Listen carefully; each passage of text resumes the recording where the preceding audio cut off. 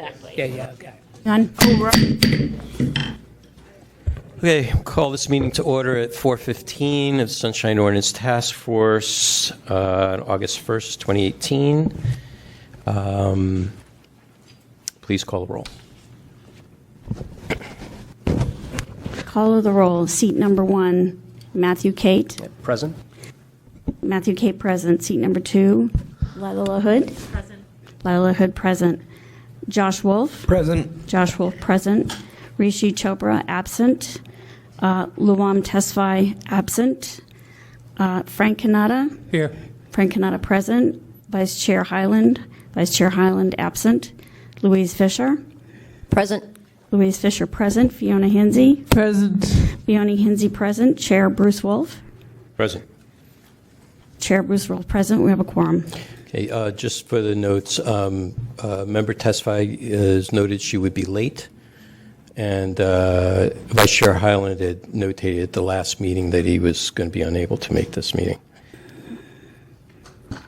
And I would like to just ad hoc welcome our 2 new members from the Society of Professional Journalists, Lila Hood, who is is a journalist that's representing the journalist seat, and Matthew Cate, who is an attorney nominated by the SBJ, who is an attorney and filling that seat. So welcome. Okay, let's call the next item. Next item, item number 2, approval of the minutes for the Sunshine Ordinance Task Force June 6, 2018 minutes.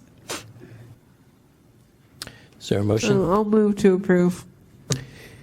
Moved by Member Hinsey, second by Member Kanata. Any discussion? Public comment on the minutes? Seeing no public comment, should we take this by acclamation? Yep. Seeing no objection, motion is approved. Let's call next item. Item number 3, file number 18022, complaint filed by Kevin Williams against the Bayview Opera House and the Arts Commission for allegedly violating Administrative Code Section 12L5 by failing to respond to a request for public records in a timely and/or complete manner. Through the chair, I have some questions about this. Actually, to you. So Yeah, it'll sure. be to the chair, not through the chair. Sure. Go ahead. So, Member. and actually, it's also to our, what do we call you, Deputy City Attorney? I read all 390 whatever pages of this, and I'm still 502, however many pages this is. Mm-hmm. I'm still unclear. Do we have jurisdiction in this? Yes, we have. In the 12L, 250 grand, did that make, Right. did we meet the threshold? So we have jurisdiction in this, in that if requested by a petitioner, we can provide an advisory opinion. So it's based not binding.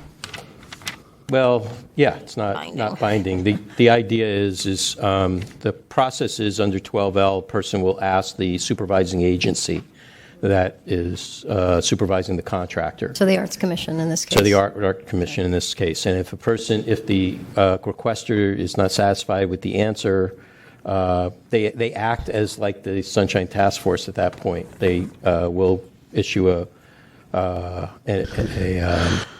decision as to whether information can or cannot be released or not, disclosed.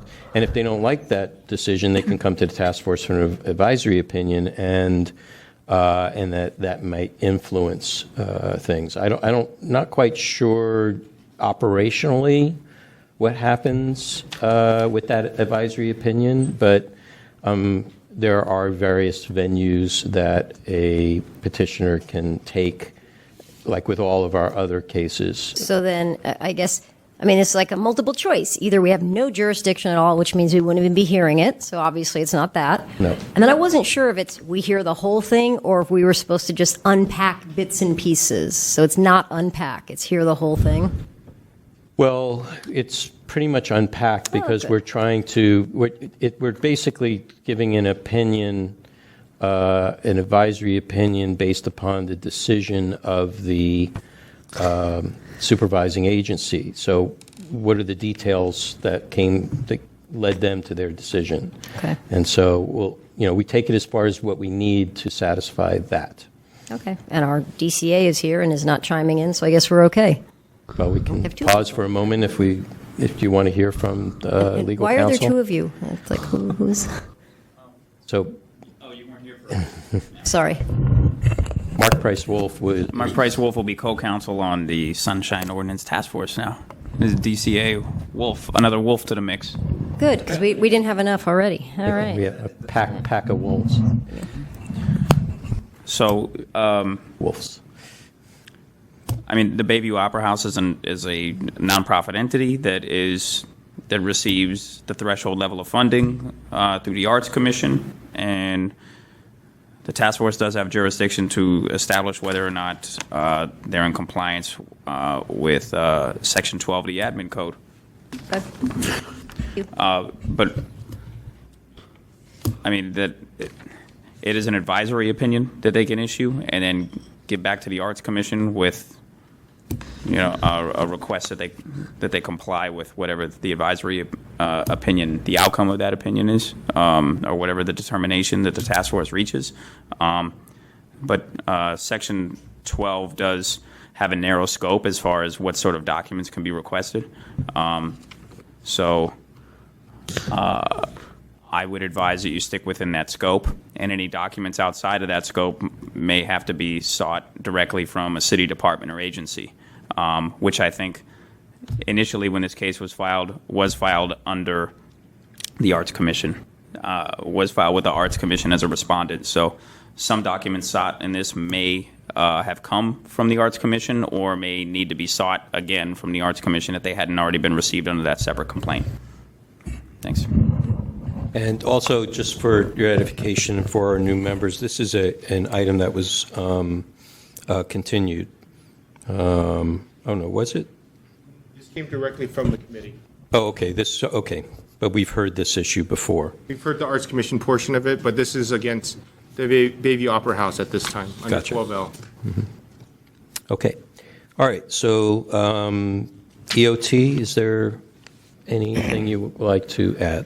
I mean, I think that we've summarized it fairly well. It's essentially going through the process after it went through the first time. It was only naming the Arts Commission, and now we're going, the complainant has filed it, naming the Bayview Opera House. So we heard the first portion of that.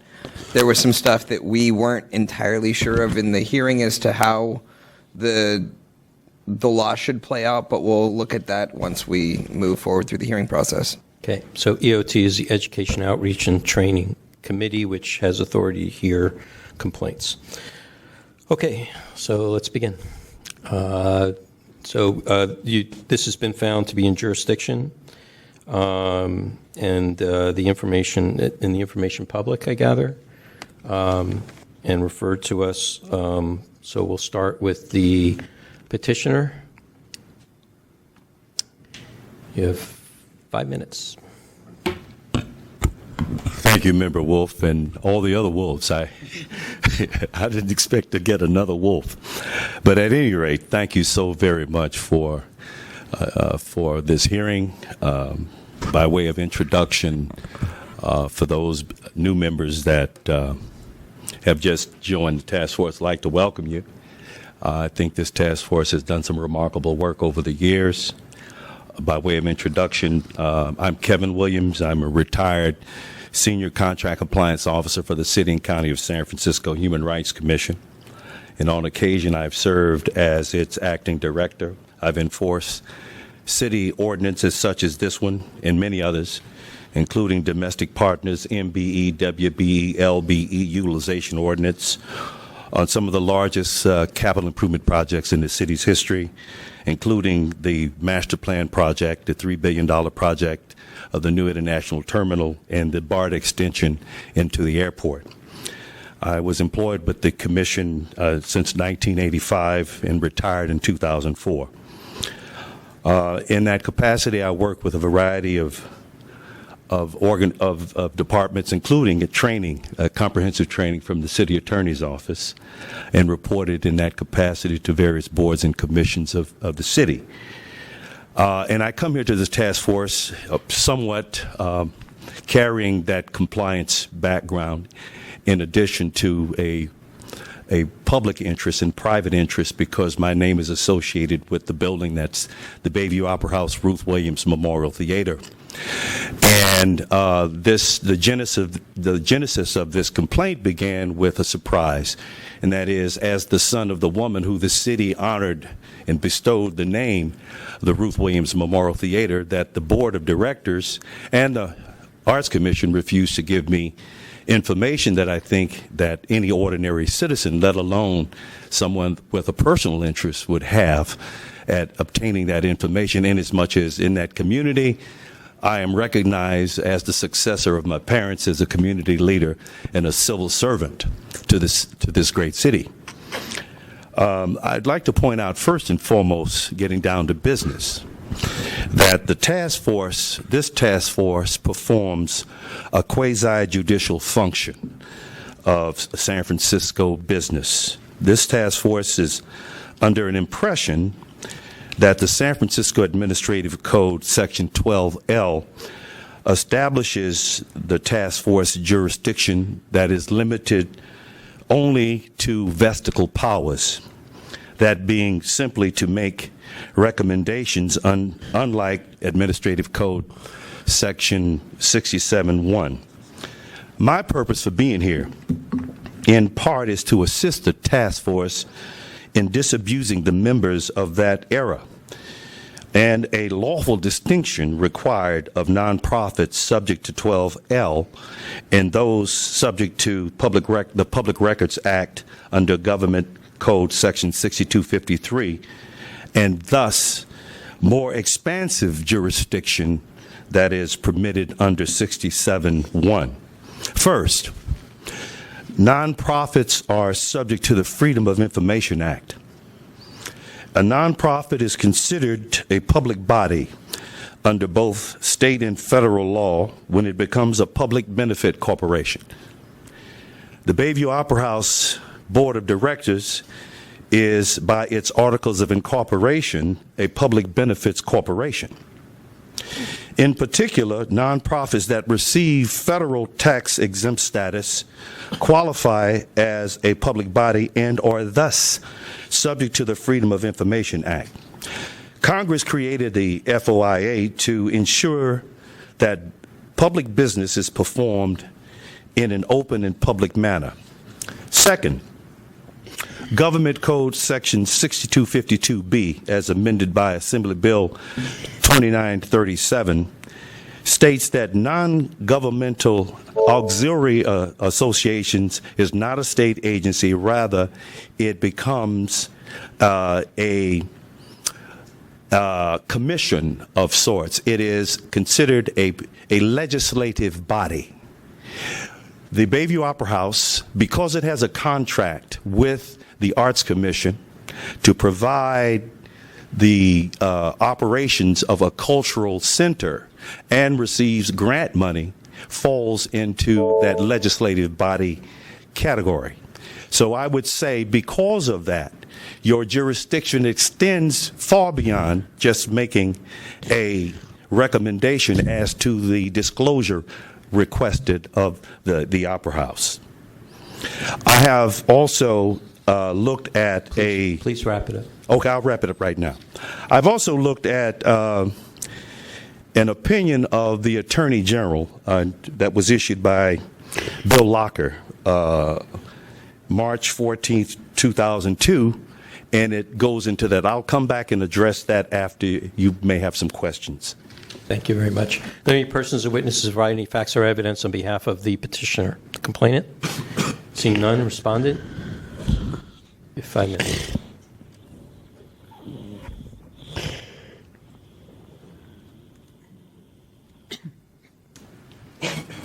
Good afternoon. Good afternoon. Kate Patterson, Director of Communications for the San Francisco Arts Commission.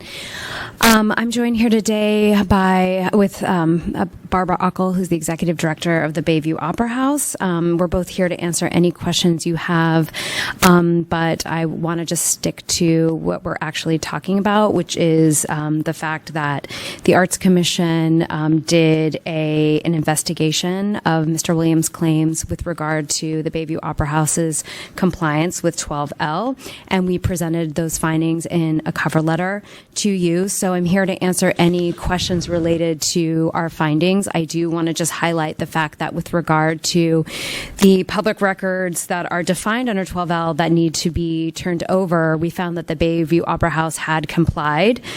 I also, just for the public record, want to clarify or to correct what I think is a gross misrepresentation that the Arts Commission refused to turn over records to Mr. Williams. This body reviewed over several hearings our response to extensive public records request regarding the Bayview Opera House, and did not find that we withheld records or refused to withhold records. So I just, for the public record, the Arts Commission has turned over all of its relevant documents to Mr. Williams to date in response to his numerous requests.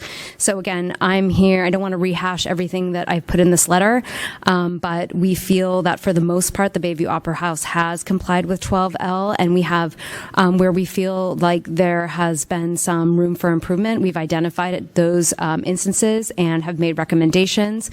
And again, Barbara's here to answer any specific questions you may have about their operations and how they comply with 12L. Thanks. Thank you. Any persons or witnesses who provide any facts or evidence on behalf of the respondent? Let you know what time. Seeing none, members? That's what shows up. Oh, okay. If you want to make a statement on behalf, sure. Yes. This should still be part of that 3-minute time because this is the Bayview Opera House. No, it's no worries. I don't have a lot that I'm going to say. Hold on a moment. Okay. So our process is if they are a party, if they are a additional person that can provide any additional information, that it should not be part of that. That's fine. It's just they're not actually an additional person. They're the named party. I understand that, but the I'm not talking about the time. It's fine. okay. Okay. We can get into the gory details some other time. Okay, great. Go ahead. Yeah, hello, task force members. I'm the executive director of the Bayview Opera House. I have received all the complaints by Mr. Williams and all his requests for documents. We have a grant agreement with the San Francisco Arts Commission that very clearly spells out which documents need to be made available to the general public. And I believe those are all the documents that are named in that 12L, whatever section is relevant. We keep all those documents available to the public, whoever requests them, and we don't hide anything. We make them available, and we have made them available to Mr. Williams. And Mr. Williams has just asked for a lot of documents that are not part of that list of documents that we have to make available. And in fact, many of the documents he is asking us for have never been in our possession, such as the accounting for the large renovation project that our building underwent. That was a city project. We're just a nonprofit tenant. We didn't have any of that money. We did not manage the project. We honestly had nothing to do with it other than that we moved back into the renovated building afterwards. So he keeps asking for us to produce these records, and we can't do that. He needs to go to the city departments that have those records that conducted the renovation.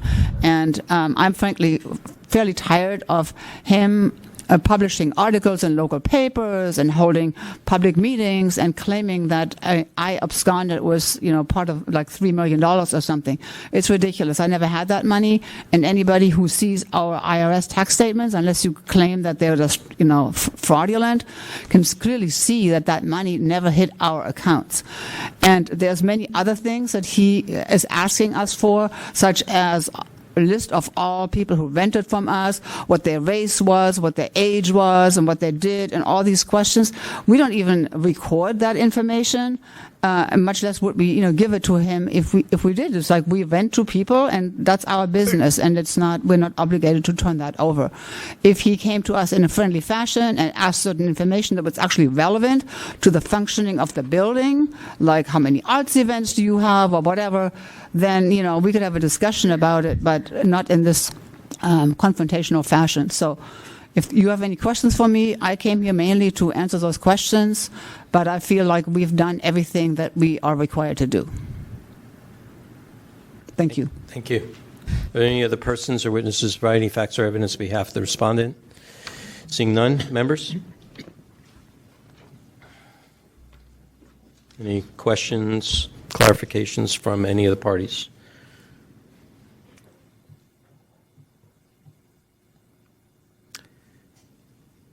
No? Should we move to rebuttals? Yes? Okay. Well, before we do that, I have a question. Mr. Williams? Yes, sir. So, what was first of all, what was unsatisfactory for you of the Arts Commission's response under 12L with regards to disclosure of information? Number one, simple Brown Act open meeting minutes, the minutes of meetings that they've had there. They refuse to turn the minutes over of people who sign in from the community. They refuse to give just the zip codes. I didn't ask for the addresses of attendees. I've asked for information that pertains to the resumes of their board members. I've asked for copies of their bylaws. They refuse to turn that over. I've asked for for them to show how $3 million was spent, either by the Arts Commission or by the Bayview Opera House. The owner of the building is the Arts Commission. And this wild goose chase or this diversionary tactic of I should go someplace else, I know better than that. I've been around government 2/3 of my adult life. So I know a sham. I investigated sham companies, front companies, as a part of my duties as a senior compliance officer in this city. And that is an indication that something is being hidden. It makes no sense. It's nonsensical for the owner of a property to categorically state publicly they don't know where the money went that fixed the house. Apart from that, we've asked for an opportunity to find out when they meet so that people in the community that would like to serve on the board can serve. At the committee meeting, they just admitted that they hadn't been doing that, and they submitted a letter at the committee meeting saying they're going to start allowing people to question them about membership, about when the other members' terms expire, which I understand most of the board members' terms have expired, that kind of thing. Have you been made available, or do you have access to their bylaws? No, they refuse to turn them over. Okay. Thank you. I want to ask Ms. Patterson a question. And Ms. Patterson, I'm going to be asking you the questions because the advisory opinion of the task force is on your decision, not on your contractor's decision. Okay. Okay. So I just want to start out by Sure. saying that under 12L.5, Yeah. which talks about public access to records, that's specific. It gets very specific when it comes to financial information Yep. on purpose, but all the other parts of 12L also apply as far as additional information, which may, according to the way it's written, may be provided. It's not there's not a mandate or an absolute for it, the way I read this. But be it as it may, for things like meeting minutes or bylaws or something like that, are those available? Yeah, and we turn those over. Okay, so Mr. Williams has those? Yeah, I mean, we turn those over, and I mean, because there's been rounds of this, but in I think the first round of his records request, he asked for bylaws, and I remember turning those over. Okay. And as far as meeting minutes are concerned, we turn the meeting minutes over for the public meetings, for the two meetings that there are required to be public. Okay. Does that make sense? Yes, Okay. it does. But the question becomes, was there any other information outside of what 12L's basic requirements are that Mr. Williams was asked for that you denied him, or there were just no records? Well, let me be clear. It's not some of the records he asked for are not the Arts Commission's records. Right. Yeah. Okay. I'll correct So, that. What the thank you. Opera House board or organization. Right. Well, I think there was some specific information about, the resumes of individual board members. So, he was supplied the bios, but I don't think individual resumes of the board members was turned over. So that would be outside the scope of 12L. And I mean, I think I pretty much identified in the letter, and we could go through each point what the request was and what fell out of the scope of 12L and what was also provided. So for the sake of time, I would just maybe ask Mr. Williams for what items in that list that he does not have, or any items that are not in that list. So let me ask Mr. Williams that question. Yeah. Yes, every item that the Arts Commission claims they don't have access to that because it belongs to the nonprofit, those are the items that I requested and I believe are public for the reasons I stated in my initial remarks. They are public documents. They are within this legislative body called the Bayview Opera House possession. They are discoverable and disclosable. Okay, so the difficulty in this is that the release of any additional information that you may ask for is voluntary and not compulsory under this particular section of the law. Yeah, I understand, but if you were paying attention to my remarks earlier, there's a case law that establishes that when a nonprofit, that would be absolutely correct if that nonprofit were not beyond the threshold, because they have been delegated legislative authority through the city to operate a city building. They are subject to the Public Records Act. That Public Records Act states any documents that are in their possession, that they are disclosable. And I have that opinion right here. But the Public Records Act is state law. State law, Right. yes. So they are not governed by the Sunshine Ordinance except for under 12L with regards to a disclosure of those records is limited.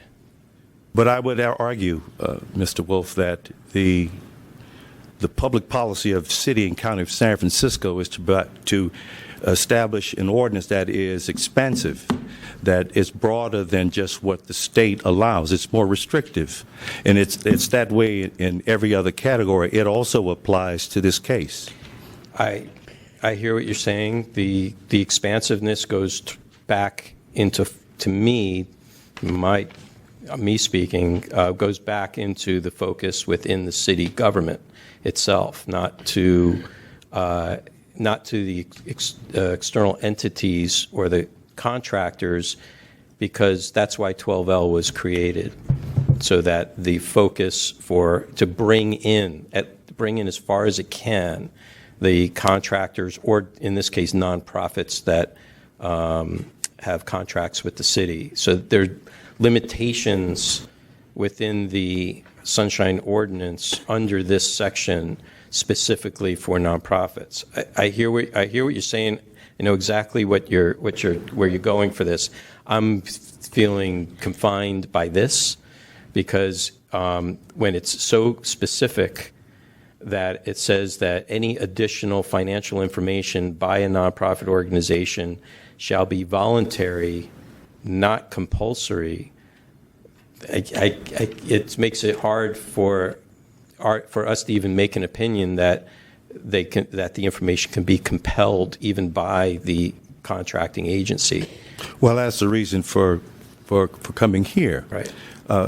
While I disagree with you, right. I back up and remind you that this body has a quasi judicial function, and therefore I know your focus is narrowly tailored on 12L, but in the real world, on remand on a 1094.5, a judge would look at this quite differently. If you were to take a look at the Attorney General opinion, it's quite clear that when a city, particularly as a result of a legislative mandate or delegation of authority to a nonprofit, that nonprofit and its board is created by the contract. Thus, it becomes a legislative body. It is a quasi-city department. So the records that I am requesting of the Bayview Opera House has the same force and effect as if I were requesting them from a city department. That is law. And good reason. Think about this. There's an issue of millions of dollars. I don't know where they're at. The Arts Commission doesn't know where they're at. The entity that is responsible for operating a historic landmark that is millions and millions of dollars in value, a historic landmark that's worth at least $5 million, can't tell you. Can't tell me, can't tell a citizen. They tell you to go here and there and everywhere. But wouldn't it then, well, let's put it this way. In this rubric, when a city agency has a contract for a nonprofit, a nonprofit could be created by virtue of that contract, but it's not required. It could be an existing organization that has contract that the city contracts with. So whether it by virtue of a program being created and a contract or an RFP being issued by the city, that somebody says, oh, well, let's all get together and form a nonprofit versus an existing nonprofit that's been around 20 or 30 years really is of no consequence. I see your Okay, point. so I don't quite agree with you on that's an extension because also it's a 501c3, which is not even a state designation. That's an IRS federal designation. So that even goes beyond the scope of state law. The fact that in order to operate in California, they also have to be registered with the state, but they pretty much have to have that 501 something, C something first before they can have that a state designation the way I understand it. There are other avenues, I think, that are at your disposal but may not be here. Through, I think you mentioned it, the Attorney General's office, the equivalent I think for us would be the Attorney General's office when it comes to nonprofits. Chairman Wolf, the case law that I'm citing and the Attorney General's opinion is from the Attorney General. Although it's not the current Attorney General, it was Dan Lundgren, but it is solid. It is on point. And as much as I respect your opinion, what it says is what I read into the record. I'd be happy to give you a copy of it so council can take a look at it. I think it's important that you read it so that you understand that open government is open government. And by saying go someplace else, $3 million, the power to make the decision in terms of this task force response is two things. Either this task force is going to be about process or progress. And I can give you the example of what I'm talking about as it relates to some research that I've done from your website. And this is why we are here and why many other complainants have been here. Can you switch to the overhead, please? Yeah. Administrator. I analyzed the complaints from the Arts Commission that this task force has spent thousands of hours over a period of 10 years. This task force has found in favor of the plaintiffs and against the Arts Commission and their staff 59 times in 10 years. And that averages approximately 6 to 7 adverse findings against the Arts Commission a year.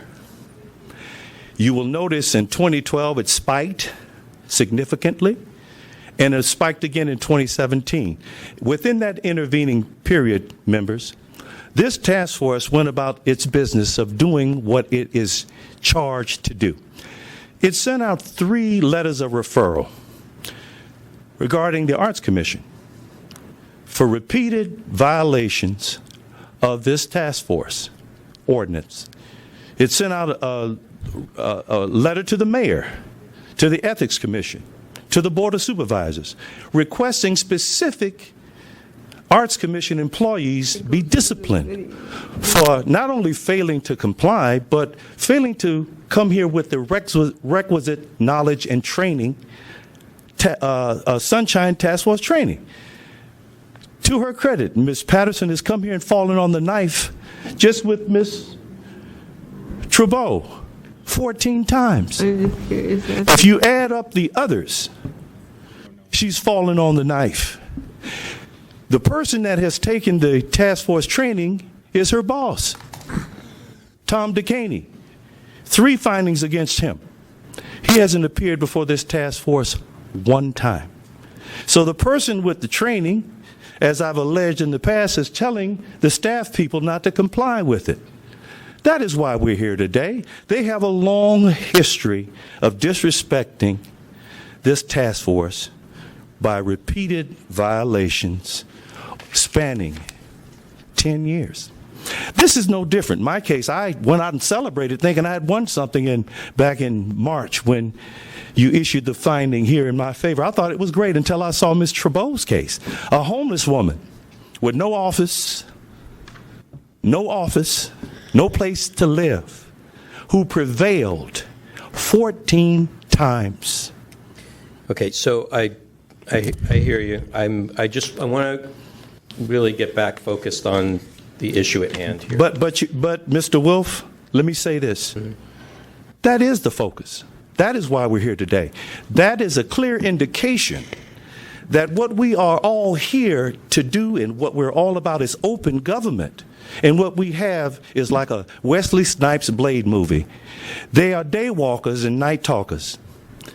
We are here for the same purpose of bringing sunlight and sunshine to issues. I've had good friends here. Ann Williams, Doug Comstock, Bruce Brugman. I've had them here. Okay. And so we should move beyond process to progress. We're getting a little off the subject here. All right. Okay? Well, I think it is. I hear you. We're very limited under 12L. Then we are under Section 67, and I think you know that. If this was like in your other cases, which was directly to get Mr. Wolf, I won't take up any more of your time. I'll give you this. I won't take up any more of your time. Thank you. I'll give you this, counsel. This is the Attorney General's opinion. I urge you to look at it. Okay. And I suggest that you make whatever recommendations. I again maintain I am entitled to every single record that I've requested that the Arts Commission, given their record of failure, has refused. I think the credibility is based on past failure and past inability to comply with an ordinance. I've complied with it. Thank you. They haven't. Thank you. Members, any other questions? Yeah, Member Canada. I have a question, I guess, to Ms. Okel.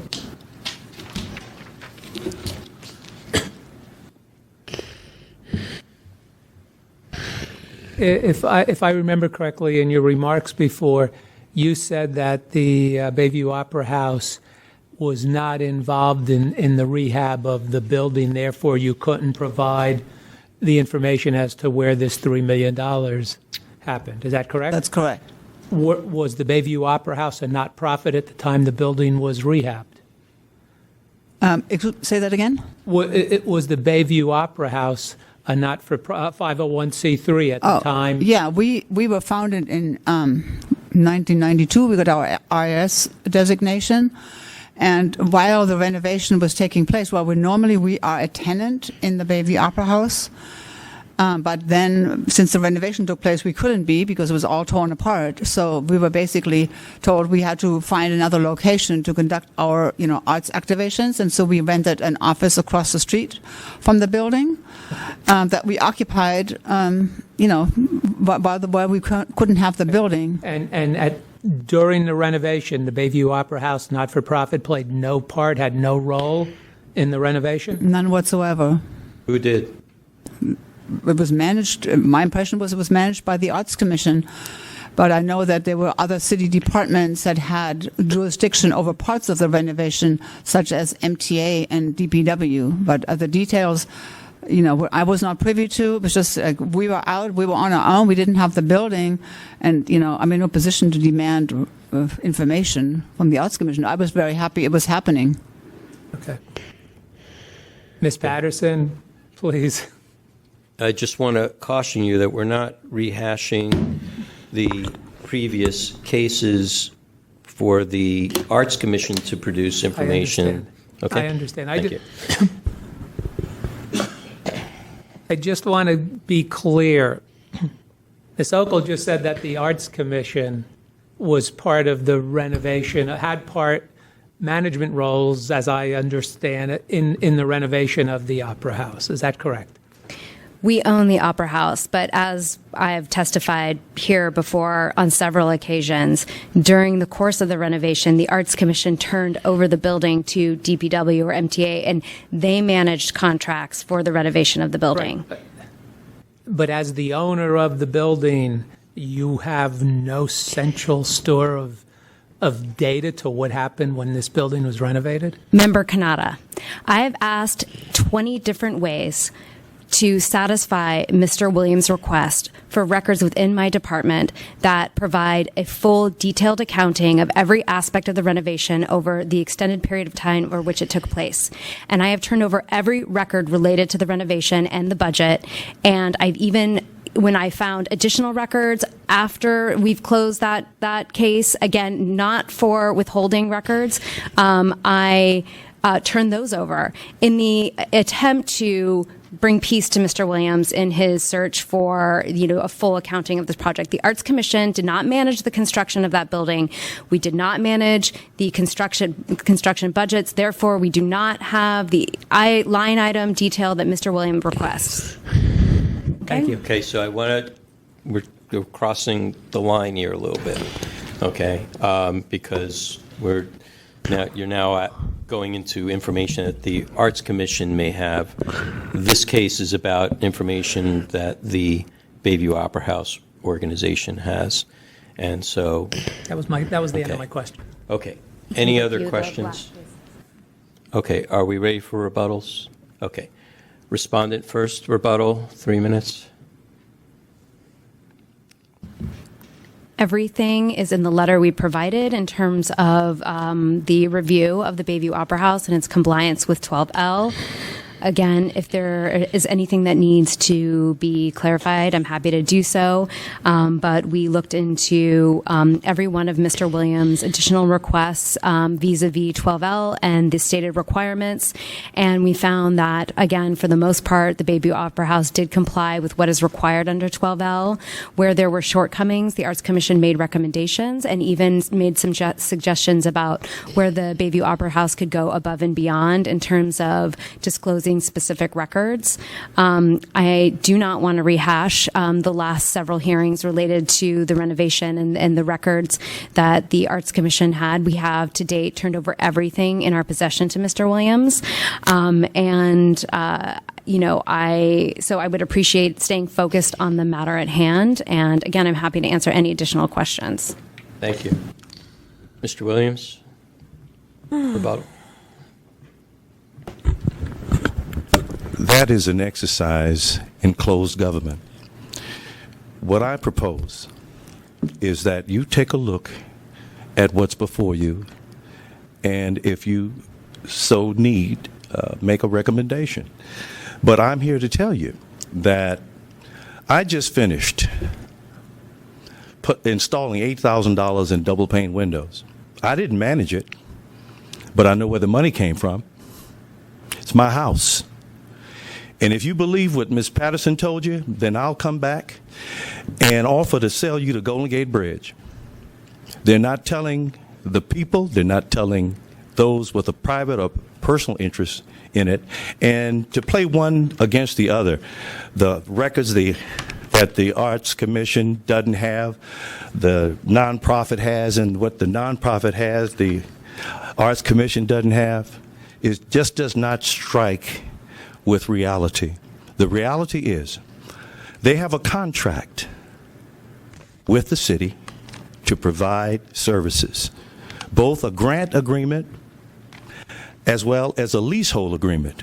The Arts Commission knows where that money is. They have the power to compel a contractor to do what it pleases, because under that Attorney General finding, they have the power to terminate the contract if it refuses to follow its terms and conditions.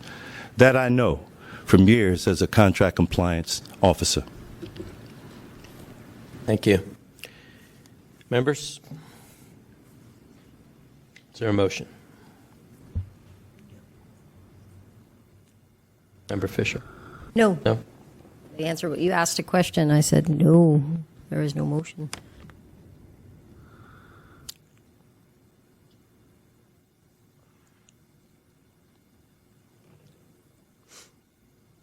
Mr. Chairman, I'd just like to state that under 12L, the request is to ask the task force to provide an advisory opinion regarding the matter, regarding the letter from the Arts Commission.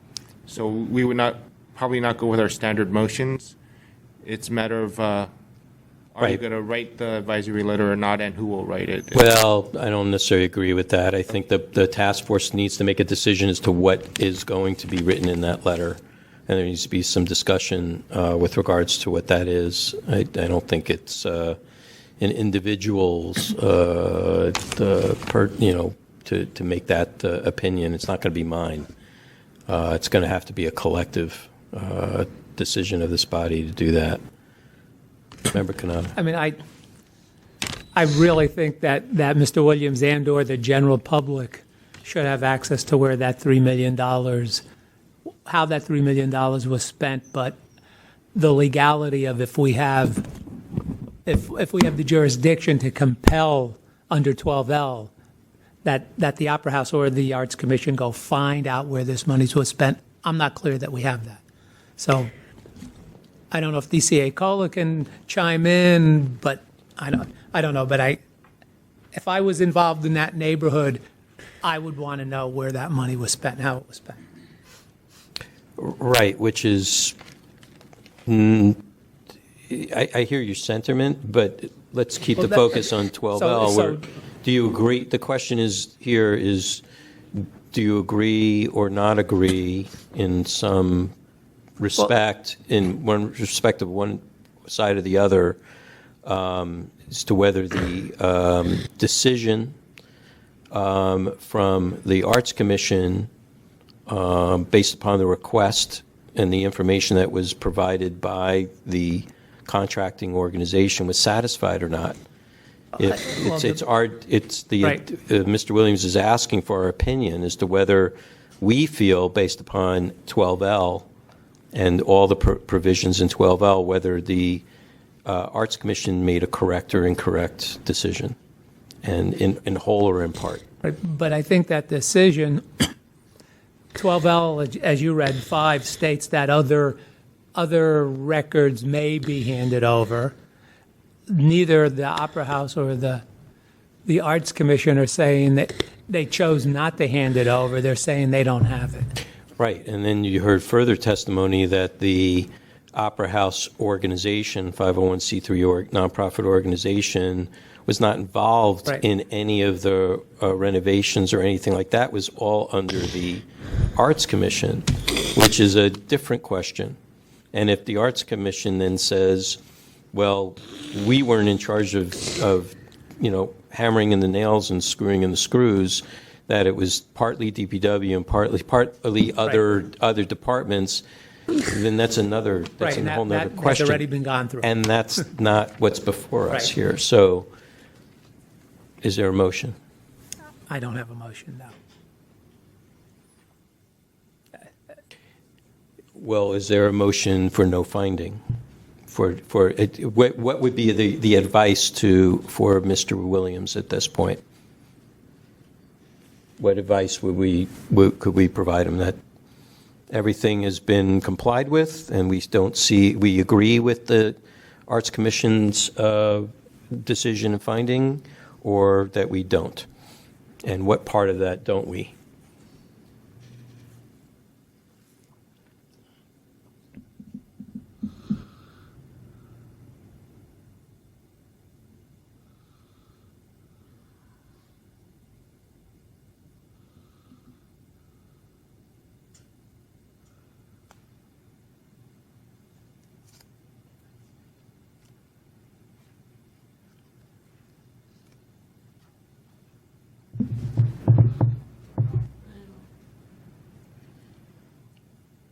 So, Chair Wolf, for you, I'm looking at this 10-page letter from Ms. Patterson. Is that?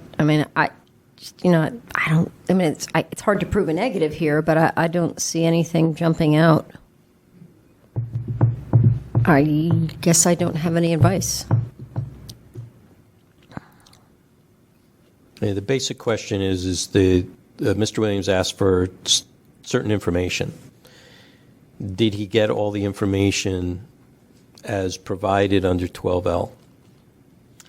Well, he says no, but Ms. Patterson says either yes or I don't have anything more for you. Right, and our job here for under 12L is to determine whether the Arts Commission it had done due diligence, had done the correct thing, or made the right decision, as if they were us here, based upon 12L. Member testify. At this point, I don't think any evidence has been provided to show that the Arts Commission has not. There's no information that's been provided to us that states that the Arts Commission had information in their possession that they weren't turning over. And so I would not feel comfortable saying that they haven't turned over any information that they have in their possession if no evidence has been shown to prove that allegation. So let's look at the other information that 12L provides a requester. It provides the requester that they may request additional information that's not contained as part of the basic financial information. So again, these could be like agendas and minutes and things like that. But it's not a requirement. It's for under 12L for a nonprofit to reveal that information. Right. Well, when looking at it in reference to the Arts Commission, we have testimony that they have turned over everything that they have that has to do with the renovation of the Bayview Opera House. If we're taking that testimony as support for their position, then there isn't anything else to turn over.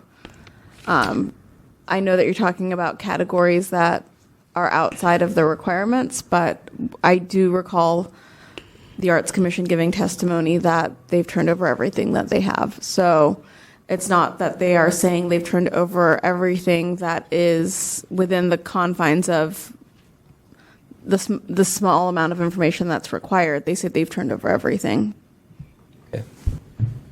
Okay. So again, I ask their motion.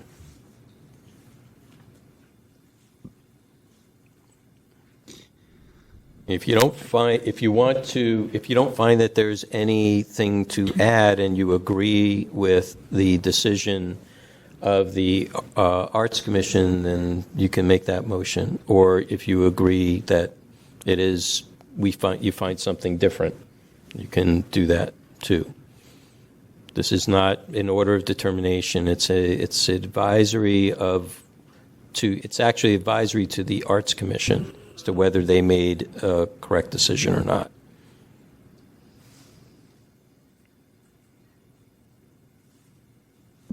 Not going to wait too much longer here. Yeah, I don't think that's necessary. That's why there's no motion that's coming up. Well, but Okay, so you don't want to provide advice? Well, are we obligated to?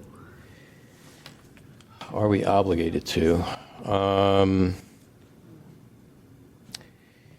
The task force shall be authorized to provide, provided that a failure to seek such an advisory opinion from the task force shall not prejudice the right of the member or the public or the nonprofit organization to obtain a review by a city agency or department's recommendation by the Board of Supervisors. So that's neither here nor there.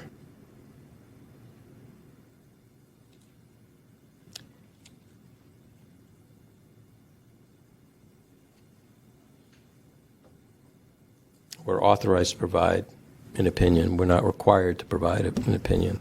So if you don't, it doesn't sound like that there's a motion here to provide any opinion. So there's no opinion. Shall we consider this matter now closed? Yes? Okay. Shall we take it? I want to take some public comment on this.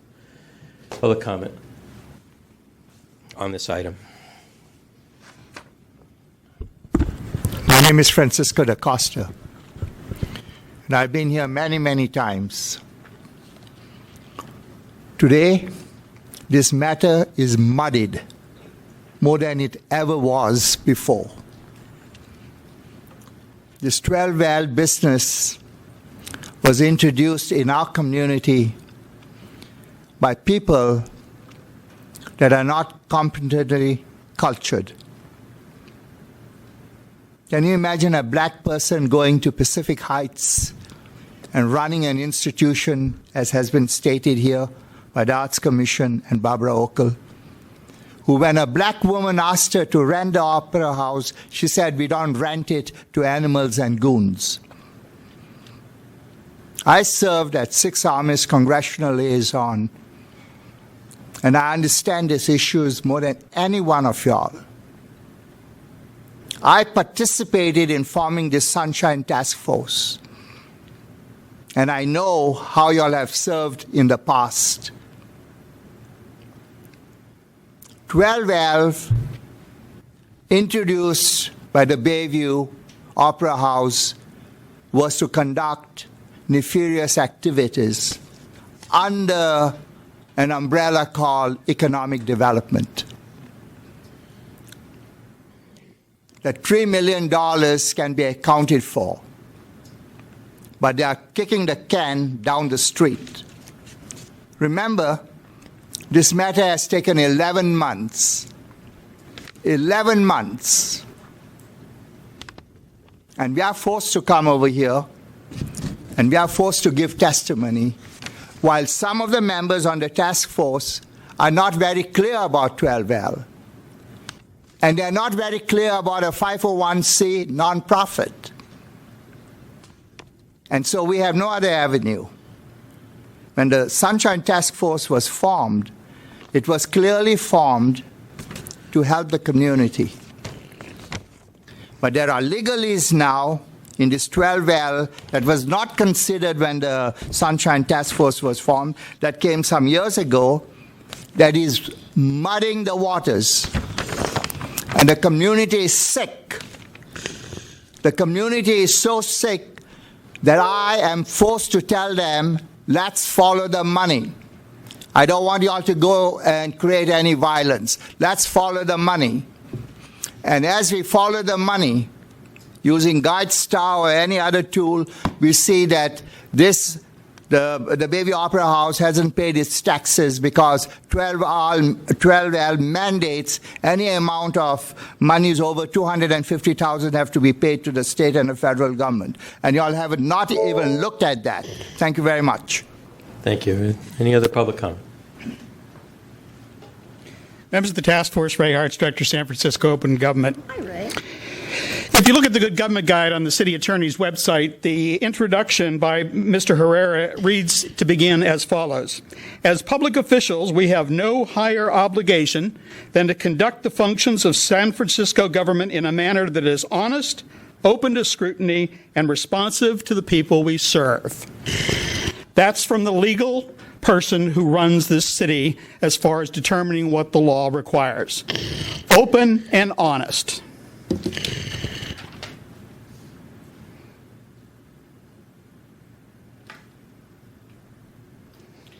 For those of you who don't know me, I hold 36 determinations from this task force. And I know how honest and open the city attorney's office is. I don't know whether it rests with the city attorney himself and all of his minions are simply obliged to conform, but whether it's freedom of speech or access to public records, they will fight like hell to prevent disclosing anything that a city body or agency doesn't want to disclose. And that's what we have in this case. I agree fully with Mr. Williams. Ms. Patterson is sent here by Tom DeCaney, the executive director of the Arts Commission, to fall on her sword because Mr. DeCaney does not have the integrity to come here and put himself in the position while he might be asked a direct question to which he could not lie. As Member Tesfaye has mentioned, you've heard a lot of testimony, but there's no certification that the testimony you've heard has been all true. You've heard a lot of things. Now, I'll tell you this. I know for a fact, and I believe that no member of this committee or this task force could deny it, that if Mr. DeCaney were to direct Ms. Patterson to ask the Opera House for this information that Mr. Williams has requested, they would provide it. And since the Arts Commission won't ask for it, the Opera House feels free to withhold it. None of them are being honest. And I'll say the same thing to you that I've said and to them that I've said to the San Francisco Public Library. If this is all open and above board, then you shouldn't be afraid to show everybody any information they want to see. But they are. They're hiding stuff. Flat out hiding stuff. And yes, we may have a lot of little technical glitches here about you being able to order them. I think if they were honest, they'd want to disclose this information. And I think the fact that they don't is a prima facie case that they're not being honest. And as Member Kanata said, I think the citizens of this city have the right to know where millions of dollars of their hard-earned taxes go and exactly what is done with that money.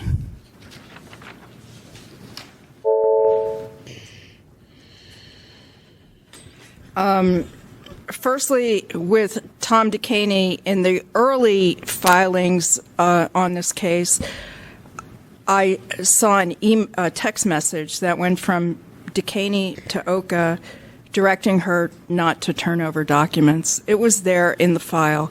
And so often with Kate Patterson, it's a data dump, and a lot of irrelevant information gets turned over multiple times, and it takes hours to sift through it. And it's only by her making mistakes that you get information. DeCaney doesn't want to come here. On my cases, multiple times, even a special meeting a year ago where I came from the East Coast to attend a meeting where it was requested that Tom DeCaney come, and he said he wouldn't. The times I went in front of the full task force to ask on the public record if he would come, he would lean over and glare at me. So there's that. I don't believe that Kevin Williams got the documents that he needed. There were minutes that he said he didn't get. Kate Patterson believes she turned them over. Well, if somebody were turning over documents, they would have a list in front of them of what was turned over and what wasn't. And also I want to talk about retaliation, because that's a big part of what the Arts Commission does.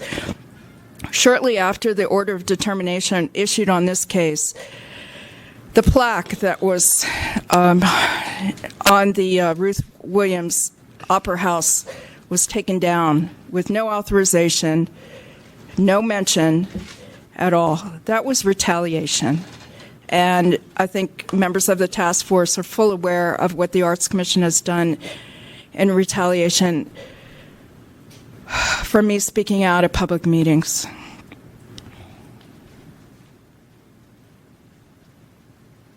Any other public comment? I'd just like to inform all parties involved of maybe a different way of resolving some of these issues by filing a complaint with the Registry of Charitable Trusts with the California Attorney General Office. There was a revision of this under the California Nonprofit Integrity Act as of August last year. I don't know if Kamala's cronies are out of that office yet, but you can file Form CT9, and it has a specific question: have charitable funds or other assets been lost, wasted, or diverted from the proper charitable purposes? And if you pull the Opera House's Articles of Incorporation, if there's an irrevocable dedication clause in there, that actually creates substantial cause for action for the Department of Justice to then refer it to the FBI for tax evasion if some capital funds have been diverted. Thank you. Any other public comment? My name is Otto Duffy. I'm from the District 6 Community Planners. We're primarily involved in issues around District 6, which is around City Hall right here. But I understand the concern of my friends from the Bayview, because I've heard around there's a project that the Arts Commission is doing over here, which is the Frontier statue. And I've heard around that the budget for that is going to be to remove it. They have to remove a part of it. It's going to be put in the McLaren Park in an enclosed building. I think the budget is like $25 million to do that. And maybe we should just let it stay where it is. Fracks. Just leave it there. Let it rust. It doesn't sound like a good cost-benefit analysis. Thank you. Any other public comment? Seeing no other public comment. Members, any other action? Yes.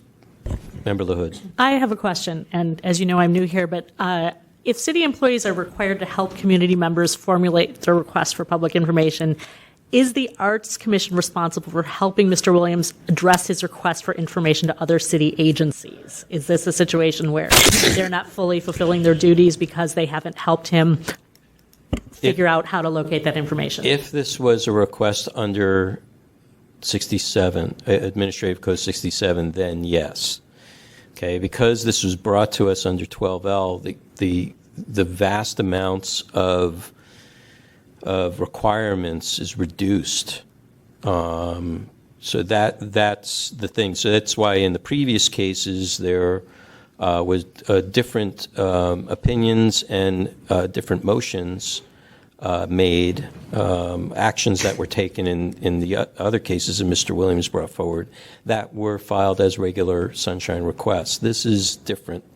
And 12L, because it involves nonprofits external to the city, per se, external to the city, but connected by contract, has this provision instead. So that it makes it hard for us, and it's not a determination from us. It's an advisory opinion on whether the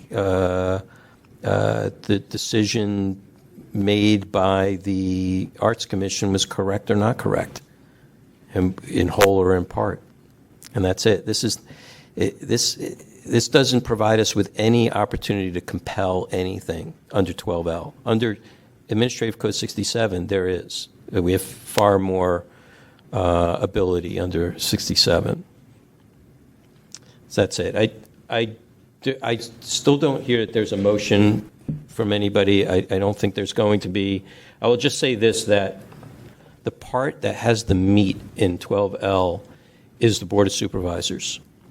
Ultimately, the Board of Supervisors, that's stated in here, can do a complete review of the entire concern that Mr. Williams or anybody else brings forward with regards to 12L situation. And I would urge that because they have subpoena power and they have the ability to swear people in under oath. And we don't. And there's a much more, I think, they have more latitude to compel certain people from the city to appear, to testify, so on and so forth. The task force, as we know, has limited authority, even under Section 67, as it is. So I think that's about as much as I can say on this at this point. and I think we're going to have to move on. There's no motion for bringing in any advisory on this, and we'll consider the case closed. I'll give you an opportunity, Mr. Williams, if you have a question or clarification on that. Yes. Do you have a Yes. I'll give you a few moments to do that. I don't need but one. I think what you just said, it should be the recommendation to refer it to the Board of Supervisors, pursuant to that provision. That's fine. We can somebody can make that recommendation. 12L doesn't require it. 12L requires us to focus on whatever the agency's decision is, but you can do that. No, I believe the task force has the authority to do that. It has the jurisdiction. It's right in 12L. Under its general provisions, you can refer it to the Board of Supervisors for that same reason. It doesn't. It says that and I'll read it. Mm-hmm. However, the failure to seek such an advisory opinion from the Sunshine Task Force shall not prejudice the right of the member of the public and or the nonprofit organization to obtain a review from the city agency or the department's recommendation by the Board of Supervisors is provided within. But I sought the review. It is an opposite to that. I sought review. To the Board of Supervisors? No, I sought review through the task force. That is, we don't do a review. For an opinion. I sought an advisory opinion. So what it says is that and in fact, this task force, in terms of making a recommendation of referral, it has broad discretion. Not under 12L. But under 67 we do, but not. But it also speaks to either making an advisory opinion on the issue at hand or referring it to another department. So if we fail to provide an opinion, then the option is to go to the Board of Supervisors. That's it. It doesn't require us to make a recommendation for that. It doesn't even inhibit you from doing it. That's the purpose of this. What I just read was that because we didn't come up with an opinion doesn't mean that the Board of Supervisors, because they may say, well, what did the task force say? The task force didn't provide me with an opinion. May I ask you a question? Yes. Are you precluded from doing it? I don't know. The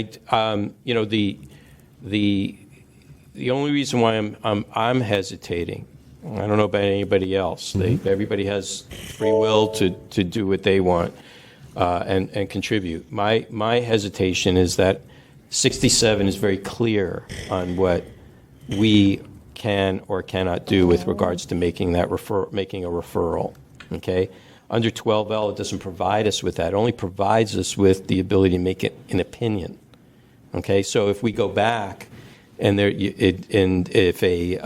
could your opinion not be that you are referring this to the Board of Supervisors? It's your opinion based upon the testimony heard and the evidence you reviewed. Your opinion is that it should be referred to the Board of Supervisors. That's an opinion. Yeah, it's a recommendation. I mean, it's not an opinion of it's not going to be a direct opinion of whether the agency did or did not do something correctly or not. Yeah, that's why I think it would work that way, because it doesn't. You're reticent to make a decision on whether they did it or didn't. The information they gave me or they didn't give me, it just simply says we're referring this. We listened to both sides. You decided, Board of Supervisors. That's your opinion. Member I testify. have two comments. First, my reading of 12L doesn't really give us the authority to refer this to the Board of Supervisors. Different parts of the Sunshine Ordinance allow us to refer items, for example, to the Ethics Commission.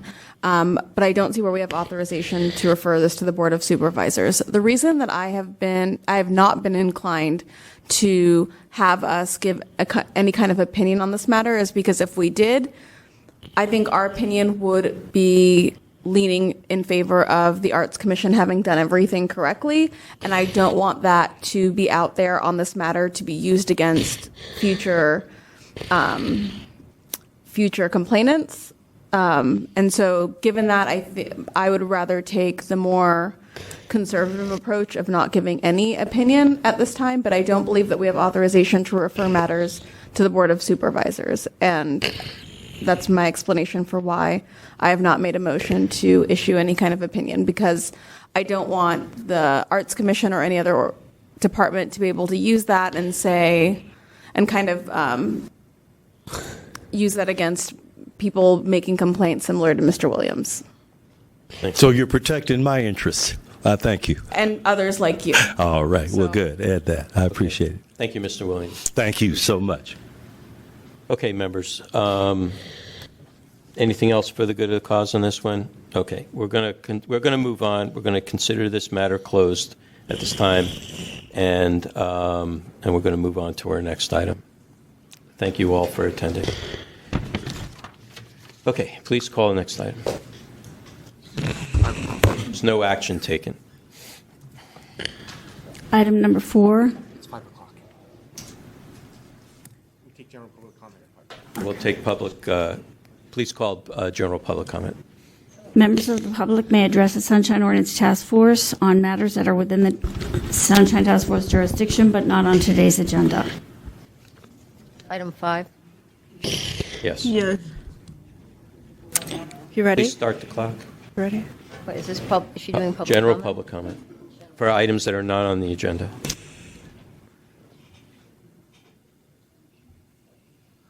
Whoa, it's a 2. Okay. So on June 15th at 8 a.m., I was standing on Market and Spear Street. A female came up from the ferry building and put a cell phone camera a few inches from me and began taking photos. I said nothing and shot a 58-second cell phone tape from my phone of the incident. She was shouting, "What? You shoved me? Stop shoving me. Now I have to file a police report." She stood within inches of me while she got on her phone but didn't call the police. About 2.5 hours later, I showed the video to somebody who told me it was Ann Trickey of the Arts Commission. I didn't know who it was. She filed, about 2.5 hours later, Ann Trickey filed an assault report against me in the Tenderloin police station, even though this took place in the Central Station. Her evidence was a 20-year-old DMV photo of me. She lied on the report, claiming I assaulted her twice and was verbally abusive. I filed a harassment report against Ann Trickey, attaching the video tape. 2 weeks later, an SFPD Lieutenant Jennifer Jackson called me. She said she reviewed the information and no crime was committed. I was told to continue videotaping Ann Trickey. This is another example of Arts Commission retaliation. 150-word summary. Thank you. Any other general public comment? You might recall Disney's forest creatures going to the woods, meeting the owl, and the owl goes, "Twitterpation happens in the springtime," and Thumper responds, "Well, I won't let it happen to me." Now, my friend John O'Bamby, good Irish American, he leaked the Panama Papers. And John O'Bamby walked into the White House press briefing room on the first day of the UK tax year. And John O'Bamby said, "You know, a lot of this stuff is legal." And then exactly 31 days later, to the minute, John O'Bamby published a manifesto, "The revolution will be digitized." And I thought he said some very good things. The media has failed. Many news networks are cartoonish parodies of their former selves. Individual billionaires appear to have taken up newspaper ownership as a hobby, limiting coverage of serious matters concerning the wealthy, and serious investigative journalists lack funding. The impact is real. In addition to Süddeutsche Zeitung and the International Consortium of Investigative Journalists, and despite explicit claims to the contrary, several major media outlets did have editors review documents from the Panama Papers. They chose not to cover them. The sad truth is that among the most prominent and capable media organizations in the world, there was not a single one interested in reporting on the story. Even WikiLeaks didn't answer its tip line. But most of all, the legal profession has failed. Democratic governance depends upon responsible individuals throughout the entire system who understand and uphold the law, not who understand it and exploit it. On average, lawyers have become so deeply corrupt that it is imperative for major changes in the profession to take place, far beyond the meek proposals already on the table. To start, the term legal ethics, upon which codes of conduct and licensure are nominally based, has become an oxymoron. Mossack Finesca did not work in a vacuum, despite repeated fines and documented regulatory violations. It found allies and clients at major law firms in virtually every nation. If the industry's shattered economics were not already evidence enough, there is now no denying that lawyers can no longer be permitted to regulate one another. It simply does not work. Those able to pay the most can always find a lawyer to serve their ends, whether that lawyer is at Mossack Finesca or another firm of which we remain unaware. What about the rest of society? The collective impact of these failures has been a complete erosion of ethical standards, ultimately leading to a novel system we still call capitalism, but which is tantamount to economic slavery. The horrific magnitude and detriment to the world should shock us all awake, but when it takes a whistleblower to sound the alarm, it is cause for even greater concerns. It signals that democracy's checks and balances have all failed, that the breakdown is systemic, and that severe instability would be just around the corner. So now is the time for real action, and that starts with asking questions. I have 2 questions. Why is the city attorney silent on Tetra Tech? And how is Joanne Hopper's whistleblower findings any worse or better than Watergate? Thank you. Thank you. Any other public comment? Members of the task force, Ray Hartz, Director, San Francisco Open Government. And I apologize for the list. It's gotten so long that it's hard to get it on one slide. But there are 36 now, and you'll see my first case was in 2008, so this is my 10th anniversary. Now, I'll tell you one thing about this list. Not one of these findings has ever been enforced. Not one. 3 dozen for me alone, not one has ever been enforced. And the ones that are sent to the Ethics Commission, they will bend over backwards and kiss somebody's behind to avoid doing anything to enforce them. They always have, they always will, and anybody who thinks differently has to be short a few cards of a full deck. Today I'd like to talk to you about 10 in particular.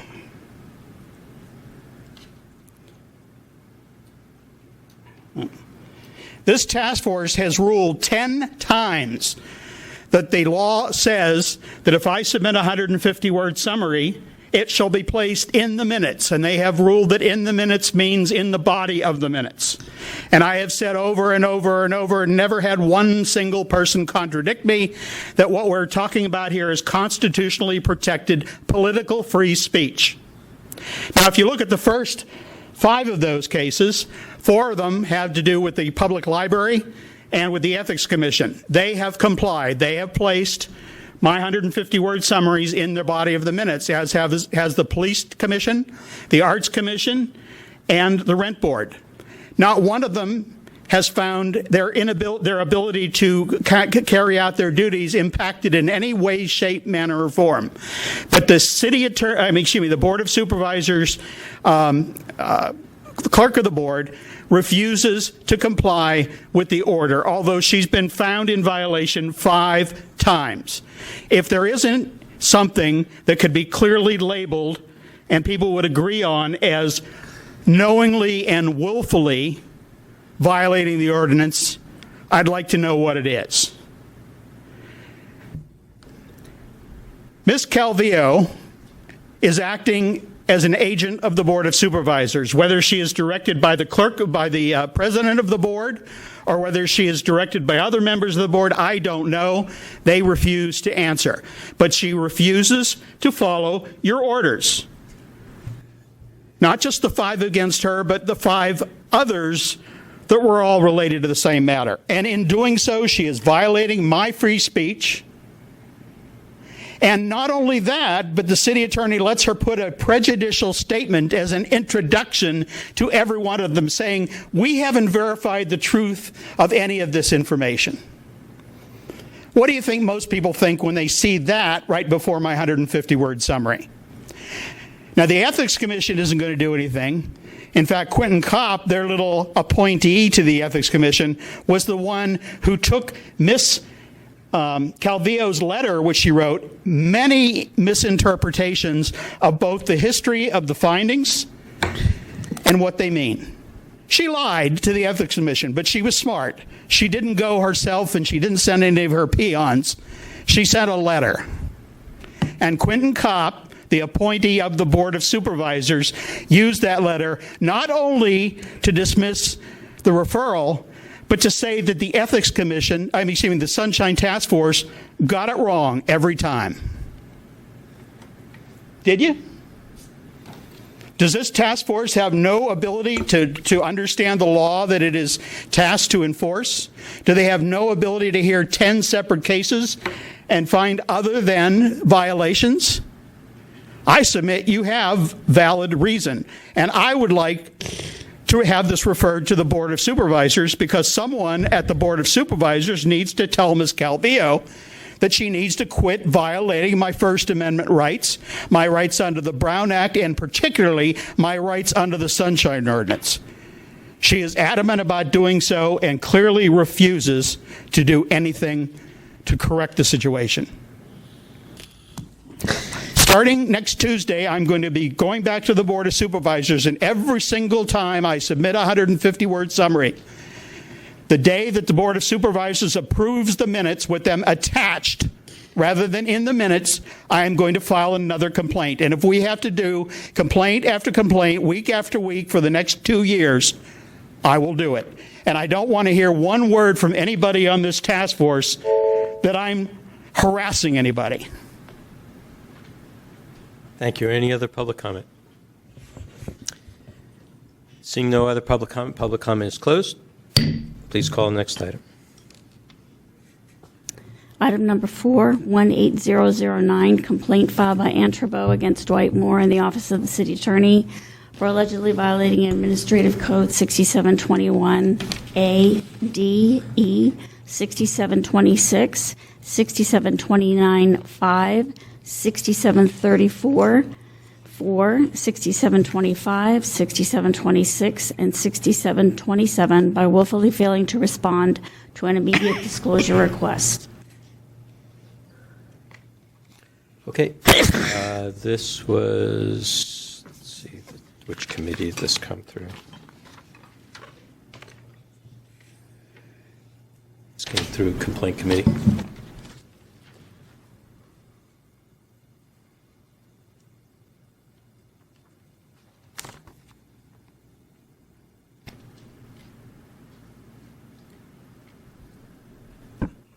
Chair Wolf, is the respondent here?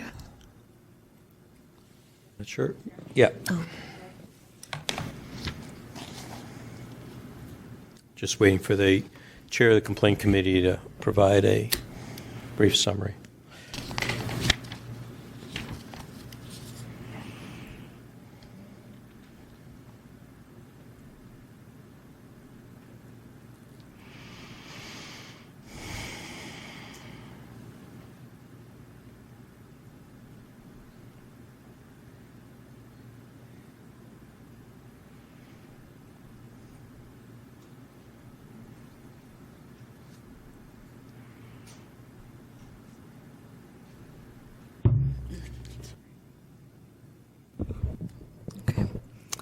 So the complaint committee reviewed this case in February, I believe, of this year. Actually, no, the request was sent in February of this year. This was an immediate disclosure request that was filed with Dwight Moore, who's, I believe, an investigator with the city attorney's office. This was a request for all of the investigative notes, transcripts, and copies of police reports that were concerning a specific case at the California Court of Appeals. I believe the case was Antrabo versus the City and County of San Francisco. The complainant is arguing that Mr. Moore failed to answer her request. In addition to that, the complaint would like the task force to consider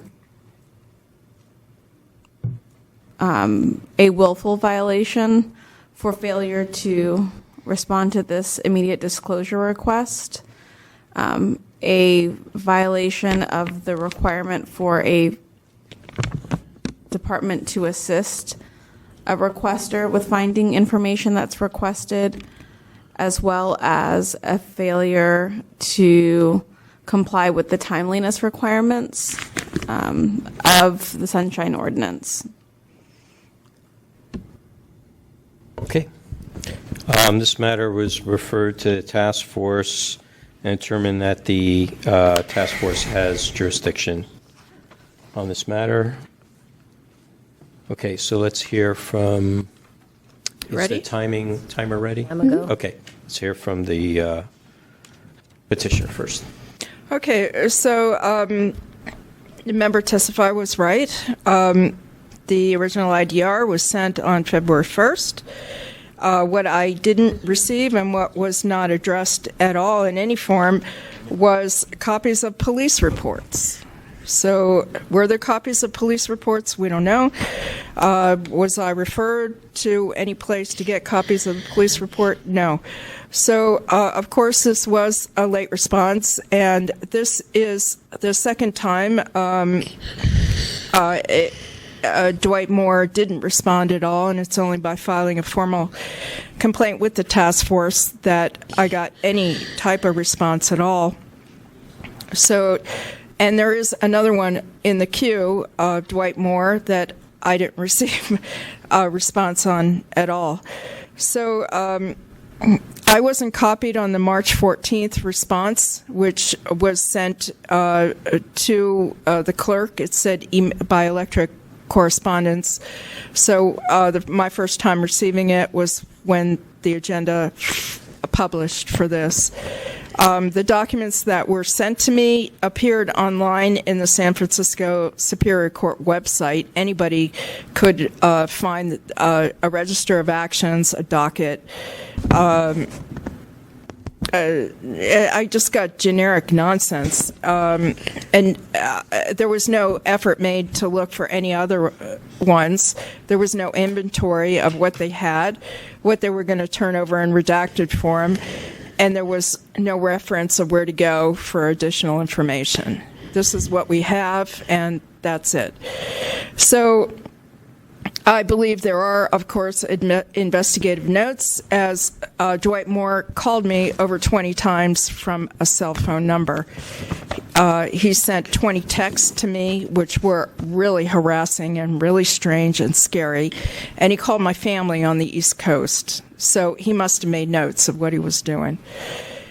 It got to a point where a lawyer from New York called him on the cell phone to tell him to stop harassing him and harassing me and my family and read him the Riot Act. I also filed a UF 61, that's an incident report with NYPD in the 19th Precinct on Dwight Moore for harassment. So the documents I didn't get and which were not addressed at all in the response were copies of police reports. I know there are no police reports because I won the case and did a lot of research on it. So all of the justifications that they cite for withholding documents, though they haven't said what they have or have not, are from page 391 to 392. I pulled up the government codes and evidence codes that they cite, and none of them apply. Dwight Moore is a civil investigator. This is not attorney-client privilege. He's a civil investigator. So he's not entitled to privileges of a lawyer. He's not. This was not a criminal case. It was a civil case. And especially for the city attorney's office, this is a weird one. California Government Code 6276.04. The 2 pages of this code correctly cited Article 2 and other exemptions of disclosure don't apply to a civil investigator, and I cite Rogers versus Superior Court. the reason why I'm requesting multiple sunshine violations is 6725A through D was the only response I got was after I filed a formal complaint with the task force. There was not even an acknowledgement of a 10-day exception. No documents were supplied on a rolling basis. And the claim that he was out of the office and his email bounced back, I went through all my emails for that time period. I did not receive any acknowledgement at all. So that's it. It's the second time it's happened. I think it's the fourth time that I've received orders on the city attorney's office for the exact same thing. Thank you. Any persons or witnesses provide any facts or evidence on behalf of the petitioner? Members of the task force, Ray Hartz, Director, San Francisco Open Government. And I will read once more the introduction to the Good Government Guide by Mr. Herrera. As public officials, we have no higher obligation than to conduct the functions of San Francisco government in a manner that is honest, open to scrutiny, and responsive to the people we serve. Normally, I wait until after both the complainant and the respondent have put their cases before you before I speak, because I usually hear some things from the respondent that just don't sit right. Sometimes they're just flat, outright lies. And I would like to remind the person who is going to reply from the city attorney's office that right here in public, the city attorney says that it's the policy of the office to conduct the functions of San Francisco government in a manner that is honest, open to scrutiny, and responsive to the people we serve. So if they're going to get up and give any BS squandering thing, which they always do, they should remember that their boss has told the public that their office is open. I have never, ever, in all the 10 years I've been going to the task force, the Ethics Commission, and all these other bodies, ever seen the city attorney's office on the side of a citizen. They are always, 100% of the time, on the side of the city, and they are always on the side to withhold. And this information is from the police department. I had a case where I came before you from the San Francisco Public Library. I had asked them for information regarding a police report that was filed by the president of the Library Commission against me. They said, we don't have it. Go ask the police department. And I told them very clearly I already have asked the police department, and the police department refuses to release the information unless the library gives its permission. And I had to bring the library here and have you find them in violation and order them to ask the police department for the police report. And I got it 2 days later. We have the same situation, I think, here. If Ms. Trabeau was to go to the police department and ask for this information, they would contact the city attorney's office and ask for permission to give it to her. And they have an obligation, as the new member has said, that if they can't provide the information, they direct the person to the place that they can get it. And if they need assistance, like I did, in getting it, I think it's established now that they have an obligation to give them that assistance. So I think you should find a violation in each and every instance that Ms. Trabeau has filed this far, because they're basically factually confirmed. Thank you. Any other persons or witnesses provide any facts or evidence on behalf of the petitioner or the complainant? Seeing none, respondent, you have 5 minutes.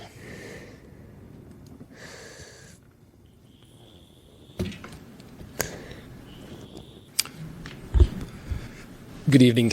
Excuse me. Good evening, task force members. John Cote. I'm the communications director for the city attorney's office. Looks like we'll be chatting fairly frequently this evening from my look at the agenda. First off, on this matter, the issue before you is a question of whether or not there was a willful failure on the part of our office to respond to an immediate disclosure request, as well as these questions of timeliness. So, in this instance, there was no willful failure on the part of our office. I'd like to draw your attention to our March 14th response to this task force, where we lay out exactly what happened in this situation. So, first off, Ms. Trabeau emailed this request to an investigator in our office directly.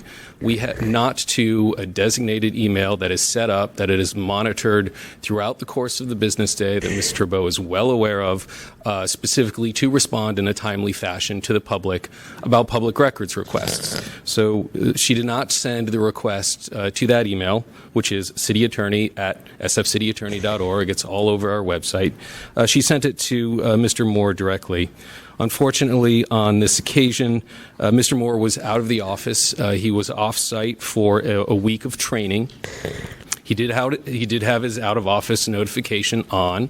It indicated that he would not be monitoring his email during that period of time. Now, when he returned to the office, he had a lot of emails in his inbox from active cases that he was working, and unfortunately, Ms. Trabeau's email was one that slipped through the cracks. Now, the moment that Mr. Moore became aware of this situation, which was when he received a notice from the task force of a complaint that had been lodged against him, we quickly reviewed our documents and responded by the next business day. So our office provided Ms. Trabeau with the documents that we had, and that response was sent on March 8th of 2018. Now, we noted in that response that there were certain documents that were exempt from disclosure based on either the attorney-client privilege or the attorney-work product privilege, and those documents, for those reasons, were not turned over. And in the future, I'd like to just take this opportunity to note to any member of the public, if they would like public records from our office, the fastest and most efficient way to do that is to use the designated email that we have, which once again is cityattorney@sfcityattorney.org. And I am happy to answer any questions the task force may have. Thank you. Sure. Any persons or witnesses provide any facts or evidence on behalf of the respondent? Seeing none, members? Questions, clarifications?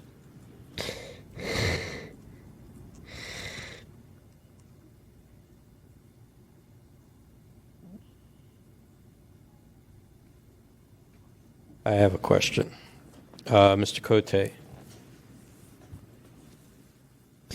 So this is not a unique situation. We get these things all the time. Is there anybody else that's monitoring Mr. Moore's emails for requests that come through? Usually it's now become pretty standard practice among a lot of departments to make sure that there is somebody else, that is, if somebody's on vacation or like this case, he was on a conference out of town, that kind of thing? Or do you have a next request system set up? I'm not familiar with the next request system. To your first question, I'd have to do a little more looking into whether or not I'm not aware of whether or not we have somebody else monitoring other staff's email when they're out of the office. And in a situation where you're dealing with an investigator for an attorney where there is quite likely privileged material going into that inbox, I don't know that that would be the most prudent approach, but I'm not aware of what that situation is at the moment. That would be unique compared to most other departments that sometimes provide that. Did you have something you wanted to add, Ms. Yeah, Tessler? I'm unaware of that policy of having multiple people monitor someone's personal email. I've seen that where if there's an email for a department or a sub-organization within a department, having multiple people check that email, but I'm not aware of that policy for individuals' emails. I didn't specify a policy. I'm just saying there's a practice that we've heard here from various departments. One was the Arts Commission, actually, where there was missed IDRs, where now they have, when people are out of town, they'll put up an auto response that says, I'm out of town, please contact this other person. Oh, okay, I thought That you kind meant of thing. someone actually reading someone else's emails. Auto response, No, I am it's- familiar with that. That kind of thing, just having a second person to receive them. So when there's an auto response, usually somebody will say, please contact my colleague. They're here in the office. They can manage the request. I see what you're asking as far as like referring them to somebody else in the auto response. Right, because I understand what you're saying, that there's this, kind of general email address that people can send things to, but the ordinance does allow contact directly with the custodian, and that may bypass that. There's no, lots of times people feel that the person at the front line receiving that may not be able to get all the information, so they want to get it from the horse's mouth, kind of thing. The person who actually wrote the document or actually is managing that project or program, that kind of thing, so they can get as much information and get questions answered that are to their satisfaction. So that's what I'm asking. I don't mean to be argumentative, but this issue has come up before us in the last few meetings, and we have not held as an organization that an organization can't have some other person managing the public records access requests, and that the individual that's emailed has to be the one that responds. That has definitely not been held by all of the task force members, or even a majority of the task force members, and it has come up in the last few months. It's one of a particular issue of mine, and I don't want people to think that that is our policy as of now. I understand. My opinion. Understood. Or my take on, and the history of the task force, as long as I've been on it and have known it, that's been our practice and has come through many orders of determination. So could change over time as people have different opinions. But I still hold that the Sunshine Ordinance, the reason why it was created, to extend to individuals than what the CPRA provides for just agencies, was so that people can get information directly from the people who have that information. Member Kanata. I don't think those two views are mutually exclusive. I think that a member of the public can ask for information from whomever they want, but that somebody else can fulfill that request. And in this case, it was asked of one person, and they didn't respond until way later. Yeah, I guess the contention is it responsible of the person who's being asked, the named person on the request, to fulfill the request? And the contention that we've had is that if that person wanted to transfer that request to another person, that they should notify the requester that is happening. Just like if they said, I don't have any responsive records, but I know somebody that does, and I'm going to help you go find that. In the same sentiment as that.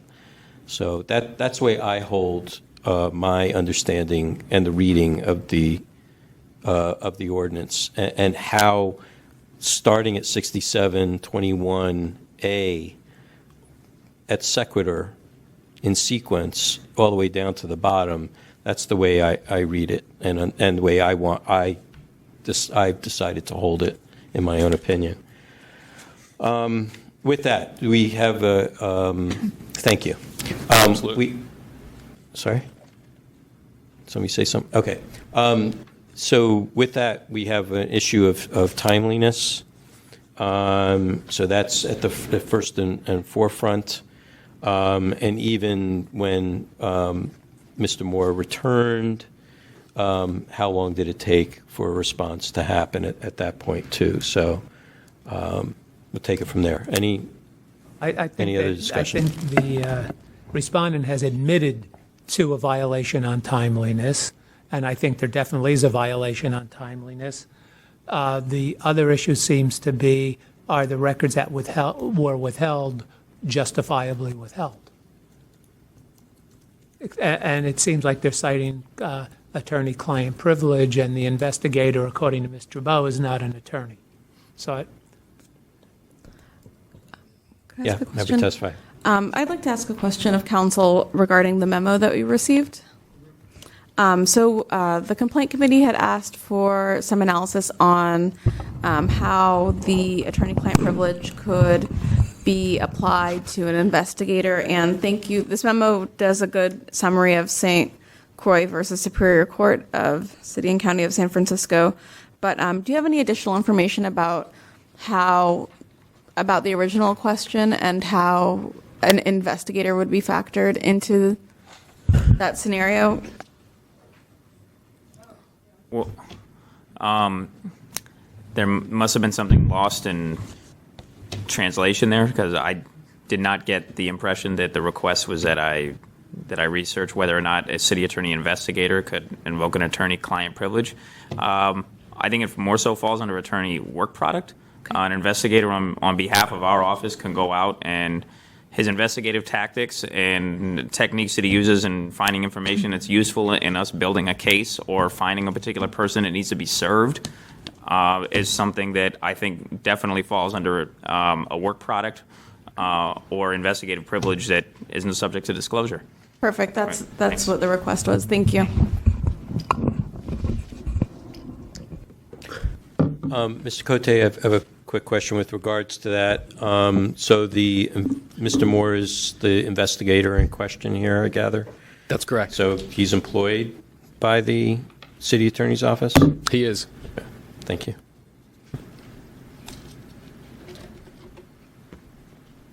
Any other questions, clarifications? Should we move to rebuttals? Yes? Okay. Mr. Cote, do you have any rebuttal?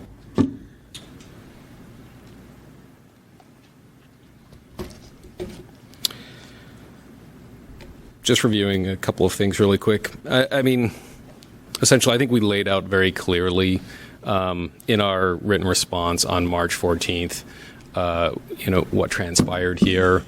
Again, there was no willful failure on the part of our office. You had a situation where someone was out of the office, and once we became aware of this request, we did what we could to make sure that we were responsive and in a timely fashion as soon as we were aware of this request. And the documents that were withheld properly. And with that, I think I'll submit. Thank you. Sure. Mr. Bowe, rebuttal? John Cote has not provided any evidence that Dwight Moore was out of the office. We don't have a copy of his emails in and out. I did not get an auto away message the same way I didn't get an auto away message the last order that issued against him. Cote came in with a printout of that particular day of Dwight Moore's emails, and was some story about how a switch was made to the Lotus system and he didn't get it and it was a glitch and that sort of thing. Are we to just believe him that Dwight Moore was away? I believe I also called just, if someone were to pick up the phone, I would have said, I sent an IDR. There was no message to say that he was out of the office or to refer me by phone and by email. There was nothing. Also, I take issue with this memo. This is my first time of seeing it. It should have been included in the packet. There was ample time for that to take place, and I believe that was done maliciously to catch me off guard. I don't have time to look up this case, and it is difficult for me to grasp a whole of it all in one thing. There are multiple issues going on here. You can understand the level of mistrust that I have against the city attorney's office and other people in this room, because we have to go through this enormous time-consuming thing just to get bits and pieces of information. My paperwork on this particular case is about 5 pounds that sits in the back of a storage. There are numerous documents. Even the opinion, which posted online, was not given to me.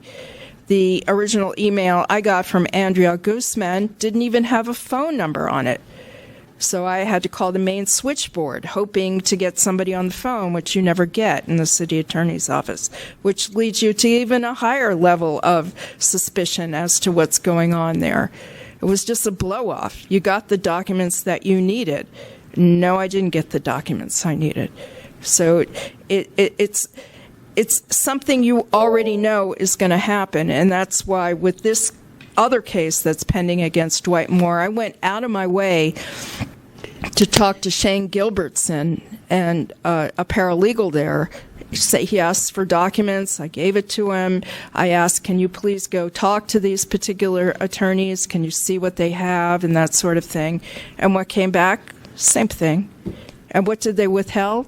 A photo. The next one is a DMV photo. Thank you. Members? I'd like to make a motion to find a violation of 67.21A.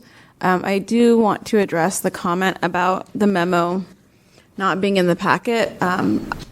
This motion under 67.21A and the way I'm looking at this case, I'm not factoring this memo in because it actually answers a different question and not the question at hand. This memo is addressing attorney-client privilege, and the question that I just addressed to our city attorney is regarding attorney work product, two different issues. So I just want to clarify that point. But hopefully in the future, if we do have a memo that we are going to rely on, my hope is that it will be included in the packet for everyone to see. So yes, given that, I'd like to make a motion to find a violation under 67.21A for timeliness. 21A or 25A? 21A. This was an IDR.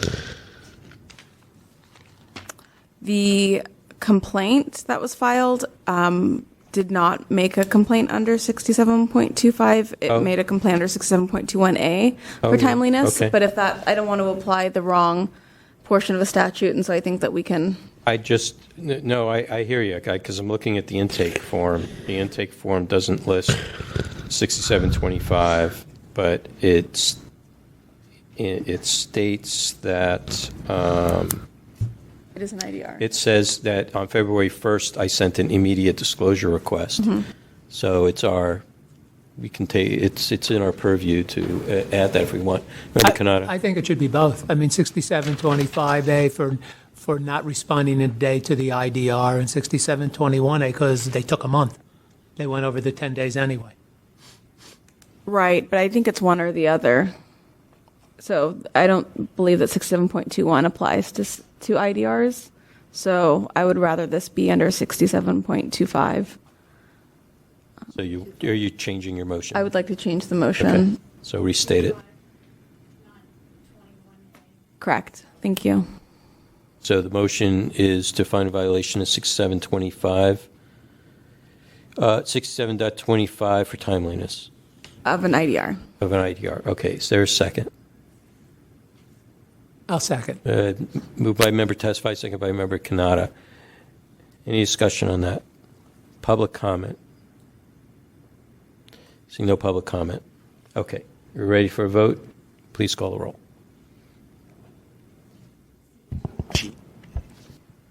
And please call the second and the maker of the motion last, and me the very last. I'm sorry, my mistake. Call the maker and the second first, and me last. I'll take care of this one. Okay. On that motion, Member Tesfaye. Aye. Tesfaye, aye. Member Canada. Aye. Canada, aye. Member Kate. Aye. Kate, aye. Member LaHood. Aye. LaHood, aye. Member Josh Wolf. Aye. Wolf, aye. Copra, absent. Member Fisher. Aye. Fisher, aye. Member Hinsey. Aye. Hinsey, aye. Highland, absent. Chair Wolf. Aye. Wolf, aye. The motion passes without a... Thank you. Okay, please call the next item.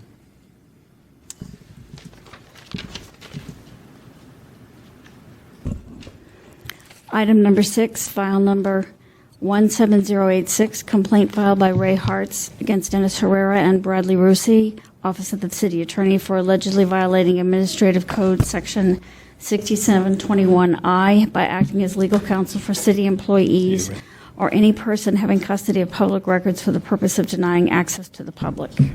Okay. Mr. Chairman, I would just like to note that we did receive various emails after the 5-day deadline had expired on Thursday and Friday. We did distribute it. From who? From the respondent. Okay.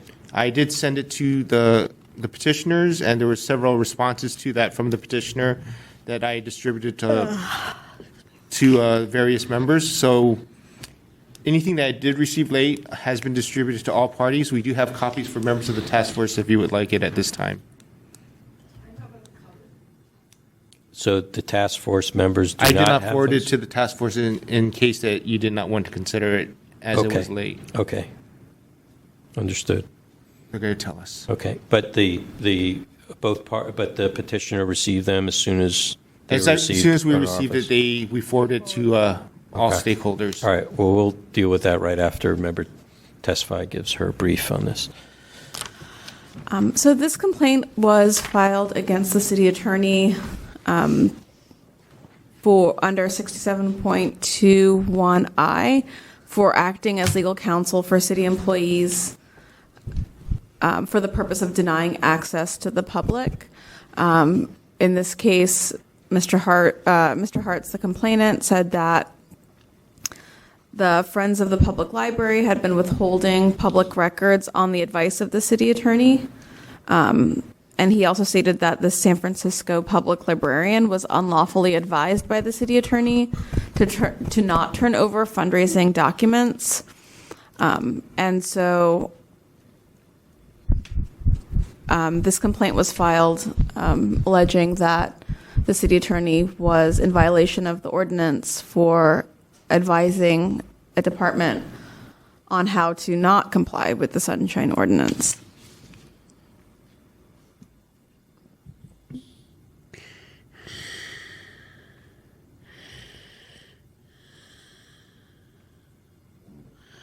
Okay, so let's dispose of dispense with the issue of receiving late documents, whether we want to consider them as within this case here tonight, since they came within 5 days of the hearing. We have a part of our procedure. We have a rule that they are not to be considered unless we want them to be considered. That's up to us. The petitioner would have to be notified, and I believe that we can take some advice, get we can hear any concerns from the petitioner on that, whether they should be included or not. Does anybody have any objection to that? No. Okay. Mr. Hartz, do you have any concerns about the documents that you received that we did not receive? And do you think they will affect or not affect our ability? Yes, I object to them because you don't have time to consider it. You can't make a decent argument when the city attorney, the respondent, is sending things that the complainant doesn't have. I just got this memo from your own advisor today. And I find it really unacceptable that your own city attorney is submitting stuff within the 5-day limit and putting me in the position where I can't see what he's arguing until it comes time to hear the case. I don't want them considered. I don't think the rules say that they shouldn't be. And I think it is prejudicial to my interests to have them considered. And I think anybody who appears here, and if your own attorney can't turn in the paperwork according to your own rules, I think that's something that's really egregious. Thank you. Member Kohler, through the chair. DC Kohler. Yeah, that memo at issue was something I drafted in 2014 for this task force and had been before the committee before. It was also a case that was cited in my memo that was timely submitted that Mr. Hartz had access to.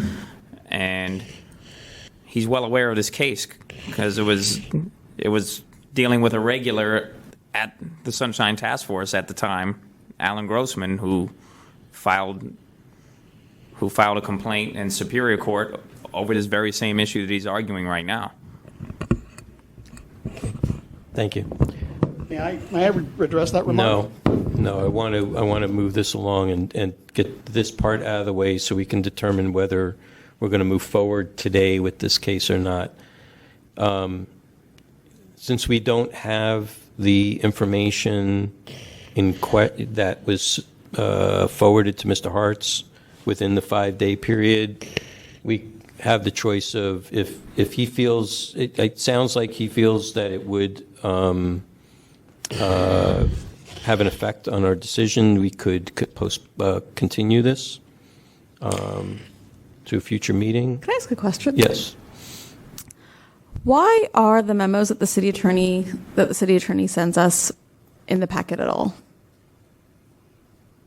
Why are they in the packet at all? Yes. I only ask this because when there are other commissions, departments, agencies that get advice from their city attorney, that doesn't end up in any kind of a public packet. So that's just something I've never really thought about until today. It's a practice that has been since the beginning of this task force, that that a advisory memo be provided. Okay.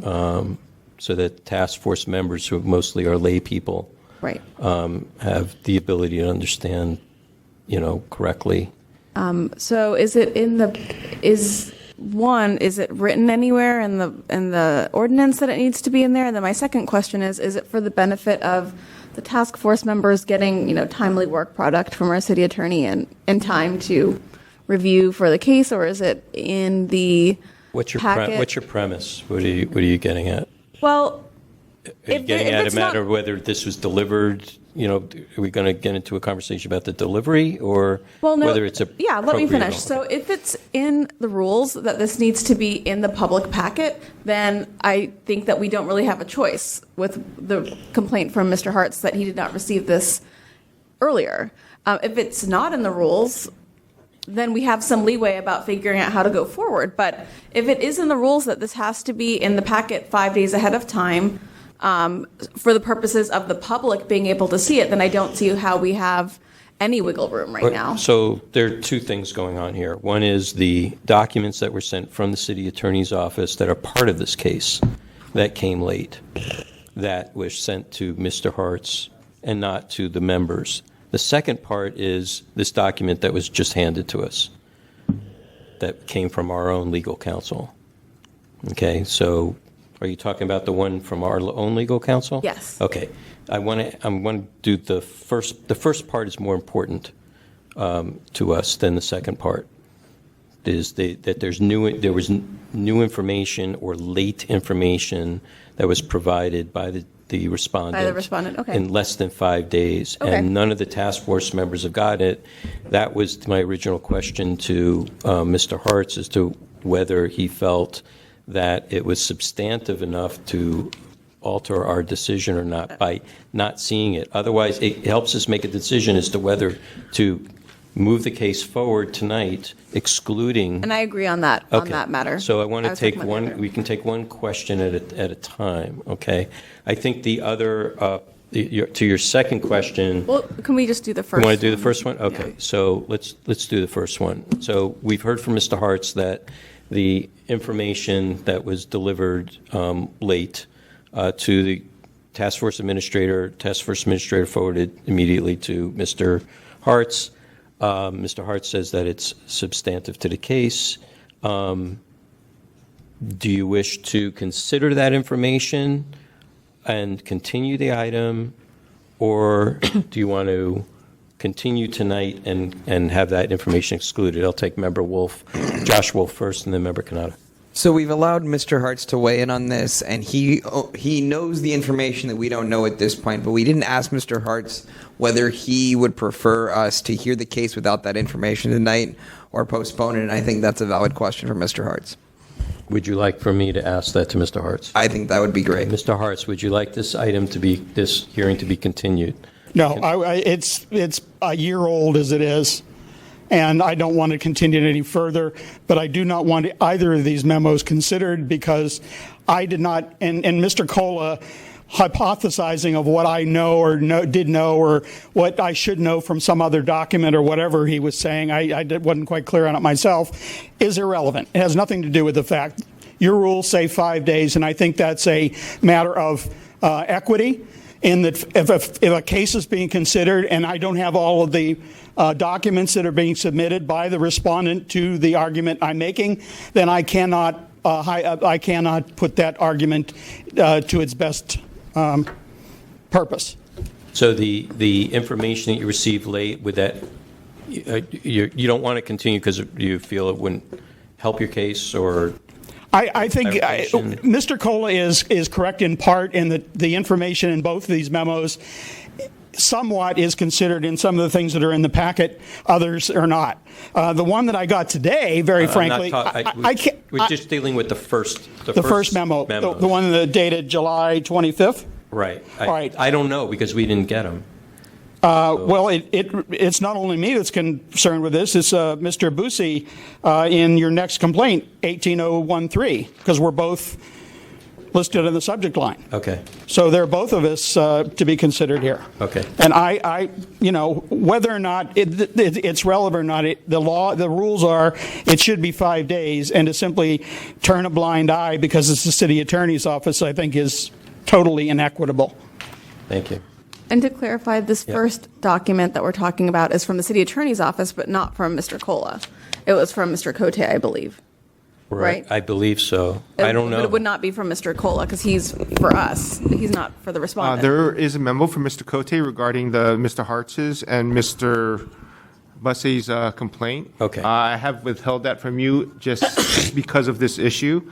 And I would like to state the 5-day rule only applies to petitioners and respondents. We don't name our own city attorney in that rule. Yeah, I get that. I understand. And then there's a separate memo from Mr. Cola that you do have in your hands at this time from our city attorney, but we are not discussing that specifically at this point. Right.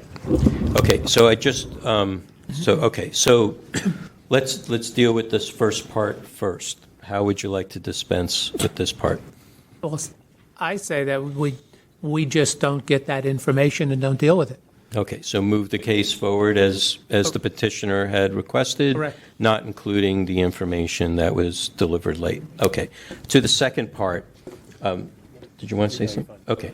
To the second part, in our hearing procedure under letter C, paragraph 2, prior to the committee, I'm quoting here, prior to the committee hearing, the Sunshine Ordinance Task Force Deputy City Attorney shall prepare a memorandum to assist the Sunshine Ordinance Task Force in understanding the issues. All members of the Sunshine Ordinance Task Force are responsible for being familiar with the complaint issues prior to the meeting. So it's in our procedures to provide. I didn't hear you say that it's supposed to be in the packet, the public packet. So I'm hearing that it's supposed to be provided to the members. But it shall prepare a memorandum. So if it's to prepare a memorandum for all the members, and it says for the purposes of having us have an understanding. The only reason I would say that, the only reason I want to make that clarification is because. Well, okay. So I haven't finished reading through that because let's not move too quickly, because if it mentions that in the documentation portion of how the case file gets built, that these items are supposed to be included in the packet, then let's see if that's what it says in there.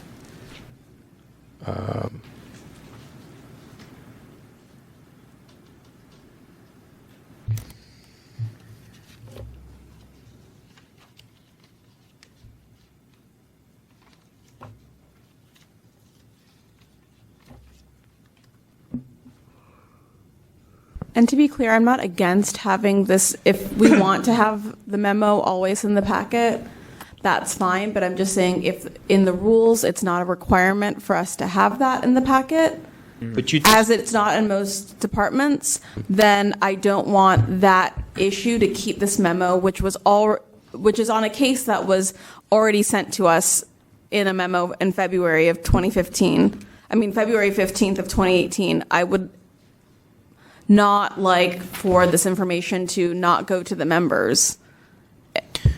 If that makes sense. Before you answer, DC call, I just want to say that whatever information that we've gotten in the past, it was applicable to different cases or a different time and place for a different purpose. That's one thing. It's not expected that we would hold that present in our hands for today, unless it was specified that we should. As far as the inclusion in the packet, I think precedent stands for something. And the precedent of how this body has operated for the past almost 20 years in how its packets have been created to form has been to have that inclusion of that memorandum. So at the time of receipt of the agenda, which is only 3 days in advance of a meeting, that the task force members had an opportunity to have that memorandum. Right. And just to be clear, it was the same case from February 15th, 2018. It's the same file number.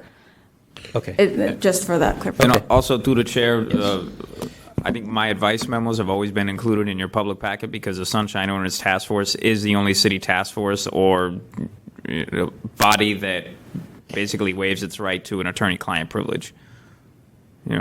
That's why the Planning Commission gets their memos separate because they, and every other commission still invokes their attorney-client privilege, whereas this one doesn't. Okay, fair enough. All right, do we always waive our attorney-client privilege? Because we've had situations where we've been discussing pending litigation against us in closed session. So, well, if that's the case and it's pending litigation, then anything said in that closed session is privileged. I would think so, but I didn't know about this waiver of all of our attorney-client privilege. I was not aware of that either. I just thought that this was just part, to me, has just always been part of the process. It's never been described to me in that way. At least in my history, going back to 2005. No, okay. I've been here since 2012. Okay. That's the way I understood it. I just have never heard it iterated or verbalized that way. So, okay. That's good to know. All right. I think if there's some question as to whether our legal counsel's memorandum should be included in the packet or not, I think that's a discussion for some other day. The question would come with regards to the document that our legal counsel had just delivered to us, which also was applicable to the previous case also, with regards to attorney-client privilege. That's what this deals with. I think there was a mistake. This document was passed out, but it had nothing to do with the earlier case, which had to do with attorney work product. Right. I can see how this applies to this matter, but I don't think we should say that this applied to the last case because this issue did not appear in our last. That's not the question. Question was this meant for the previous? And if it didn't speak to it, that's different than whether it should be included. Yeah, I think it was meant for this case and the next one. Okay. This one and Busey. Can we get some clarification on that? Or this one and the next case. Move this thing forward. Yeah, that would be great. Good question. There was. It's been a trend in the task force lately to group together complaints that are similar in nature, and I think that there were several complaints on today's agenda that this memo was relevant to. I noticed today that I had drafted this memo 4 years ago and submitted it to the task force, and I said, well, why don't I send it over to Victor and print it out again and make it publicly available for everybody here today for no particular agenda item, for all of them. Okay. You have nothing to recognize. Please have a seat. Well, I guess my preference just for the group is that we move forward with not including the respondents' information, but we have this memo and we can use it for this item or whichever item that we need to use it for, because I believe that the purpose of the memo and our procedures is to educate members of the task force. I think it's great practice that we include it in our packet, but I don't think that we should not be able to use it today. So the only question I have is if this document that arrived today was applicable to this case, would it then be, would it benefit either party had they gotten it earlier? Had they been made aware that this would be applicable to the case? Or is it just applicable just for us in making our determination? I mean, if that question's for me, I think in your reading of our procedures, the purpose of the memo is to educate members of the task force. So right. I actually, okay. sorry. Member Kite. I agree. I think this is more of kind of a legal analysis that was given to the task force and not any kind of factual information that, from what I'm understanding, may be the other issues that we're talking about that came in within the 5-day window separately than this memorandum. The memo is legal analysis meant to help us rather than factual information that might, conceivably move things around that the complainant has said we don't need to consider to consider his petition today. Okay. Anybody else? Member Canada? Through the chair, and this is to a different issue, but I'm reading the notes on the complaint committee, and one of the arguments is that... Can you pull the microphone closer? Okay. I'm reading the notes from the complaint committee, and one of the arguments by the respondent is that the Friends of the Public Library only have to comply with 6729-6.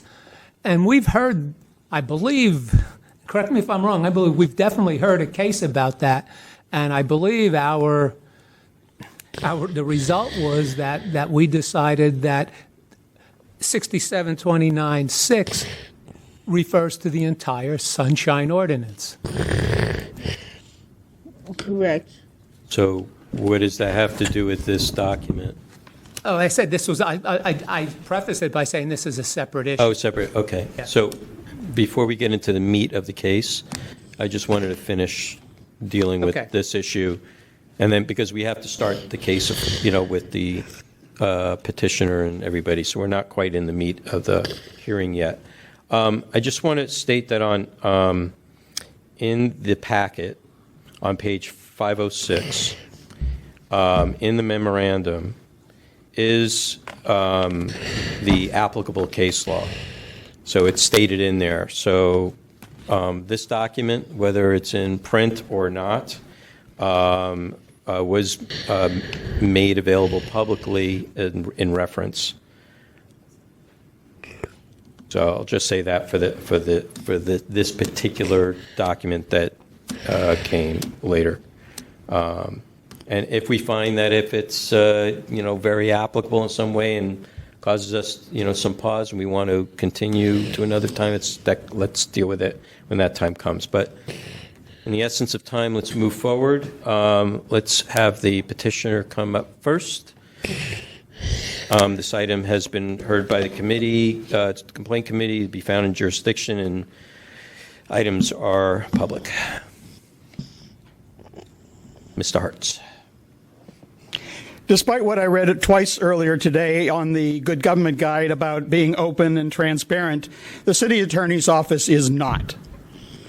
The city attorney's advice to various agencies is to withhold, but what they do is they play a little shell game and say, oh, we're going to advise people to withhold, and then we're going to claim attorney-client privilege so that the requester doesn't know that's what we're advising.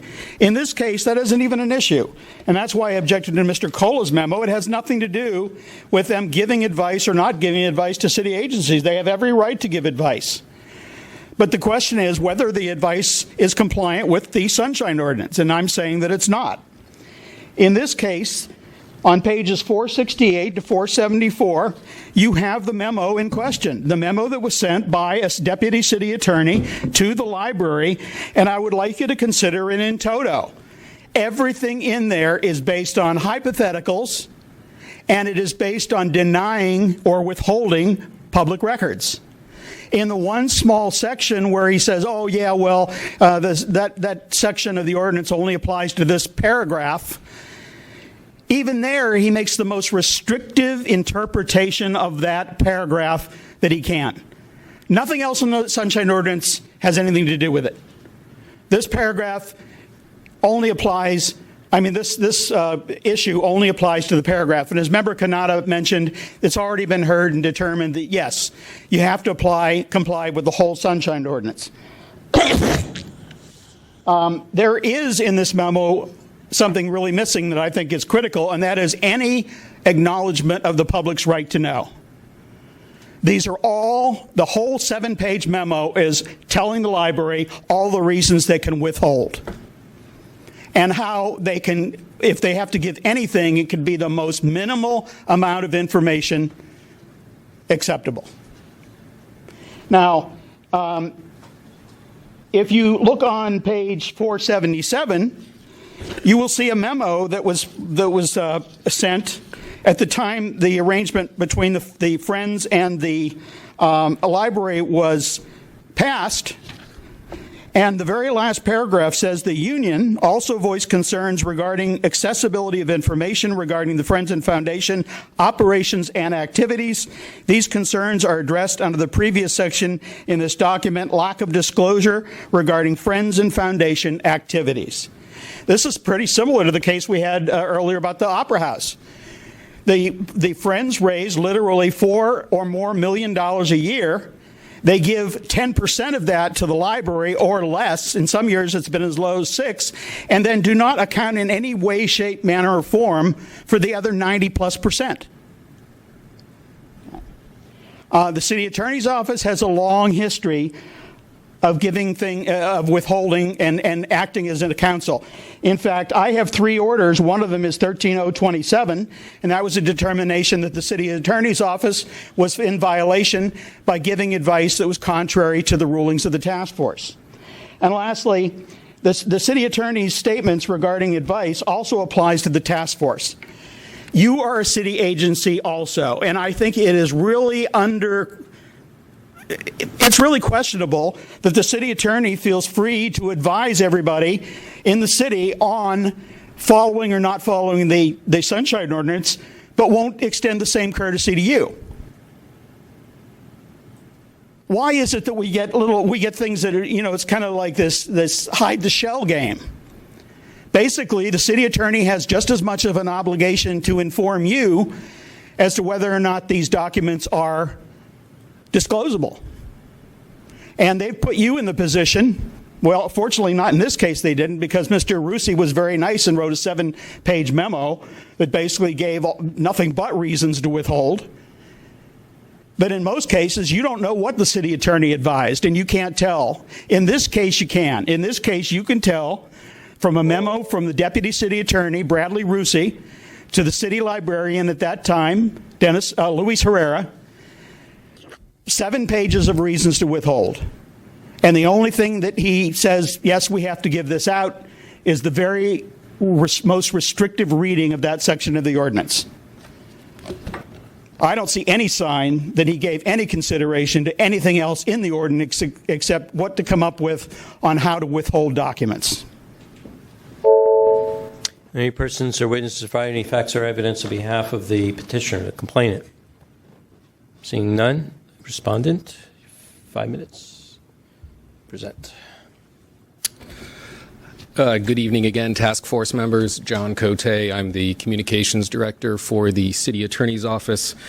So this matter that's before you is an issue surrounding whether or not there was a violation of section 67.21I. That's all we're here to deal with. And that section specifically states that the city attorney's office shall not act as legal counsel for any city employee or any person having custody of any public record for the purposes of denying access to the public. So 2 points that I would like to make. The first is that Mr. Hartz has provided no evidence of a violation of that section whatsoever. I mean, we're talking about denying access to the public of public records. Now, he alleges that our July 7, 2017 legal advice to the library is a violation of that section. So I would encourage you to read that memo. It does nothing of the sort. This is simply based, as you'll see from the evidence before you, that is made clear. So the issue is about denying access to the public record. So our legal advice didn't concern denying access to a public record. It dealt with an entirely different issue, and that was whether or not a third-party entity, not a city department, whether a third-party entity that gives a gift to the city is required to comply with the entirety of the Sunshine Ordinance. That's what that entire memo is about. It's not talking about withholding a public record.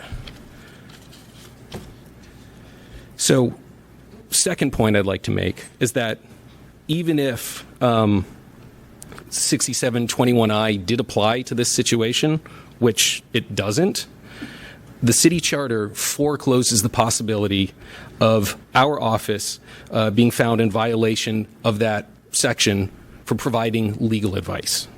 So the city charter is the city's supreme law. It's in effect the municipal constitution. So the charter mandates that the city attorney's office provide advice and representation to all components of city government. That is what is required of our office. So to the extent that there's a conflict between the Sunshine Ordinance and the charter prevails. And it's the charter that requires us to provide legal guidance to our clients, city agencies, departments, and other city entities. So I'd like to point you to some plain language from the St. Croix decision, which was mentioned earlier.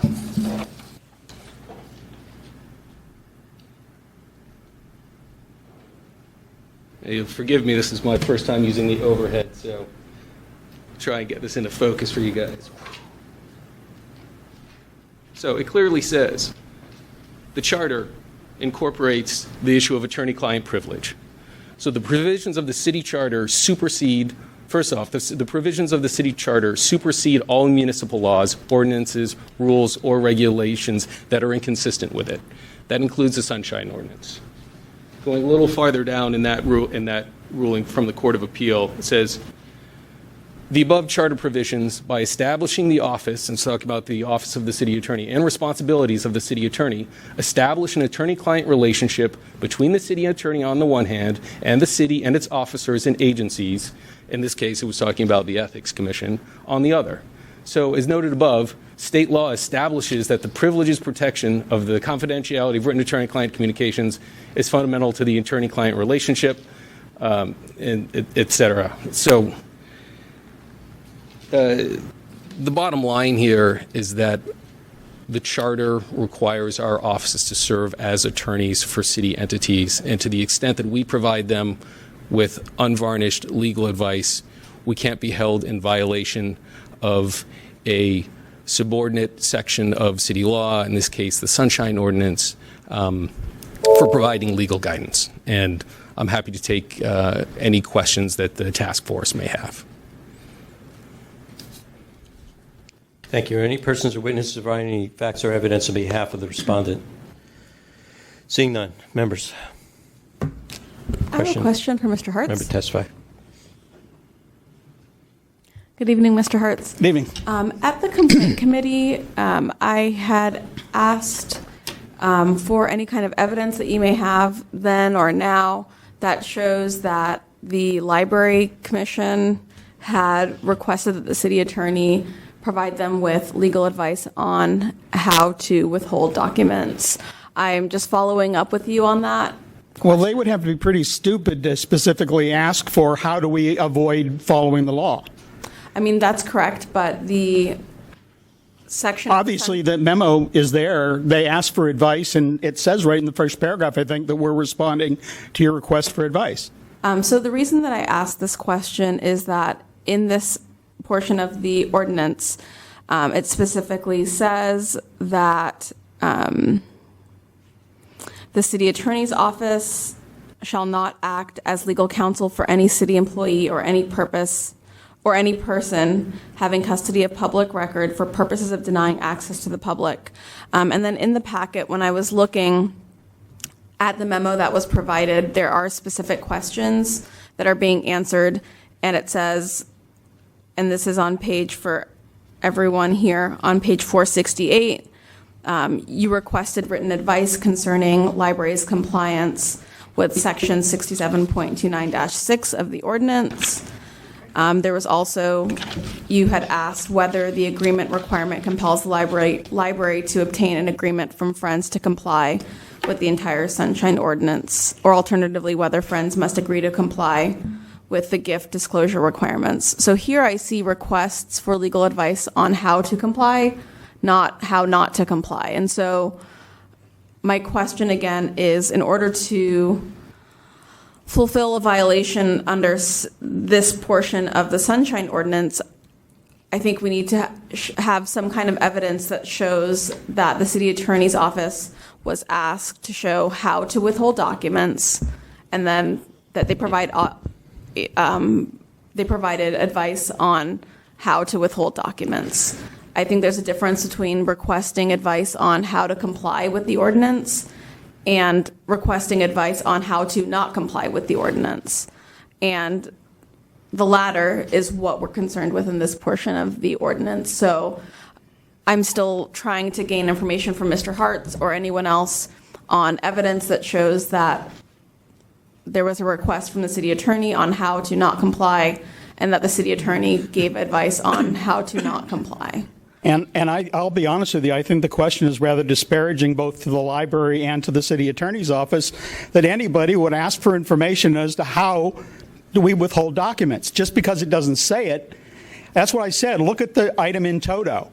There's nothing in there about what to provide or how to provide it. It's all what you don't have to provide or what you're restricted in providing. The very minimum things. And you're asking me to say, well, gee, provide evidence that that was actually their intention. I don't have to provide evidence that that was actually their intention. Look at the memo. Read the memo. Is there anything about that? We want to make sure that the public gets the information they're entitled to. Here's how to comply. Here's how to reply. No. It's all, you don't have to give them this, you don't have to give them that. Here's a hypothetical. If it went to court, this is what the court would consider. And it's all red herrings. It's all made up stuff where nothing but what they want to come out is what they propose. Is there any factual information in here that shows the city attorney provided anything on how to comply?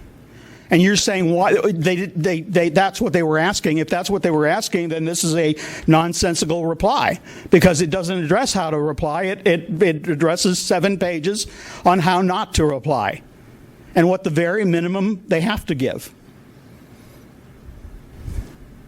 Okay, so I have not seen any evidence that shows that for the purpose of denying access to public records. Through the chair?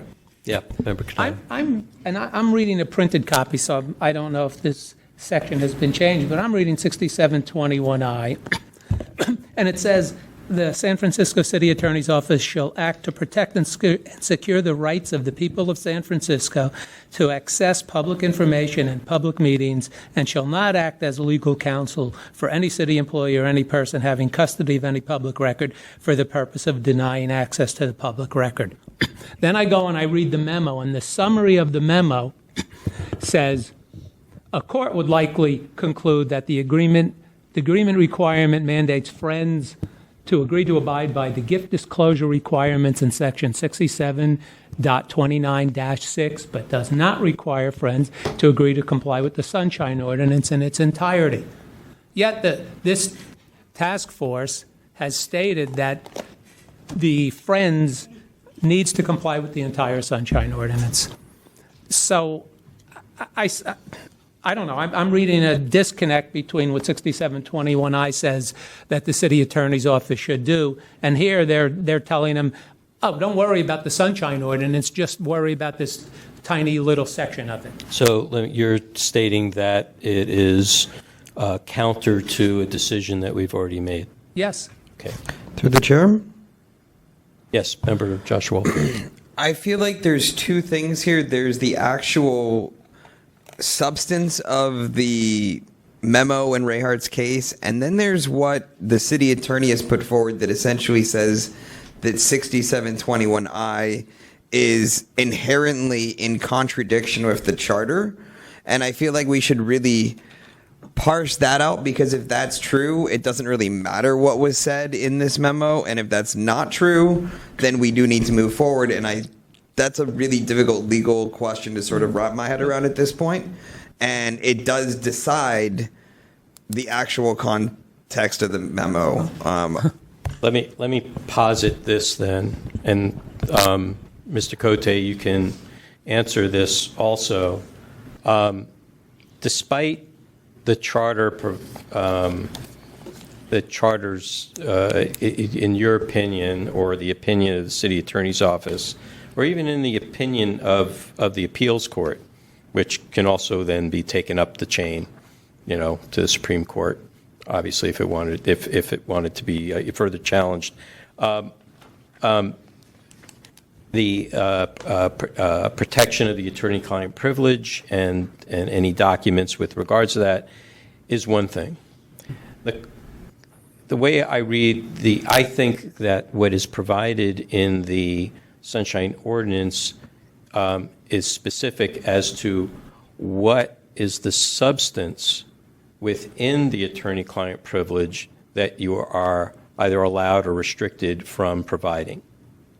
And I have a question as to what that might be.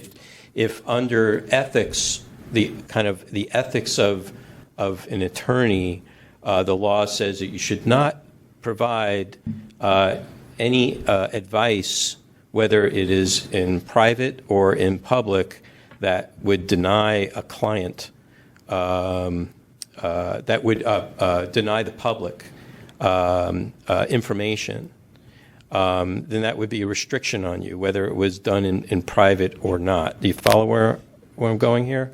So I'm wondering if under the CPRA, whether the CPRA or any other state law provides any restrictions on the provision of providing advice within the attorney-client privilege kind of rubric. So, Chair Wolf, I am not an attorney, and the issue that is before you today isn't dealing with the CPRA. We're dealing with a complaint under the Sunshine Ordinance. So I wouldn't be able to provide you with an opinion at this time on sort of the applicability of the CPRA, broadly writ on attorney-client privilege. That's something that I'm happy to bring to staff attorneys in our office, or if you guys you also have the option of requesting a sort of formal opinion on that. I'm not quite sure where you were going with that question, to be honest. I guess where I'm going is first of all, we don't disconnect the Sunshine Ordinance from CPRA or the Brown Act. It's an extension. It's a provision of both those laws to provide enhancements at the local level, and that's what to provide more expediency, more transparency, more accessibility. And so because we're in this kind of conundrum of whether the charter supersedes the ordinance, I know that's the position of the city attorney. The question I have then, if that is the case, are there provisions anywhere in state law that restricts the kind of advice that can be given in private through attorney-client privilege or in public, in a public opinion, from a city attorney or an attorney general or a district attorney, that would restrict them from being able to provide certain kinds of advice? And if it does, then it extends to the Sunshine Ordinance through the CPRA, because CPRA is state law and trumps the charter.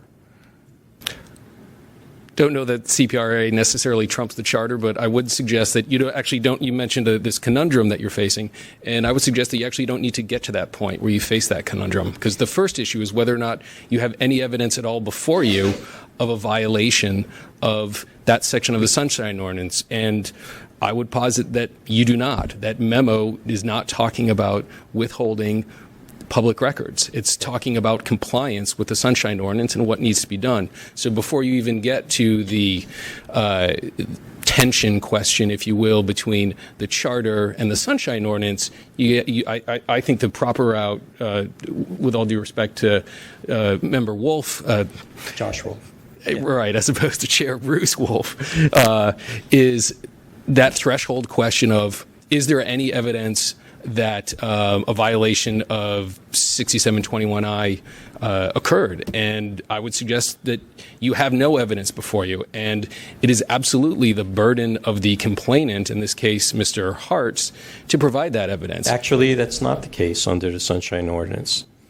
The Sunshine Ordinance and the CPRA assumes that all documents are public records. It's up to the respondent to cite where they could be withheld and or redacted or what have you. And it's up to the respondent to provide citation and statute for that. Seems like that could open up the door to a complaint on every single Sunshine request that was filed, but that's how we've been operating. That's how it works. I mean, if a respondent isn't able to as their defense for withholding, if we assume that all documents are public, then the respondent says, no, I don't want to give that to you because of this, or the law, something tells me that I'm not supposed to reveal or disclose this information. If you don't cite statute or code, there's no defense. Right, but that seems like a different issue about documents presumptively being public versus when somebody files a complaint, who has the burden, who carries the burden of showing that that complaint is actually, in fact, accurate. So those appear to me to be two separate issues. Yes and no. If you're claiming that there is other information that's contained in attorney-client privilege and documents that are being withheld because state law allows for that information to be withheld. No, we're not withholding. No, that's not what we're talking about. Okay. We're not talking about withholding documents. Okay. What we're saying is the guidance that was provided is not about withholding documents. That's not what the guidance is. No, I understand. Okay. It's just that I've heard throughout our conversations here a lot of discussion around attorney-client privilege. Mm-hmm. And so I'm just asking if there is any other documents that you would cite attorney-client privilege. If there are documents, if you're citing attorney-client, are you citing attorney-client So you're talking privilege? A hypothetical that's divorced from the case that's in front of us. I thought I heard earlier that your office was citing attorney-client privilege in this case. In this case? Yeah. No. Okay. Then I misheard that. Okay. All right. Right. My notes were reflecting everything in time. So I'm all right. No problem. Okay. All right. Moving on then. Member Joshua. I mean, I understand the argument about looking at the actual content of this analysis and not the contradiction of these two legal principles. The problem is that as I read through this memo, it kind of reminds me of what the Supreme Court said about pornography. Like, it's very difficult for us to parse out exactly where that line is of arguing against access to people. In this case, what the argument puts forward is that I think that you're safe because I think a court wouldn't do something, which is definitely in that ballpark. But is it on the right field? I don't know. And so to me, it's actually easier to deal with this question that if the city attorney's advice can't be under the control of the Sunshine Ordinance, then that throws that whole piece out, and that's a huge deal about the Sunshine Ordinance moving forward. So I feel like we have to deal with that at some point, whether we're dealing with it in this case or looking at it through a committee basis, like that is the equivalent of a constitutional crisis of the Sunshine Task Force. This other one is much more gray and nuanced. So I don't even know where to go forward. I personally would like to see our city attorney write a memo on the conflict between the charter and 27I or 6721I. Thank you.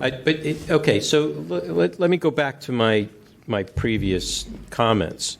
Take the attorney-client privilege out of it. Is there any state law that restricts with regards to CPRA that restricts a representing government attorney to its client, the government, from advising or restricting advice of any sort? I think the state bar is what dictates what sort of advice can be given and not. No, the law. I mean, we have it in the Sunshine Ordinance that the city attorney cannot advise on how to deny the public records. That's a very specific directive. Okay, whether or not, just in words alone, whether or not it's held that it's valid or not, the words are there, and it was created by the voters, so it's law. So whether the law is currently valid or not is not the point. The point I'm trying to make is there any law that supersedes the charter that provides for the same kind of restriction, the same directive? Certainly not in my past research, but I've never been looking for that. Okay. You want to see a caller? It wouldn't matter anyway. Why?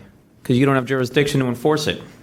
You got the Sunshine Ordinance. No, we have the CPRA to enforce. The Sunshine Ordinance allows the Sunshine Task Force to carry out oversight and enforcement of both the Brown Act and the CPRA.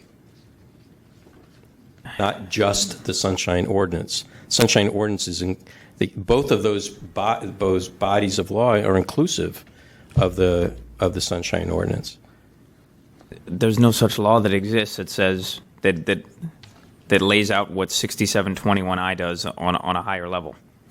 My question wasn't specifically for 6721. It was, I'm just asking if there is any state law that provides guidance or directive or instructions to government attorneys when providing advice to their government clients.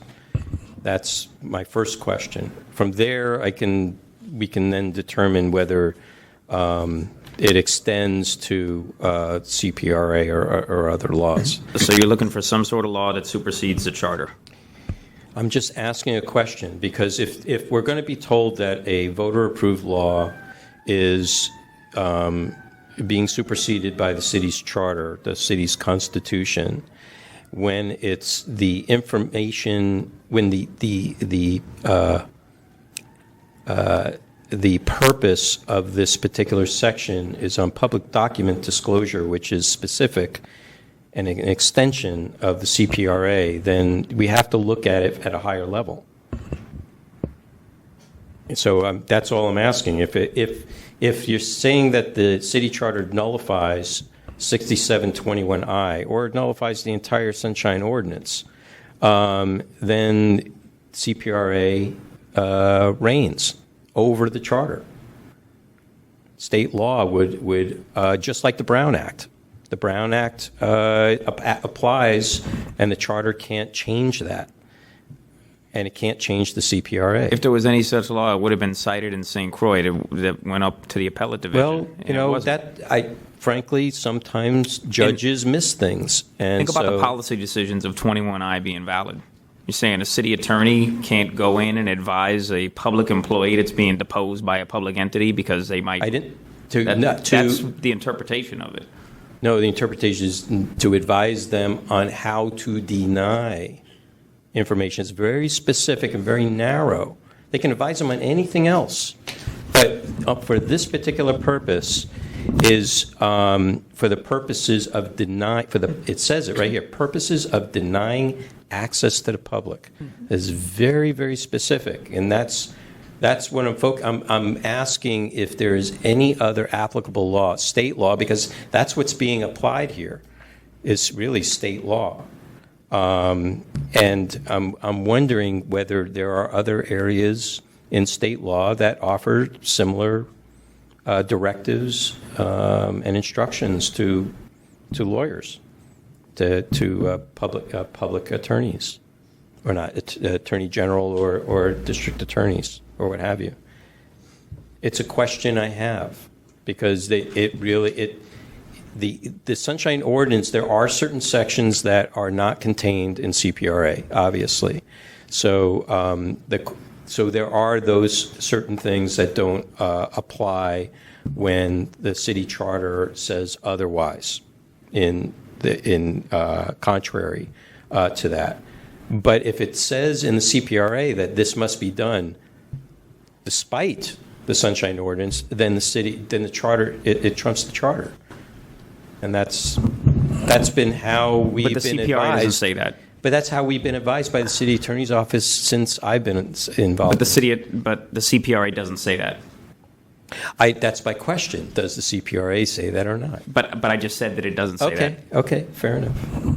Member Joshua. I mean, it sounds like you were asking, and maybe it was only related to the CPRA, about any instance where there's a law that determines what kind of advice a lawyer can give.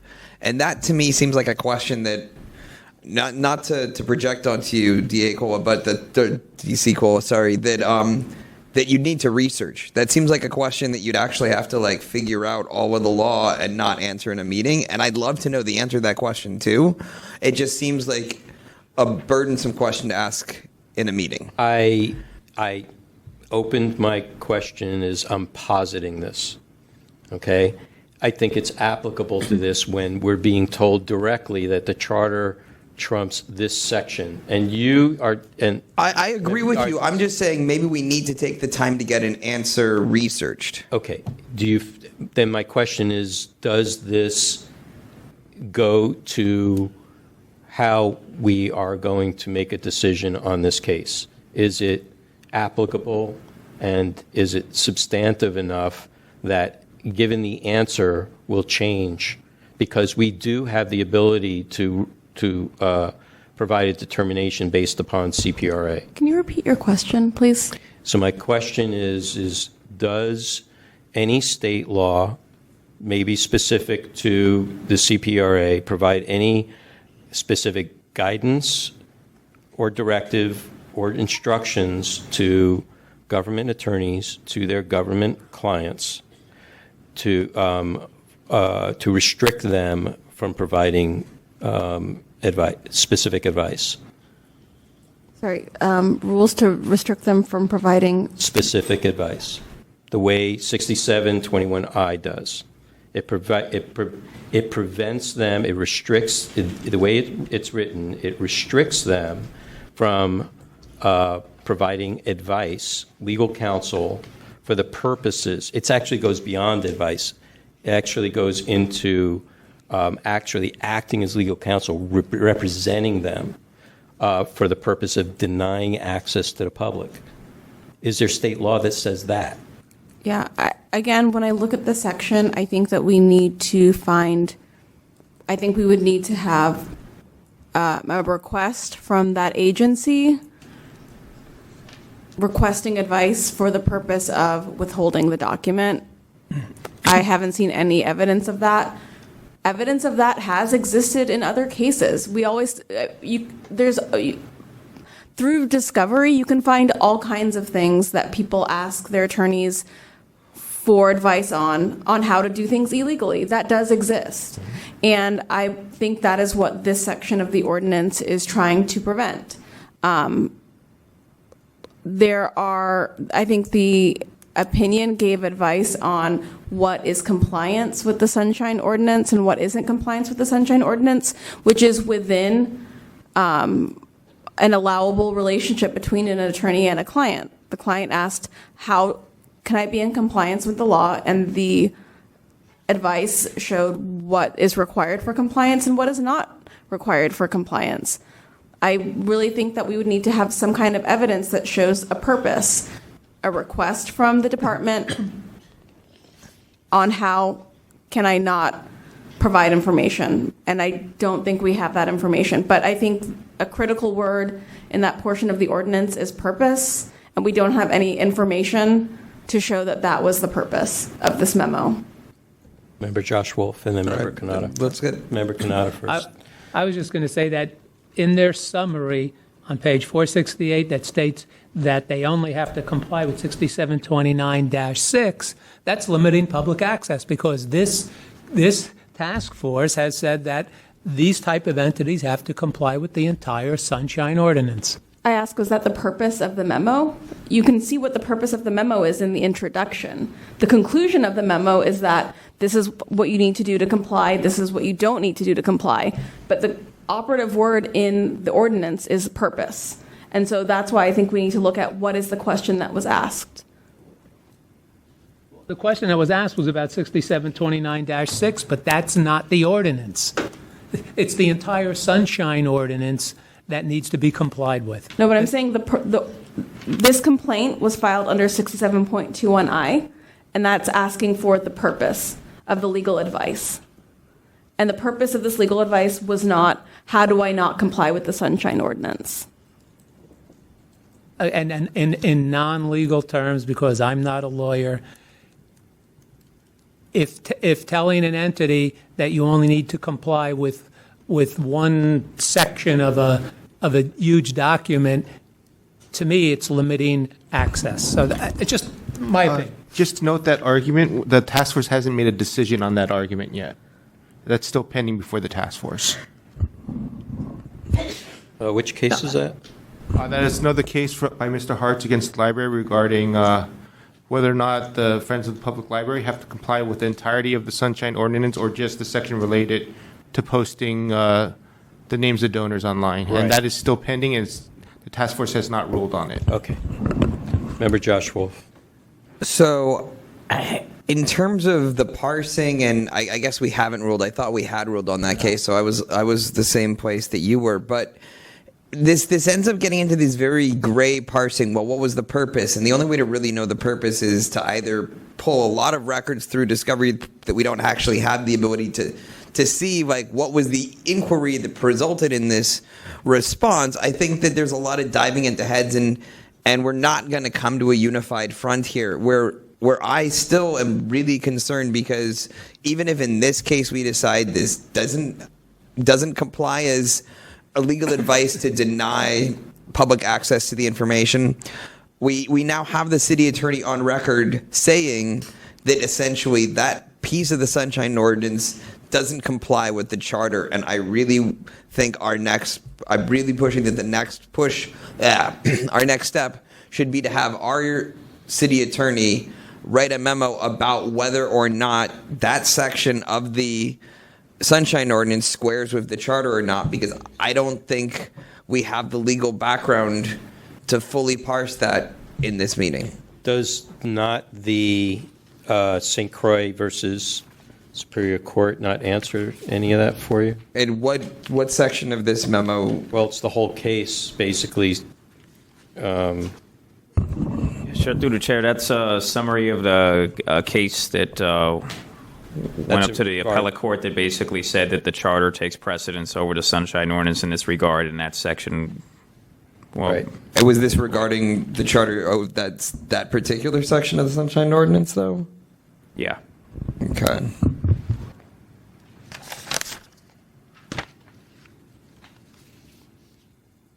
Is there other information that you think you need? Do you need more? Do you want something like less legalese? It's not about less legalese. This was handed to us in the middle of the meeting, and I haven't had a chance to fully read through it to know whether or not it's comprehensive of the question on the table. But as best I can tell, and unless I'm missing something, like, the city attorney thinks we should first focus on the context of this particular case. But as best I can tell, like, if we take what he said at face value, in regards to the St. Croix case, then we just basically take a block marker through that whole section of that one line of the Sunshine Ordinance. And I think that, Well, let me ask you this. I think I'm hearing from some people that the memo from Mr. Russi, DCA Russi, didn't. Some people think that it didn't specifically state that there is advice to. I think great arguments can be made on both sides of that. Right, yes. and so that's what I'm saying. Also, from the petitioner's perspective, in reading it, that there's many ways to state something, and you could be stated by implication. And so, what is this? When when there is something is stated in a certain way, it can be implied that it is for the purposes of withholding information, but whether it is or isn't is for the purpose of 6721I. If we're being told that the charter trumps the Sunshine Ordinance section, then it's whether or not it does in fact do that. My question is whether we can apply this section of the ordinance. At that point, can we find violation? Right. Well, that's my point as well. Is that it doesn't. If that is in fact true, it doesn't matter what Brucey's thing said. If it said hide the documents in a cave so nobody can find them, our hands are still tied. And so I feel like discussing the finer points of Brucey's argument is sort of secondary. Right. So So then the question I have is are there questions for us as to how this is applicable? Whether is St. Croix, the St. Croix decision, whether that's definitive for you? If it's not, do you want to find out more information about it? Does it give you pause to continue the case until you get that information, or are you satisfied that with the opinion that the charter trumps this section of the Sunshine Ordinance? Through the chair, so the St. Croix thing, is this specifically only for 6724B1? DCA call-up? No, the charter references attorney-client privileges by right and incorporates it. So the St. Croix decision says that portions of the Sunshine Ordinance that invalidate or basically take away the city's right to counsel for particular departments or for providing advice to city commissions or city departments, it invalidates those provisions, which 6721I directly touches on point with those as well.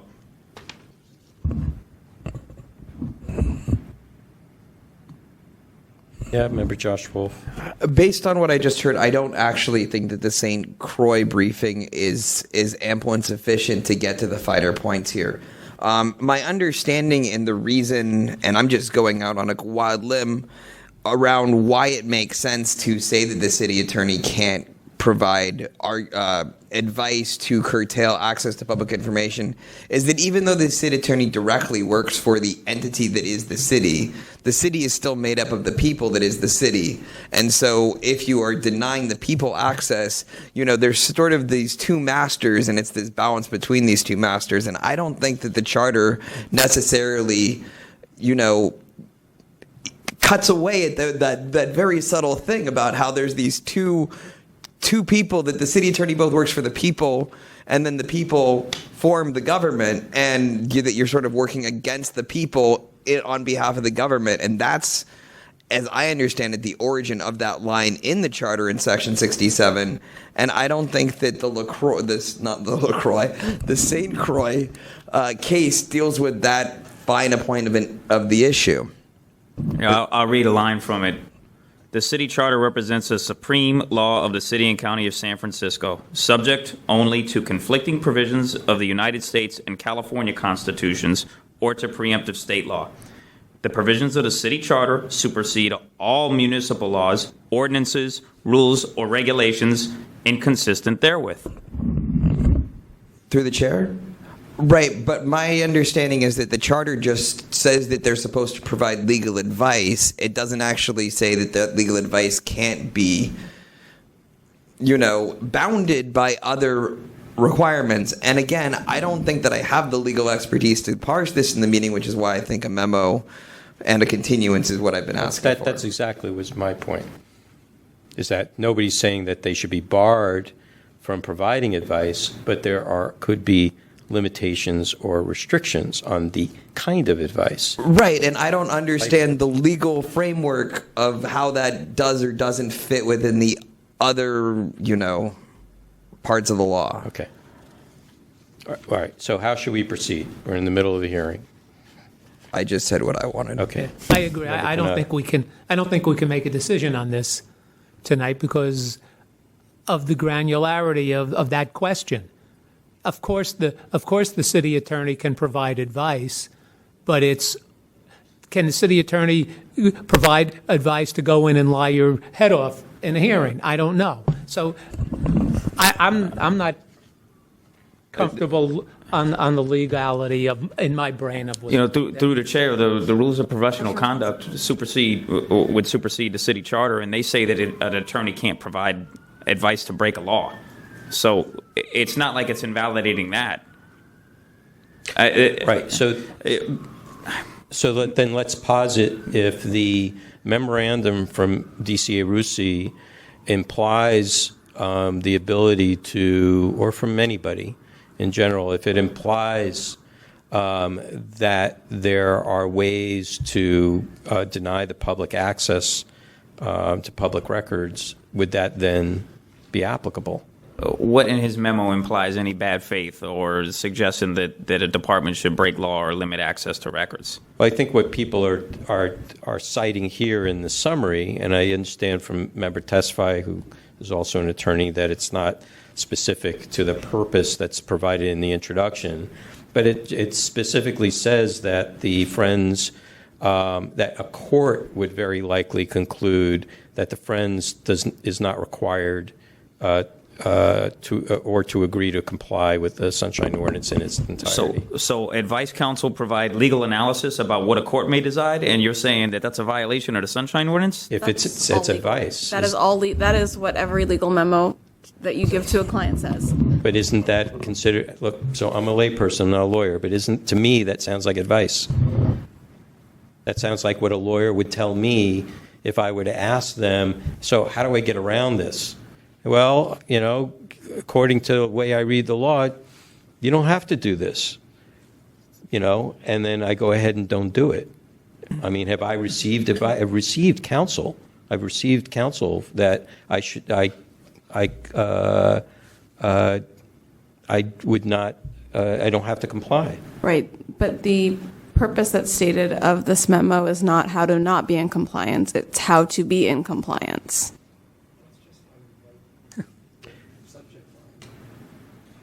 Right. It's not the subject line. That's what it says in the memo, how to be in compliance. You asked how to be in compliance, and this is how to be in compliance. Right, but if you're going to write a memo on how to get away with something, you're also going to write how to be in compliance and then list, these are what you need to do, and the takeaway is whatever isn't listed here is what you don't need to do. So I think that, things can be written to express, the purpose can be written both ways to express the same thing or vice versa. So I don't think that we can just look at the purpose line and say, this is how you get away with this. There's plenty of U.S.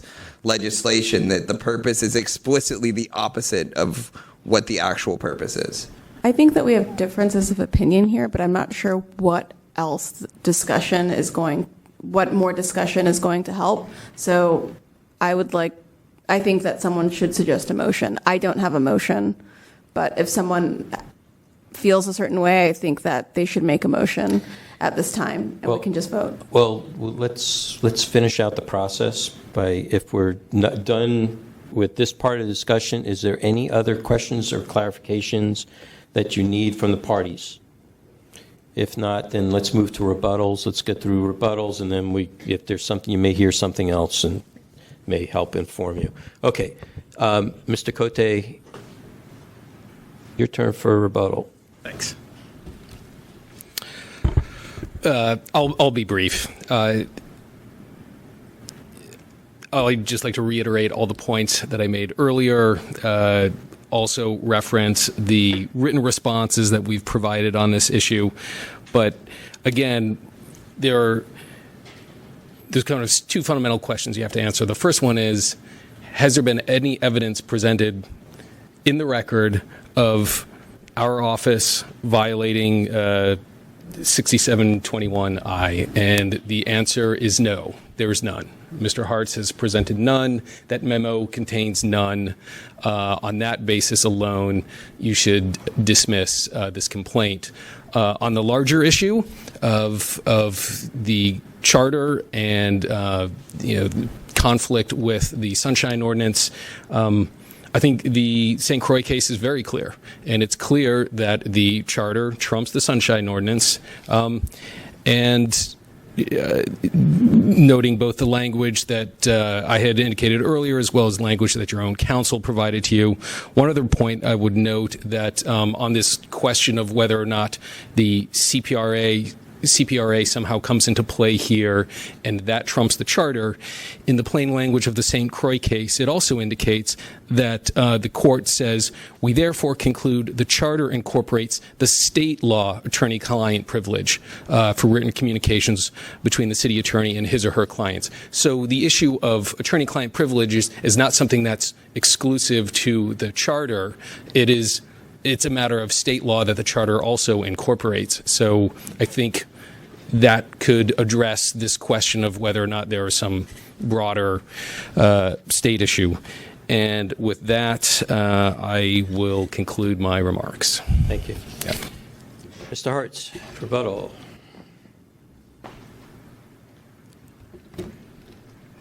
One thing I'll ask you to notice is that whenever the city attorney's office appears before this body, it is never an attorney who comes to testify on behalf of the city attorney.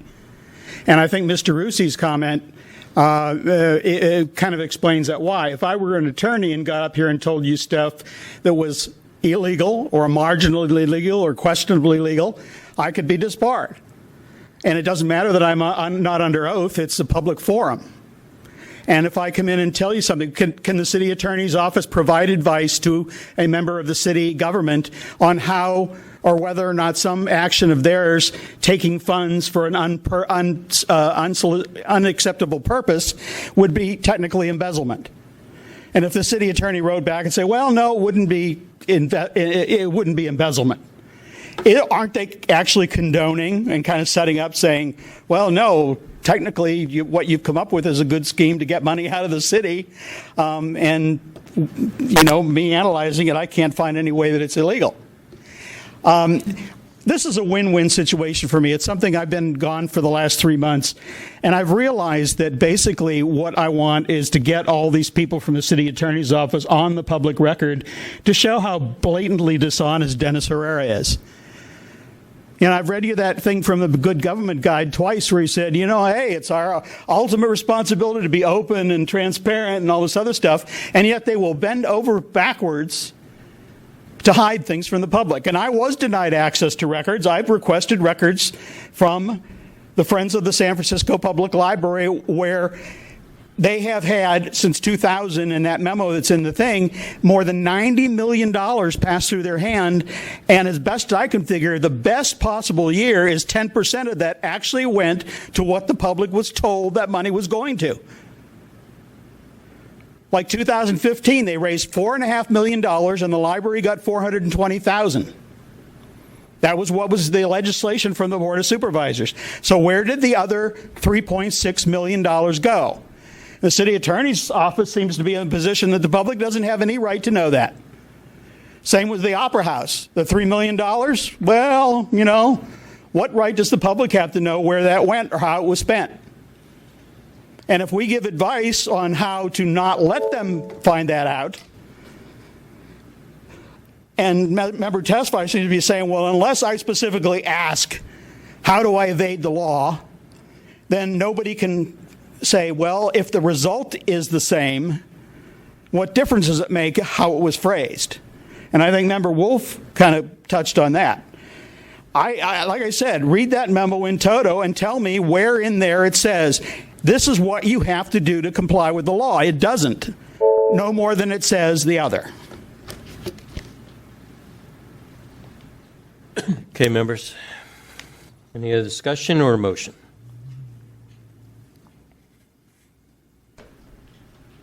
I'm not going to, we can't sit here in silence for another 15 minutes. Let's do something. You could be silent for 15 seconds and have a meditative process. It's fine.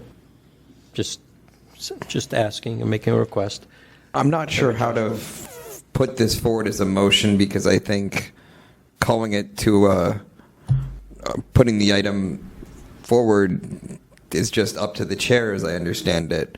But I think that the issues pertaining to whether or not 6724 6721I 6721I is not adequately written about from either side in the briefs that we have for this file, and I would like to hear more from DC Cola around whether or not how this is. Like, I understand the charter takes precedence, but what I don't understand is whether or not it's legal to put boundaries on what sort of legal advice is permissible. And so I think that giving both the city attorney, Ray Hartz, and our own city attorney an opportunity to put some writing into this for us to consider and hearing this at the next meeting is what I would like to see.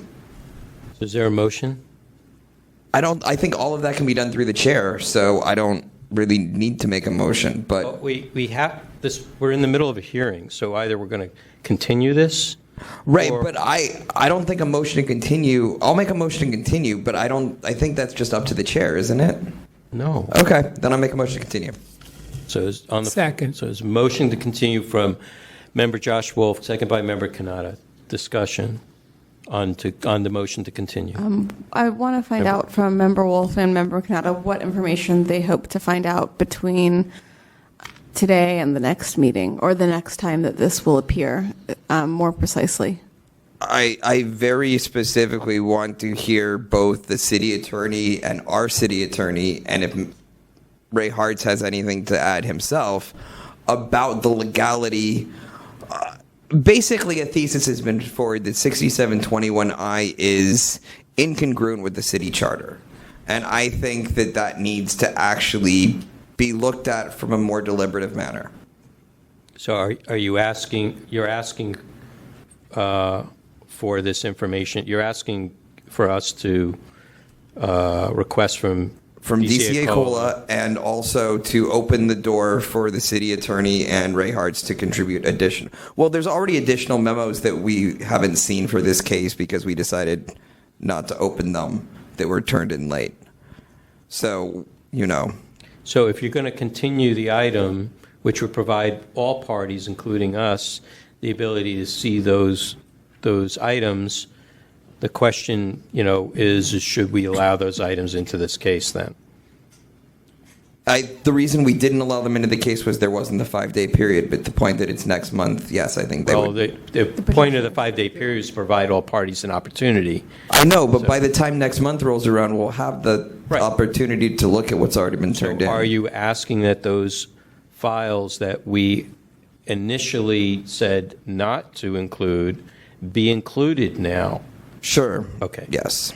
Does the seconder agree with that? Yes. And we would like a clarification on the question, I know it's been stated several times, and we really need to know exactly what we're asking the city attorney to answer.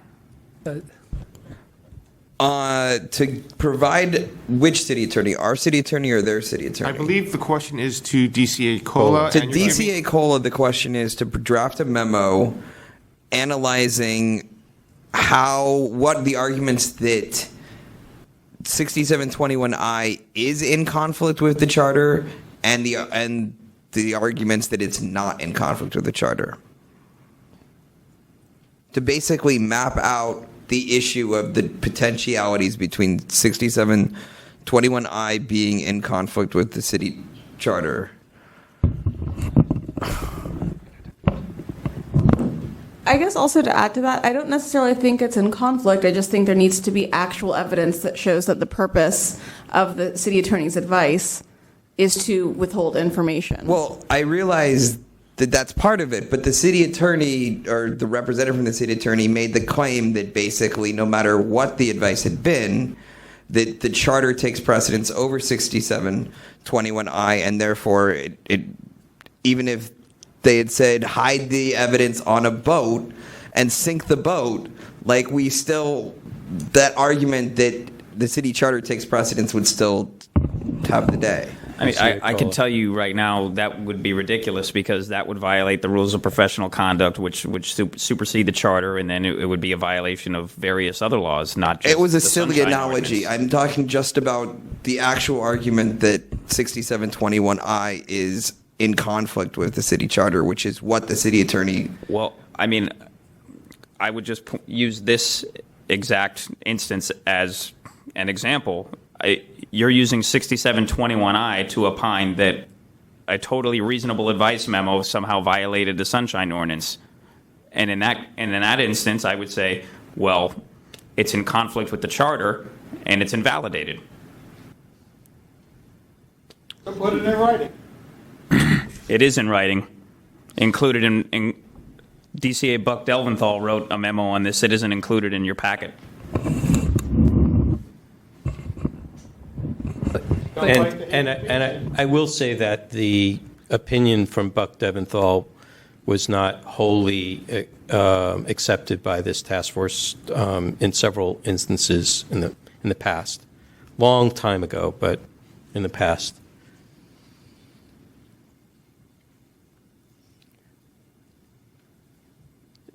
Do you have some? Okay. Go ahead. We have a motion with the second. Right. So any other discussion? Okay. Public comment on this, on the motion to continue. As you consider the continuation, I've already written extensively about 6721I, and the controlling case law is City and County of San Francisco versus Cobra Systems 2006, which held that when the conflicted party runs the government law office, the entire office is vicariously disqualified from giving advice, and they cannot use an ethical screen.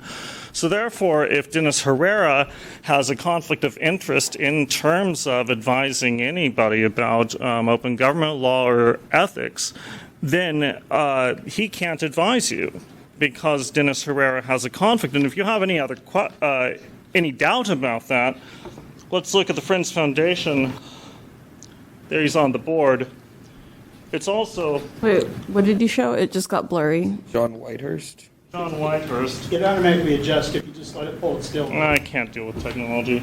And if you look at the URL, you'll also see that it's actually hosted by a public computer server. Friends money is at the local agency investment fund of the California State Treasurer's Office. They could take their money and put it into the San Francisco Treasury. And regarding DCA Russo's advice memo, there is glaringly incorrect advice there. First of all, it conflicts the city attorney's own advice that it gave in 2005 in regard to what is called an auxiliary organization under SEC guidelines. I'm getting to accounting, which I know. The auxiliary organizations are things like fundraising 501c3s associated with universities, and those have been abused over time. In that particular case, they're trying to get documents out of the San Francisco City College Foundation for a bond measure because it was passing a whole bunch of illegal kickbacks through it for illegal campaign finance violations. And then fast forward, Leland Yee passed an auxiliary organization public records law in California, SB 8 in 2011, which means it's from Leland Yee, so who knows. But In that particular case, he was concerned about going way back to the 90s. Evan DeBell, who had also used the City College Foundation as his own personal piggy bank, went to Hawaii, used it as his own personal piggy bank, went to Westfield State University.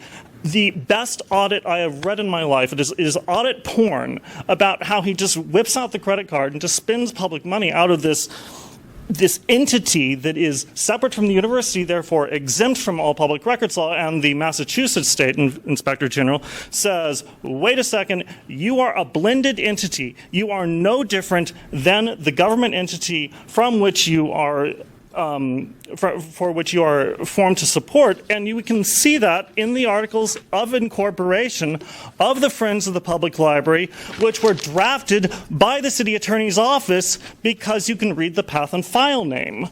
Moreover, it puts an honorary director. It shows the president, the city librarian, the president of the library commission are on the board of the Friends. They're controlling the money. They're controlling the email server.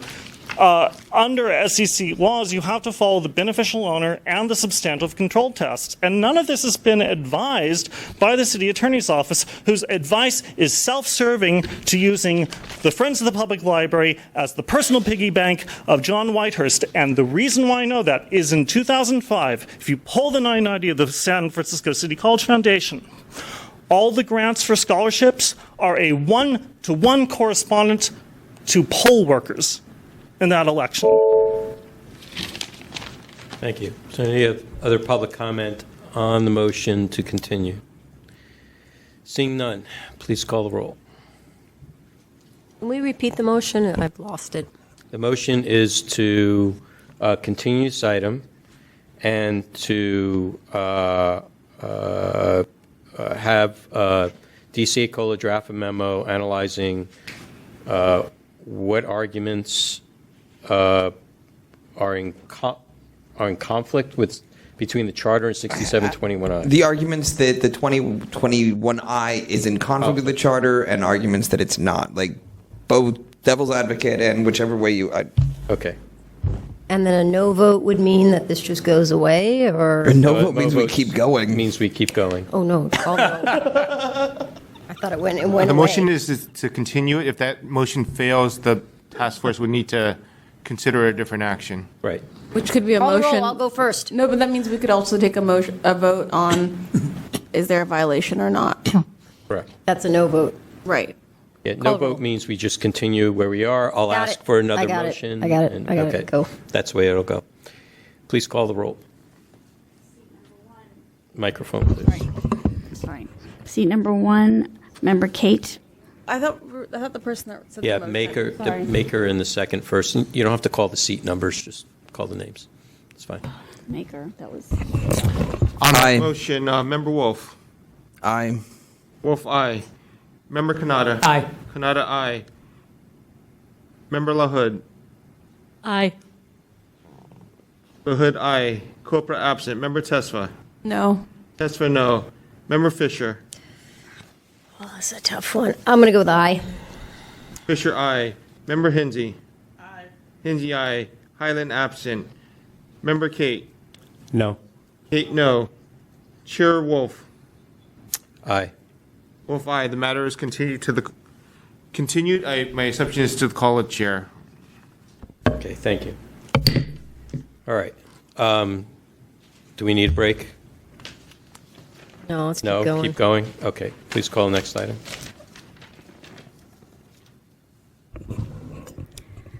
Next item, file number 7, file number 18013, complaint filed by Thomas Bussey against the Office of the City Attorney for allegedly violating Administrative Code Section 6721I for acting as legal counsel to deny access to a public record. So I can give some background on this item from the complaint committee. Similar issue as to what we were just facing, but to clarify, there were 2 complaints here initially. One was against the San Francisco Public Utilities Commission and the other against the City Attorney's Office. The original set of facts had to do with a request for documents from the Public Utilities Commission regarding emergency action plans, regarding things like dams and other critical infrastructure for the city and safety of citizens. The Public Utilities Commission, San Francisco Public Utilities Commission, had withheld a lot of information in the complaint hearing. Our committee continued the item initially and requested that the Public Utilities Commission give us specific reasons for denying access to this information, not just using this blanket security designation. We had, in my experience, information that is CEII, or critical energy or electricity infrastructure, which these are hydroelectric facilities, have very specific requirements for them not having to be disclosed. So the SFPUC was supposed to go back and do that. In time, that matter resolved itself and is no longer before us, but we still have this matter of advice that the city attorney's office city attorney's office gave to the Public Utilities Commission on how to respond to these requests. And so from there, the issues are similar to the last item that we saw, which had to do with advice from the city attorney's office on how to comply with the ordinance to a city department, in this case, the Public Utilities Commission. Thank you. Excellent job, by the way. It's almost like you have a utilities background. It's just incredible. Thank you. Mr. Busey. Okay, so first of all, I still have some money bonds left for the Zula Jones affordable housing projects and wetland restoration, because I thought I'd make up my own special district and get the state treasurer to authorize them, considering that there's the Public Finance Authority, which doesn't exist or does exist, and who knows. So, and that's a way of going into the fact that this complaint is really just because I wanted to kind of see what I would expect for my real complaint about the city attorney's office, which I haven't actually filed, which has to do with the Public Finance Authority and documents that they're withholding. I'm not going to. It takes a lot of chutzpah to go up against a big company such as, like, I don't know, Exxon, and you don't know what's going to happen. So I thought I'd test the waters first. Here's what happened. This thing. Can you help Victor, please? Okay, so I asked for correspondence from the city's attorney's office on my own name. And the response was the SFPUC does not have any correspondence with the controller's office concerning anyone with my name. The only correspondence we had with the city attorney's office is an email it forwarded that contains my October 6, 2017 public records request. The correspondence is considered with the city attorney's office is considered attorney-client privilege, the city charter, then it goes into St. Croix. As a result, the Sunshine Ordinance does not require disclosure of advice on the city's compliance with public records law. Therefore, it declines to disclose the above subject communication with the city attorney's office. Now, the question is, what did that communication contain? And my complaint is that that communication contained advice that contradicted 27I. And the reason is pretty self-evident because of their response, which was on the first page, full of a whole bunch of legal cases. Victor, can you I don't know. adjust it? Thank you. That's good, thanks. So now they're citing other codes, basically a way to get out of what I had requested, which is the emergency action plans using obscure portions of the California Emergency Services Act. And if you look at the original response,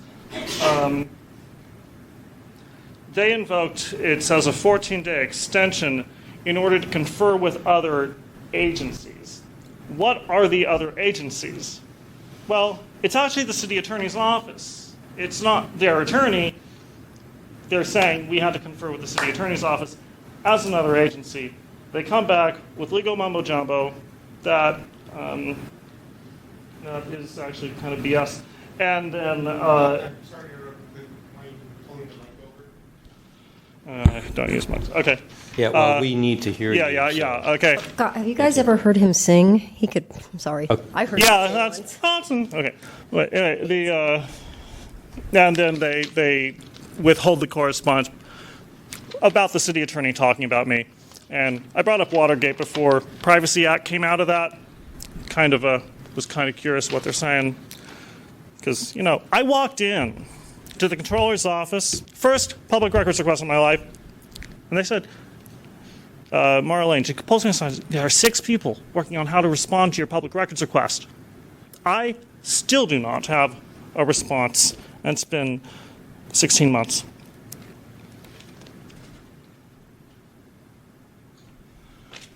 Okay. Any persons or witnesses on behalf of the petitioner providing any additional facts or evidence? Seeing none, Mr. Cote.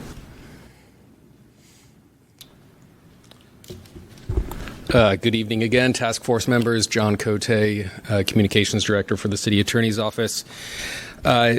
Again, we have a similar situation here. We heard some talk about records requests to the PUC, experiences with the controller, et cetera. But the question that's before you, again, is this matter of compliance with 67.21I. And again, that issue is solely focused on whether or not the city attorney's office provided advice for the purpose of withholding documents from the public. And again, we have zero evidence that that is in fact the case. I mean, that is what's before you. There is no indication in the record or no evidence in the record to support that.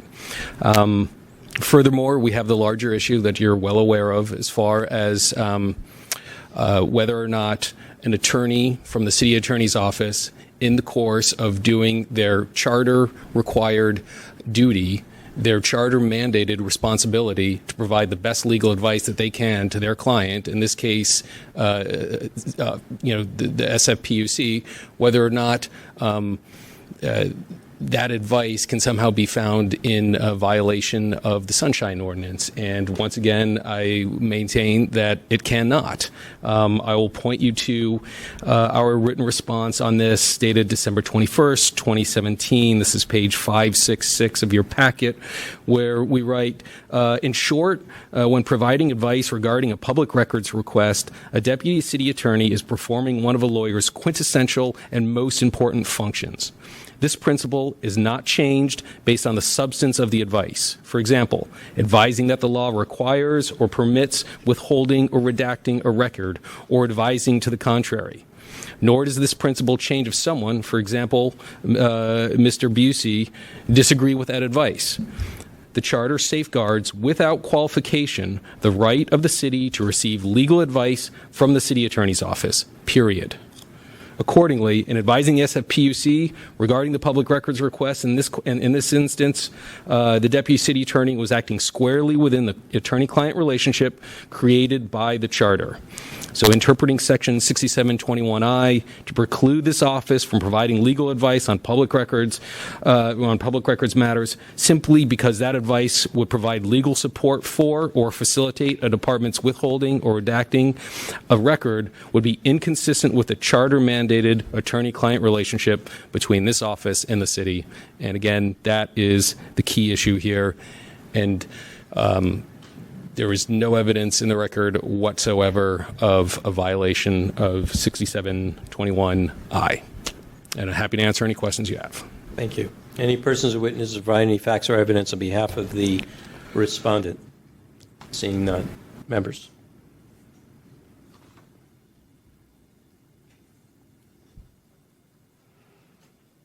Member Joshua. This seems like the same legal scenario that led us to continue the last case. The only difference is that in the previous case, we actually had a copy of the memo, so we could make that subjective analysis as to whether or not it veered into a violation of 6721I. In this case, we only have this hint of what the advice probably looked like based on the response as presented by the complainant. But we have neither evidence that it would have been a violation of 6721I, nor do we really have evidence that it wouldn't have been. And so without that legal analysis on the conflict between the city charter and 6721I, I lean towards another continuance. For the purposes of? For the purpose of making a consistent decision in both cases. And what would we need in regards to continuance? What information would we need that would help us along? I mean, I don't think we're going to able to pierce that attorney-client privilege veil to understand what advice actually happened in that what's a memo. So we won't. Sorry? So the only thing I would say, I'm sorry to interrupt you, is that when information is being withheld, whether it's attorney-client privilege or for other investigative purposes, for whatever reason, whatever state law or federal law provides for withholding information, and that gets cited to the task force as being the reason for withholding the information, one of the biggest problems for the task force is how do we know what was in it was actually in violation or not, or is public and applicable or not. We don't have the power of in-camera viewing, where a judge might go back into his or her chambers and view something and come back and say, well, I looked at it and it looks either valid or invalid from that point of view. Right. The only piece of evidence we have is that little narrative that the complainant cited about how there was the 14-day extension and then the response had these things that cited legal court cases. That's the only piece of evidence, one way or another, that exists about what may have been in that. Right, but if you had the actual document, that would answer your question. Absolutely. Okay. And presumably. Right. And so then the question is how does this body go about finding a way to see what's in that document to make a determination whether there is a violation or not? I mean, I already resigned myself to the fact that we can't get it, but maybe you've got better points than I do. I'll let others continue. Member Kate? I actually just still had a question about exactly which components of the complaint we're actually considering. Is it just against the city attorney's office, or is it also against the PUC? Because I'm not. This is specific. If you read just the agenda, it's a complaint against the office of the city attorney. Got it. We split them up. They were one, and we had split them up. Right. The PUC portion is pending for this task force at a future date. Okay. Any questions for the parties? Any clarifying questions you need from anybody else? Yes, Member Joshua. I have a question for Mr. Cote.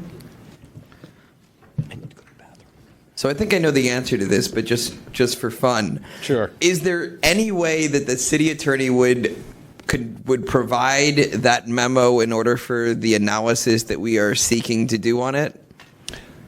Legal guidance that we provide to our clients is protected by attorney-client privilege. It's confidential. I'm just going through the process. We don't have the ability to waive the privilege. I'm just going through the process of seeing if there's any, and then can you identify any sort of in-camera process that would allow us to get to the heart of what is contained in that in regards to whether or not the complainant's argument is valid or not? There probably isn't, but I'm not aware of any in-camera process that's available to this body. You're aware the term in-camera doesn't actually mean in-camera? I know what it means. Okay, cool. All right, thanks. Sure. Do we have any other questions? Seeing none, should we move to rebuttals? Have we already done rebuttals? Mm-hmm. Seeing none, should we move to rebuttals? Sure. The respondent?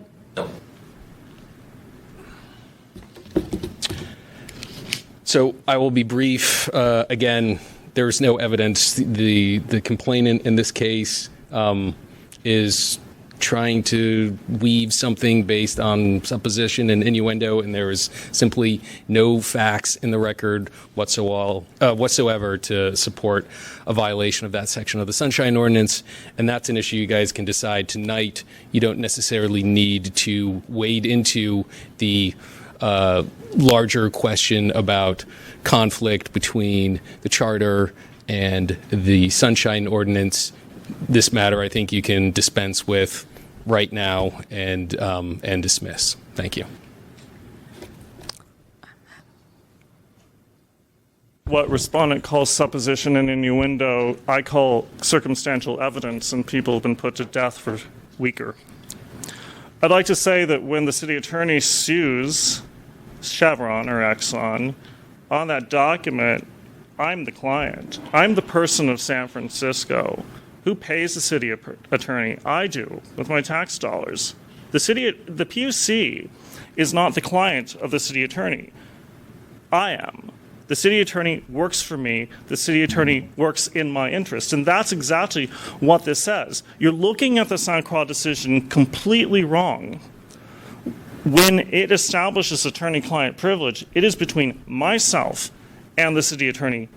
And therefore, under the rules of professional conduct, it's very clear that there are times when the city attorney has to stand down. The St. Croix decision doesn't strike down this part of the Sunshine Ordinance. The St. Croix decision strikes down the parts of the Charter when the city attorney is representing city departments against the interests of the people. Thank you.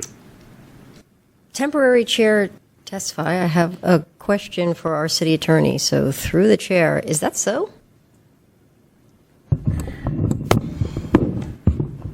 What's that? How the city attorney, the client of the city attorney, or the city departments?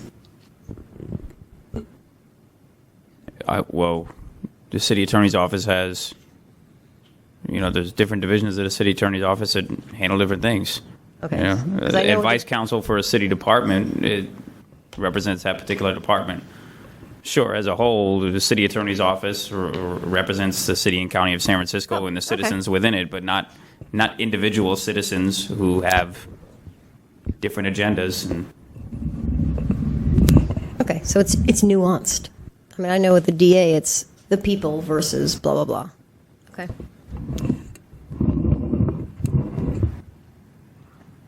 It's the same thing. No, the DA and is the same. So I have a radical idea, and I'm just putting it out there because it's available to us. Okay, I'm not saying we should do it or not do it, but we have some potentially new avenues.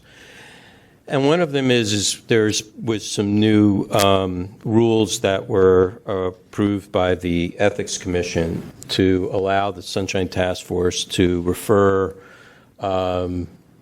cases or simple violations other than willful failure for enforcement.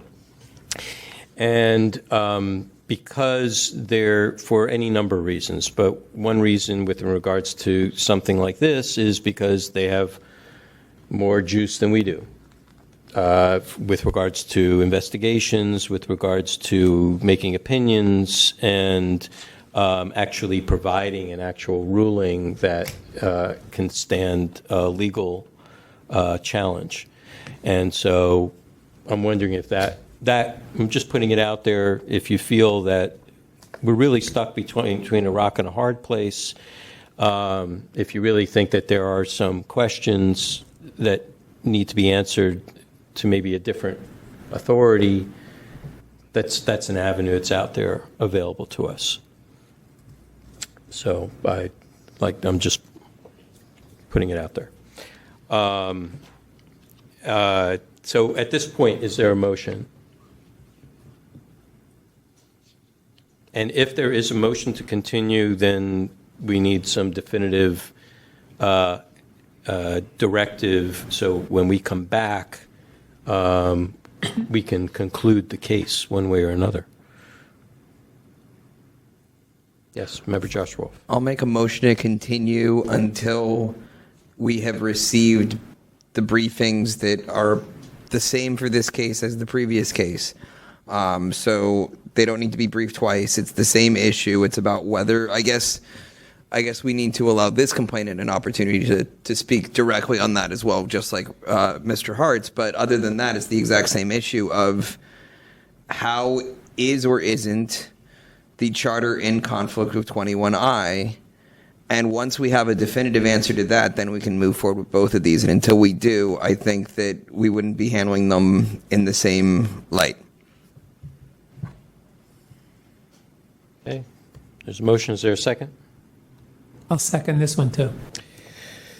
Moved by Member Josh Wolf, second by Member Kanata. Any further discussion on the motion to continue? Public comment on the motion to continue.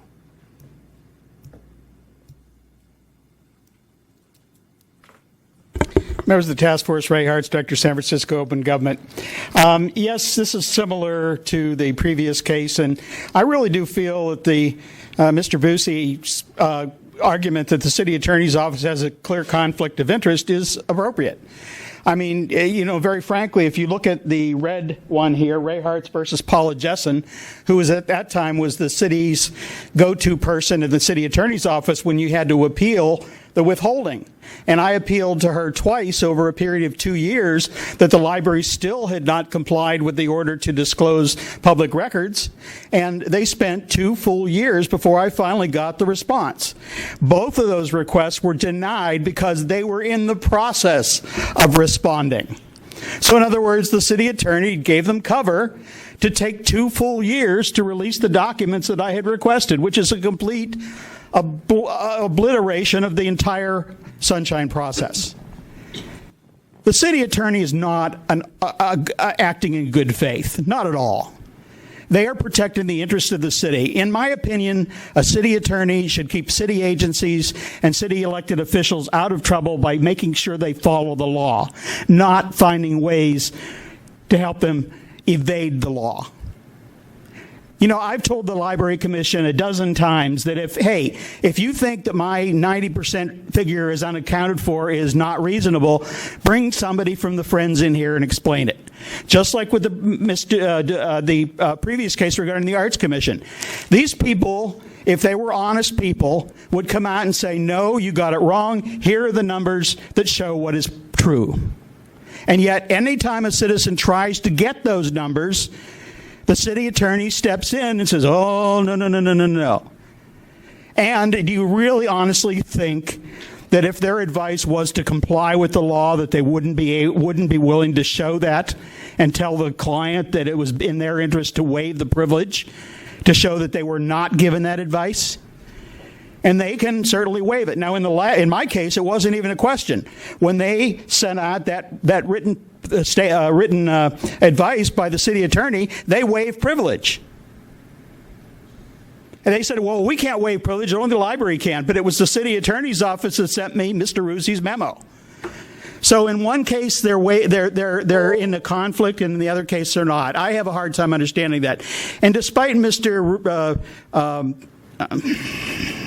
despite your deputy city attorneys, that would be unethical, that would be disbarment. Very frankly, they're so damned arrogant at the city's attorney's office. They go, well, who's going to have the funds to take us to court and actually prove what we did was illegal? Or go to the California bar and have any of us challenged? That's what they rely on. Thank you. Any other public comment? Seeing no other public comment, are we ready for a vote? Please call the roll. Sure. Member LaHood. So I understand wanting to be consistent, but if we're still not going to have access to the memo, which is exempt from disclosure, are we going to have enough information to make a different decision in this case? It's a fair question. Somebody have an answer for that? Yes. Member Kate. I would think that without the memo, which we aren't going to get because it's privileged, we're not going to know whether the attorney was asked to help deny access to the records. And I think I've got some serious concerns about 6721I in light of St. Croix and what's going to happen with, because we can't know, in this case I think illustrates the problem, we can't know what the purposes for which the attorney was asked to provide this memo unless we get the memo, but it's privileged. And if we can't get the memo because it's privileged, then that's pretty much, that should be possibly the answer, because we don't have evidence that the attorney was asked specifically to help deny access to the record. Let me ask a question just as a matter of general procedure within the legal process. If this is a quasi-judicial body. If the Ethics Commission is more like a judicial body, if they have the ability to subpoena records, would they be able to obtain that document? And look at that document in camera like a judge would. I don't know the answer to that question. I know that it can be really hard to get, there's cases suggesting it's hard to get a judge to be able to look at a document to review for privilege. I just don't know the answer to that question. Okay. But I mean, I do think this case does highlight the need for a little bit more guidance on whether 6721I is applicable in light of St. Croix. That would be, I think, going forward, having a solid answer on that, as much as one can have one, would be helpful. I actually think in this particular case, there's not evidence of the evidence showing a violation for the purposes of denying access to the public. So that's why I'm probably going to vote no. But I do think that it's an interesting question, and I think we could get some good guidance on this, and to the extent that the rest of the task force agrees that it would be helpful. I mean, I understand continuing, but okay. Member Joshua. I understand everything you were saying, but the idea of not finding a violation because we can't review the evidence that does exist. It's not like there's a murder weapon that nobody knows where it is. Like, there's a document that we know has subjective analysis as to whether or not this was or wasn't a violation, and we can't see it, and therefore we find no violation because we can't see it. That doesn't sit well with me either. That's all I got to say.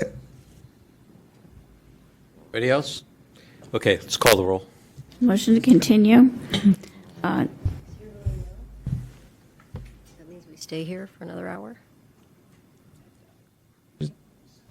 Okay. Please call the roll. Member Wolf? Aye. Member Wolf, aye. Member Kanata? Aye. Member Kanata, aye. Member Kate? no. Member LaHood? Aye. Member LaHood, aye. Member Chopra, absent. Member Tesfaye? No. Member Tesfaye, no. Member Fisher? Aye. Member Fisher, aye. Member Hensy? Aye. Member Hensy, aye. Vice Chair Hyland, absent. Chair Wolf?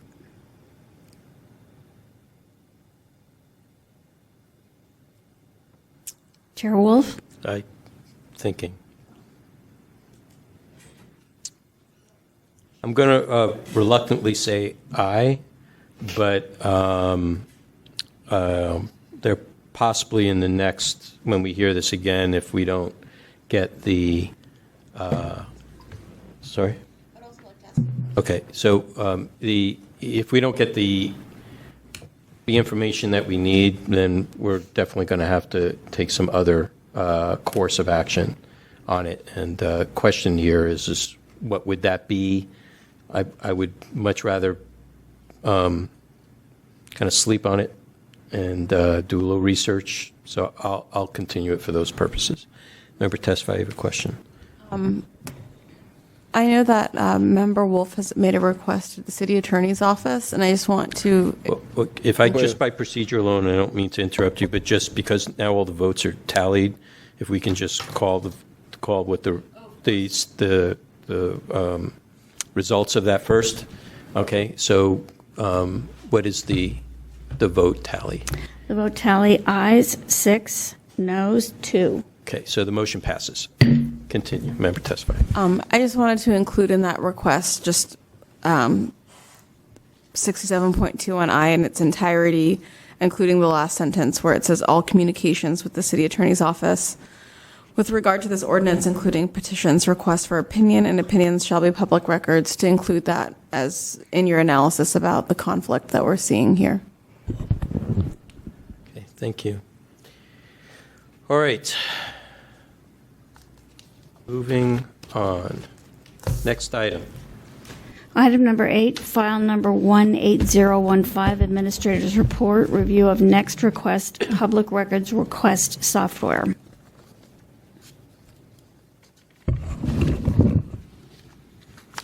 Please proceed.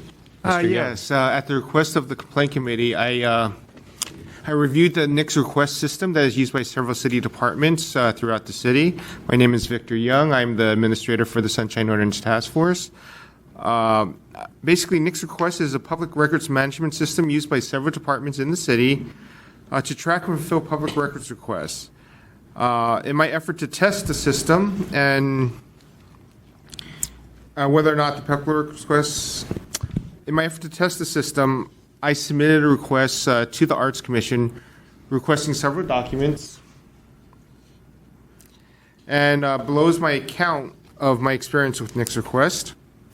And on Exhibit A is the Arts Commission's website regarding how to submit a request for public records. And that, upon checking that link, it pushes me forward to the NICS request system, which is Exhibit B. And on Exhibit B is basic questions. What are you looking for? You know, your personal information, so they know where to respond to. And then at the end of that, it's you actually submit your request, and it goes to the department. And just to note, the Arts Commission has previously stated that even though they do accept public records requests by other means, phone, email, regular mail, and NICS requests, they enter all items into the NICS request system for tracking purposes. Within a few minutes of submitting my IDR, I received an email acknowledging receipt. On that first email I received, it states that my request has been opened and gives me a number. However, I did note that upon submitting my request, it required that I open an account or create an account with them with a password to proceed any further or to retrieve any additional information. The second email I received was actually, that second email asked me to open up an account with NICS request and, you know, create an account with the email with a password. On the same day, within several minutes, I received a request for extension of time. I did ask them to do that on purpose so that I can see what the procedure was if they needed additional time.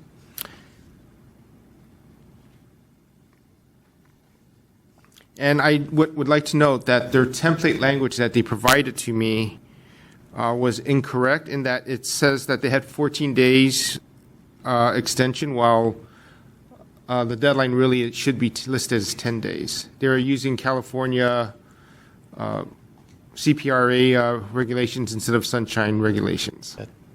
And that is listed on Exhibit E in the packet. The documents were provided to me via email within 4 days. On that email was titled Document Release, and it listed my my number, and that is listed as Exhibit F. The email did provide a list of the documents released that could be selected and open. However, as I stated before, I was required to log in before I can access those records. And then after the documents were released, I did receive a notice of my request being closed. And then the question that I posed was, what happens if a person does not want to use NICS requests? They don't want to use this system, they just want to receive items via email. That's a question I posed, and we can review that further in the future. Some of my other observations and complaints from other members of the public were members of the public objected to receiving too many emails based on one public records request. However, upon my review of the Next Request system, I found that I could go into settings and change what types of emails I would receive. I could limit it to just a response, or I can get an email based on every single status report that is created. I would also like to note that there was a statement on one of the emails that stated that after 30 days, login would be required to review the documents, but that's somewhat of a confusing statement since I was required to log in before I could review it. And the biggest problem I found that the program requires some computer aptitude and use of software programs, and I was required to explore and experiment a little bit to get the program to work for myself in terms of downloading and so forth. If you look at Exhibit G, you'll see that I point to the download button, which is not very evident that is what you should press to download a document.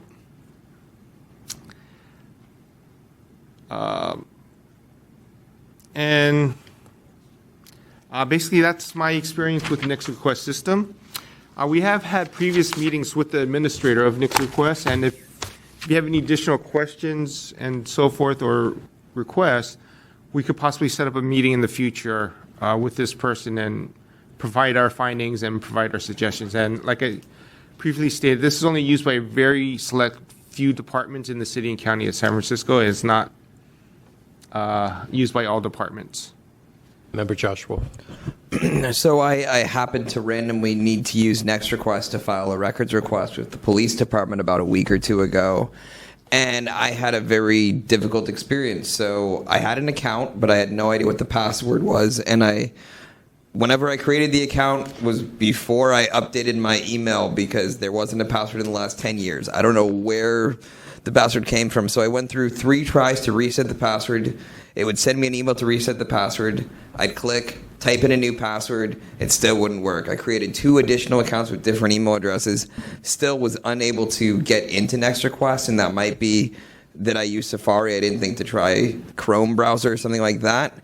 But the fact that there is, at least on the police, and I can't speak for the Arts Commission, no longer an email address for a records request other than the Next Request system, or a records request, so that, I just ended up sending an email to the general PIO info email address, but I think that many citizens, if this is like a Safari-wide problem and everyone on Safari can't actually log in and there's no email visible, I think that's a significant hurdle in utilizing this system by our city.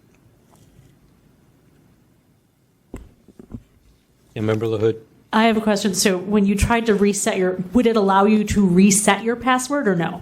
It would send the email that said your password's been reset. I'd click on the link, type in a new password, hit return, then try to log in again. It'd say, no, that's not your password. And I just kept repeating and doing new email accounts. I tried everything except for using Chrome, which I really should have tried, but that didn't go through my head at the time. From a technical perspective, Safari is Chrome from its code base.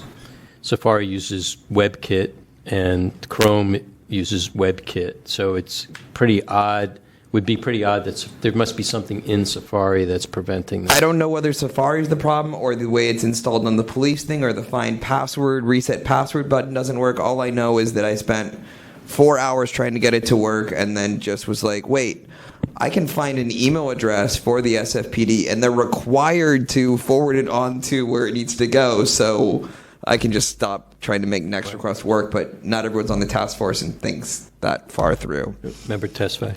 I have just a couple of comments from these reviews that we've heard is first, any browser requirements should be listed on the page. So you shouldn't have to be guessing which browser you should use or trying all of them. And then second, that there should probably be some kind of training video or webinar included next to the introduction to the Next Request system for any city department so that someone who's new to it, which is going to be almost everybody, can watch that to figure out, how to use the system. And 3, if this is still in beta, I hope that there is a way, or there should be a way for the technical department who's deploying Next Request to gather feedback from users on things that they can get their contractor to fix, or, for example, having the wrong statutory requirement for the number of days. That's an easy fix, but they need to have a feedback loop to get that information back to them. So I don't know if this is feedback that we can give somehow. I know that, Victor, you said that we've had communication with that department, but It's a private contractor. I believe they did send a representative for one of our meetings in the past. right. But I know my agency also, my commission uses Next Request, and we do. Yes, we do. We've been using it since before you started there. But since it's a contractor, then the technical department should be able to communicate with the contractor about what the needs are and creating this feedback loop or changes that need to happen in order to tailor it to the city's needs. So I guess we could talk to the Next Request representative, but we shouldn't be the ones talking to the Next Request representative. The manager of the contract should be, the person in the IT department should be getting this feedback from us and filtering that to Next Request. Yeah, so what's the thing is Next Request is like with your commission, it's being used pretty widely around the Bay Area. I've gotten reports from other cities and counties that they don't require a person to create an account, that it's just open and available to anyone so that the general public can actually see themselves what is happening with a public document request. So that way a journalist can go in and search through any number of requests that are on. We have both. So Okay. you have to make an account, but then once documents have been released, there is a repository index that shows all the documents that have been released, so that if a future person, if someone else comes along and wants to get the information, they can just get it that way. And then 2, so that the commission, our agency, doesn't reinvent the wheel each time and going through the whole disclosure process. Once it's already posted, they can direct people there and not go through the whole lengthy process. Right. Well, what I'm saying is that in some other places, there's no requirement to create an account. And I would further say your first question to them that you posited, Mr. Young, is if a person wanted to continue, if they submitted a request not in the Next Request system, even though that they were entered into the system by the department or the person for tracking, would the same method or the requested method for communication be retained? So if they said, I'm calling you, I'm asking you verbally for a request, I want you to call me back with the information, or I want you to send it to me at this address. I don't use email, or, we still have a digital divide issue here in the city. Or can I come pick it up?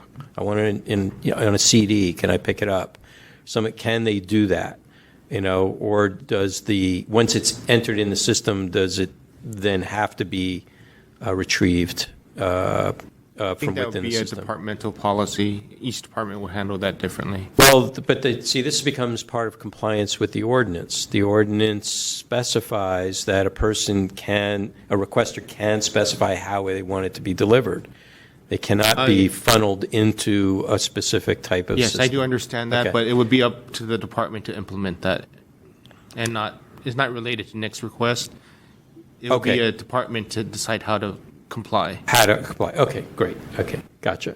Okay, and I agree with you about tutorial. I think that would be helpful. So do we want to have this, how do we want to proceed with this? Do we want to provide some written questions and suggestions and have Mr. Young send them forward, or do we want to request somebody in person to come and answer our questions in person? Well, there's 2 things. There's both how how that system is being used. And then there's other things that are outside of that, like what the dates on the background website for how many days. That's not on the next request end. That's on the admin end, including an email address next to the box so that if, you're using some antiquated system that can't even use their app, you can see the email address to click. These are things that need to be directed on a departmental basis across the departments, but don't actually intersect with Next Request. And then there's all the tech stuff that only Next Request can engage with.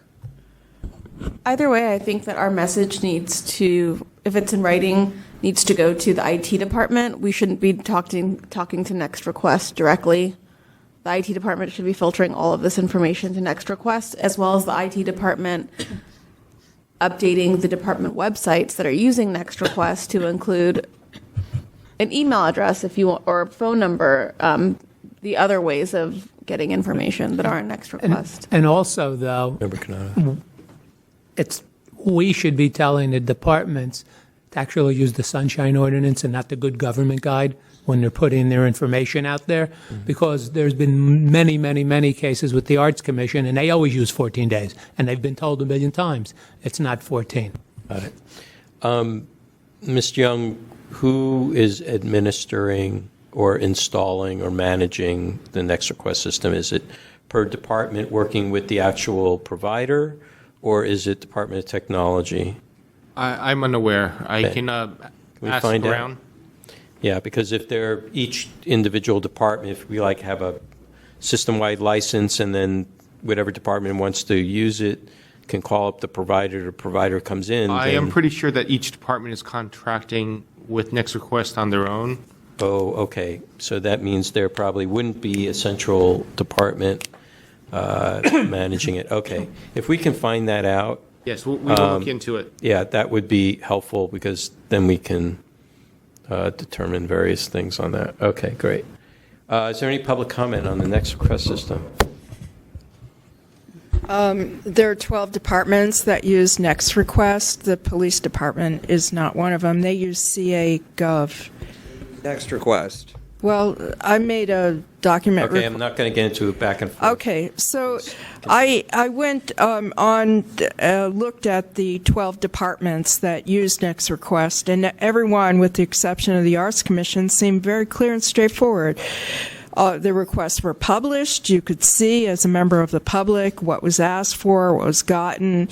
There wasn't too much confusion as you could go into the department. These were the requests made. And so it seemed pretty straightforward, with the exception, of course, of the Arts Commission. There, a lot of the requests are not published, so a member of the public does not have access to requests that they haven't made. There are no anonymous requests. There's never any responses. There's always a space above the line where you can add information and you think that you're communicating with whoever writes these things in the department. And that part is not made available to the public, and there's never a response from the Arts Commission. Then there's always the request of, can you send it another way? I can't view this. I don't know how to use it. Never a response from the Arts Commission. Once they open and close at least 5 times for every request, you have so many emails. Because presumably it's Kate Patterson, a lot of them are not signed, she doesn't know what she's doing. And it's training on the part of Kate Patterson to tell her how to use the system, how to respond with responsive documents, not a bunch of data dumps, repetitive 5 and 6 times, the same hundreds of pages. And so, because unless you have a very large screen where you can spend hours trolling through all this irrelevant nonsense, you get really tired. Your eyes are exhausted trying to see, does anything fit the document request? Did I get anything that's even remotely relevant? And you don't. It's all what you guys call boilerplate nonsense. we did a search, this is what the search brought up, on and on. And these things come within 30 seconds. They're not coming from Next Request. They're coming from Kay Patterson. You can't do a diligent search in 30 seconds, open and close. You know, it drives me crazy. I can't stand it. Thank you. Any other public comment? Members of the task force, Ray Hartz, Director, San Francisco Open Government. As I've been doing this for a decade now, I really do think that I'll explain my purpose. My purpose is that any citizen of this city should be able to make a request for public records and have that replied to in accordance with this law or the California Public Records Act. Any citizen of this city should be able to go to a public meeting, stand up and speak, and not be harassed by members of a committee because they don't like a certain word you used or the tone of your voice, but it happens all the time. Bottom line is, I'm raising issues about things they don't want raised, particularly with the library, the Friends. And they don't want to have the Friends in a position of having to disclose information which would show where the millions and millions of dollars goes every year. And the library is trying hard, very hard, to ensure that the Friends are not in a position of having to respond to records requests. Now, with this administrative tool, it may in the long term serve purpose, but Chair Wolf has mentioned something. What about the digital divide? What about people who do not have access to a computer in their home and are reliant strictly on public computers? What are they supposed to do? Are they precluded somehow from asking for public records? That's what it sounds like. You know, you have to use the system. Now, when the question comes up later, and as if Chair Wolf, as Member Wolf had indicated, he had a hard time signing in getting results, are they going to be able to come in and argue that the response was timely? It's not our fault if you couldn't read it. Or are they simply going to say, hey, we responded, and we responded within the time basis, and the fact that our system doesn't work, not our problem? You're going to have to face all of these questions because I can tell you they'll come up. And very honestly, I don't see this system as it has been described today as something that is friendly to 90% of the people in the city of San Francisco. My mother's 80-something years old, and you tell her computer, and she just has a hissy fit. She just has a nervous breakdown. She doesn't know what to do or how to do it or where to go or where not to go. And I would imagine a lot of the senior citizens and a lot of disabled people and a lot of other people in this city would encounter a system like this. And even when a member of your own task force, like Member Wolf, comes up and says, you know, I tried to use it and I couldn't get the results, that's a pretty good sign that, you know, a lot of other people are going to be having the same problems or even worse. And it's going to actively discourage people from making public records requests. All in the what will be presented as, oh, well, we're just trying to make it easier.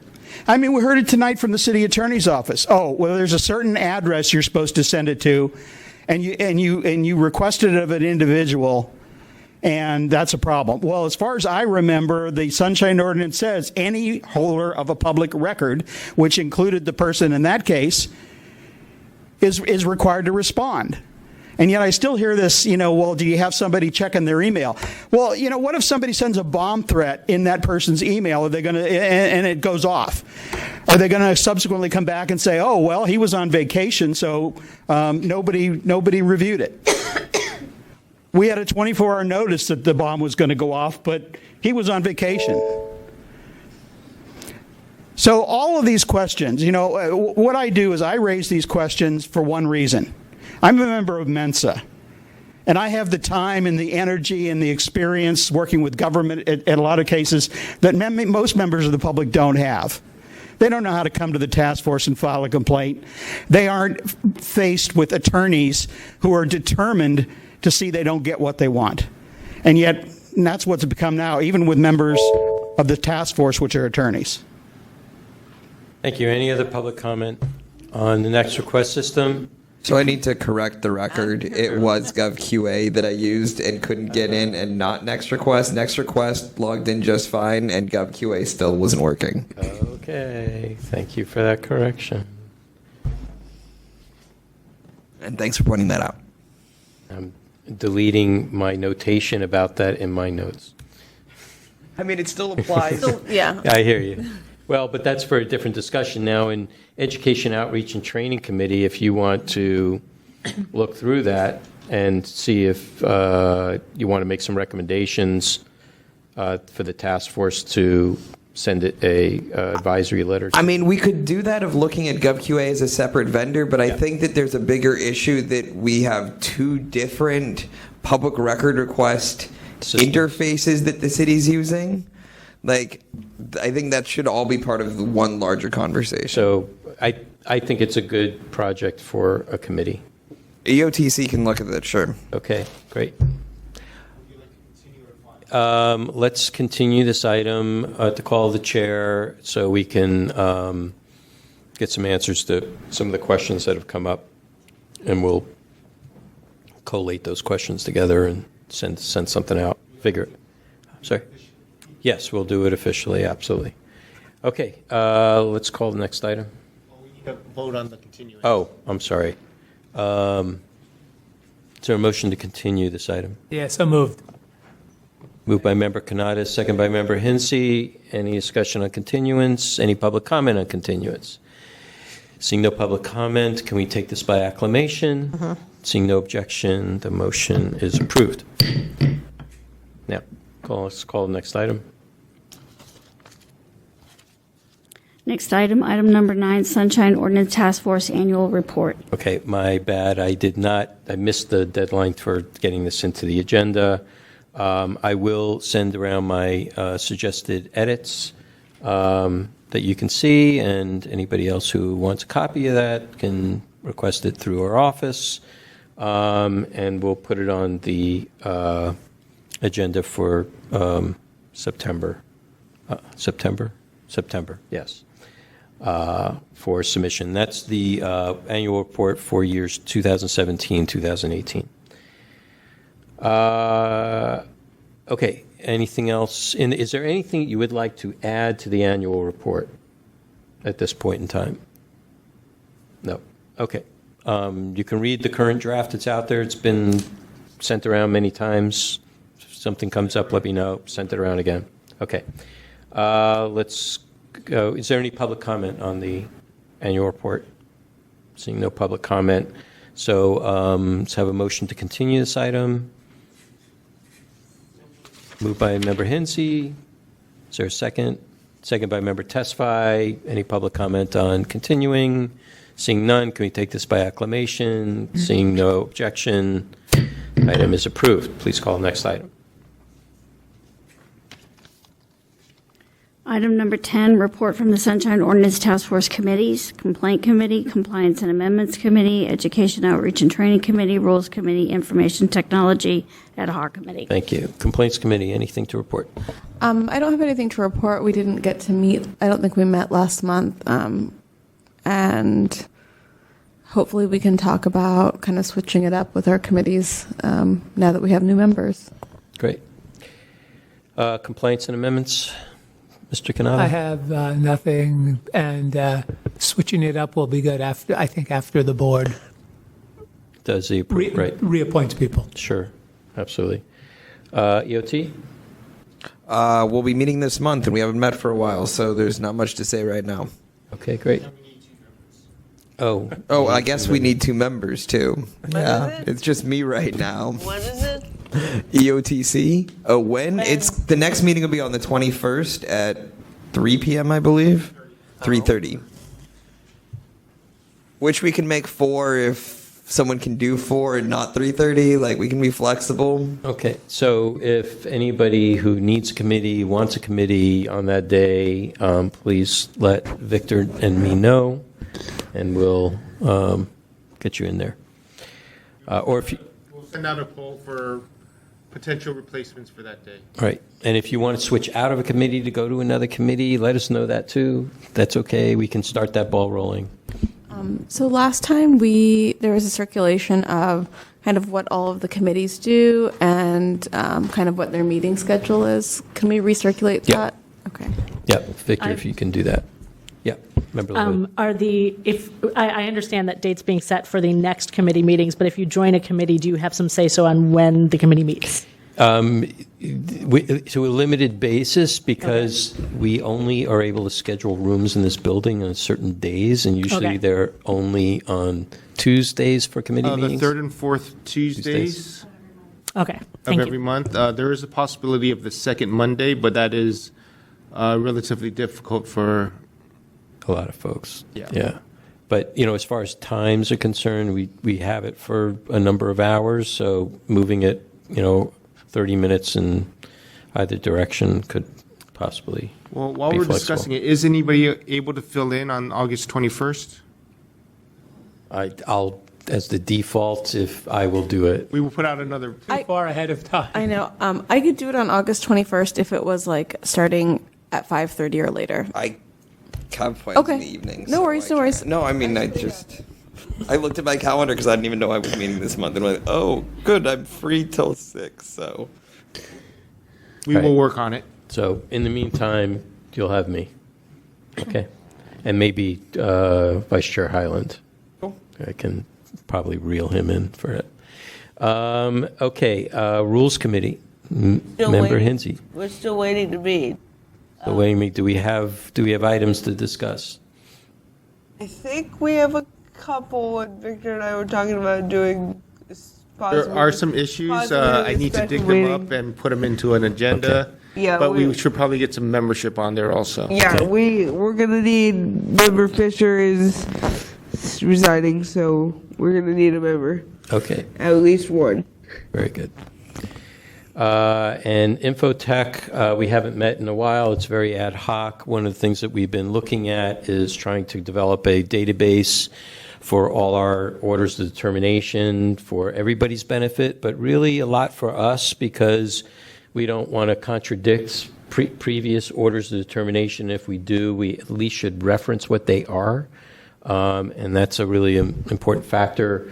I'll get to you, calling you in just a second. Just one last thing is I've been checking in with Mr. Young several times, over the many months here about whether the clerks has finalized a contract for a new tracking system for their legislation that we might be able to massage our work into, and that's still pending. So, Member Josh Wolf. I was just going to say that earlier I said that EOTC would be happy to look at the web protocols for records requests, and I forgot that we have the Information Technology Ad Hoc Committee, which I'm also on, so I think that might be the perfect place for that. So we can do that. Anybody can join that. It's an ad hoc. We meet whenever we feel we need to meet.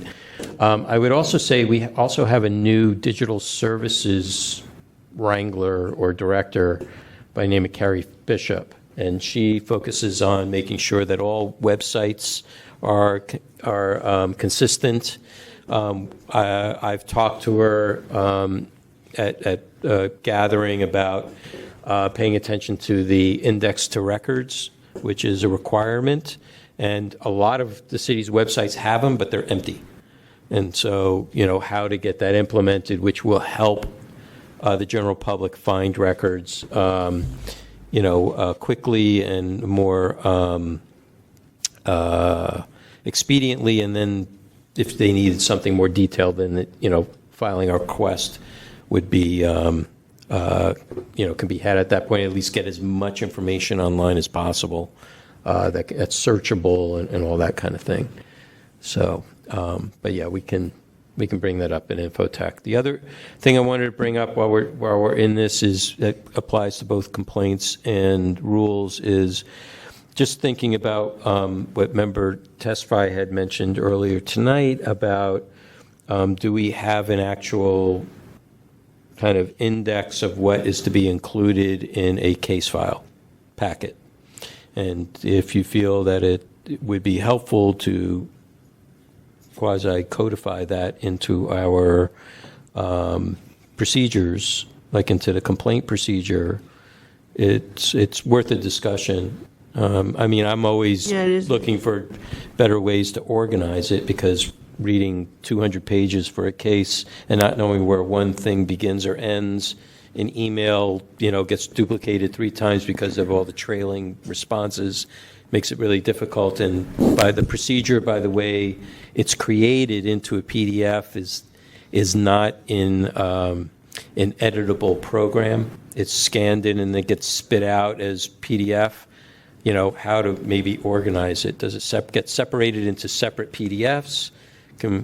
I know Adobe Acrobat or other programs will allow you to put in bookmarks, and then you can see on the left column is kind of a table of contents where everything is.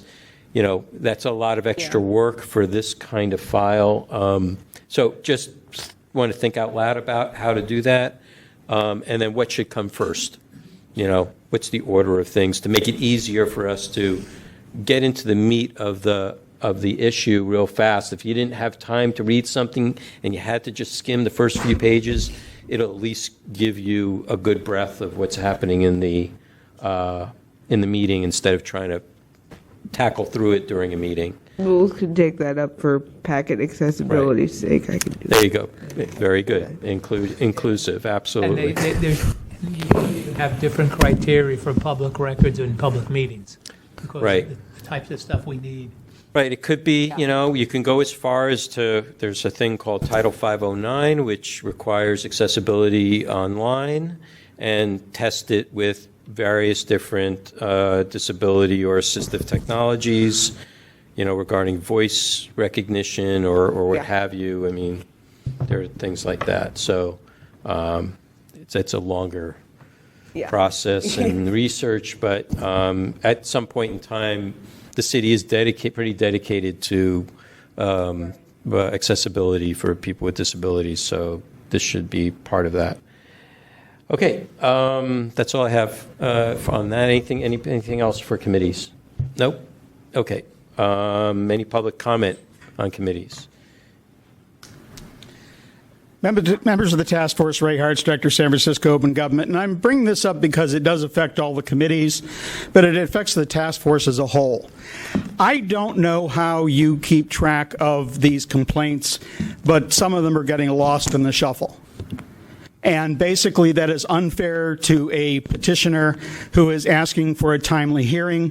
And in 2 cases, my complaints went 9 months before I finally said, what the heck's going on? The complaint we talked about earlier this evening regarding the interpretation of the Sunshine Ordinance as far as nonprofits having to comply with the whole ordinance or only that one section. Where's that? I don't know. Nobody, as far as I am aware of the public, has any idea when their complaints would be coming up. We don't know if it's next month, next year, 2 years from now. And don't laugh and say 2 years from now, ha, ha, ha. But I had one that was 16 months. And I'll be honest with you, for an open government body to be so opaque about how you schedule these hearings is just unconscionable. I mean, it may be nice for you where, you can schedule them whenever it's convenient for you or whatever, but where does the public fit into that? Where do the complainants fit into that? Where they have an expectation, I think, under the Sunshine Ordinance to have a timely hearing. And it's not happening. Some of the hearings are getting dropped completely. And unless there's some way for us as members of the public or individually as complainants to get some sort of a response when a thing gets dropped, very honestly, to the chair, I shouldn't have had to go through the email transactions I went with him to get the hearing that was heard earlier tonight. It was scheduled. I got a notice in my email 3 days before the hearing. I was out of town and couldn't attend. I didn't even read the email till I got back in town. And then I had to petition to have it reheard and all this other stuff. I'll be honest with you, you're doing a really, really lousy job in scheduling the hearings. And with all respect to Mr. Young is not a font of information. He will simply say, that's the chair. And so basically, if you have a complaint in this process, you have to be satisfied. We'll get to it when we get to it. That's basically the answer that is always given, or that's the effect that's always given. Now, I say things that aren't popular, but this isn't a popularity contest. It's a matter of the law. And if a person files a complaint, I think you know that they have a right to a timely hearing. I know that if you were one of the complainants, you would expect that. Try treating people the way you would expect to be treated. Any other public comment? Seeing no other public comment, move to the next item. Item number 11, Sunshine Ordinance Task Force Chair's Report. I don't have much to report.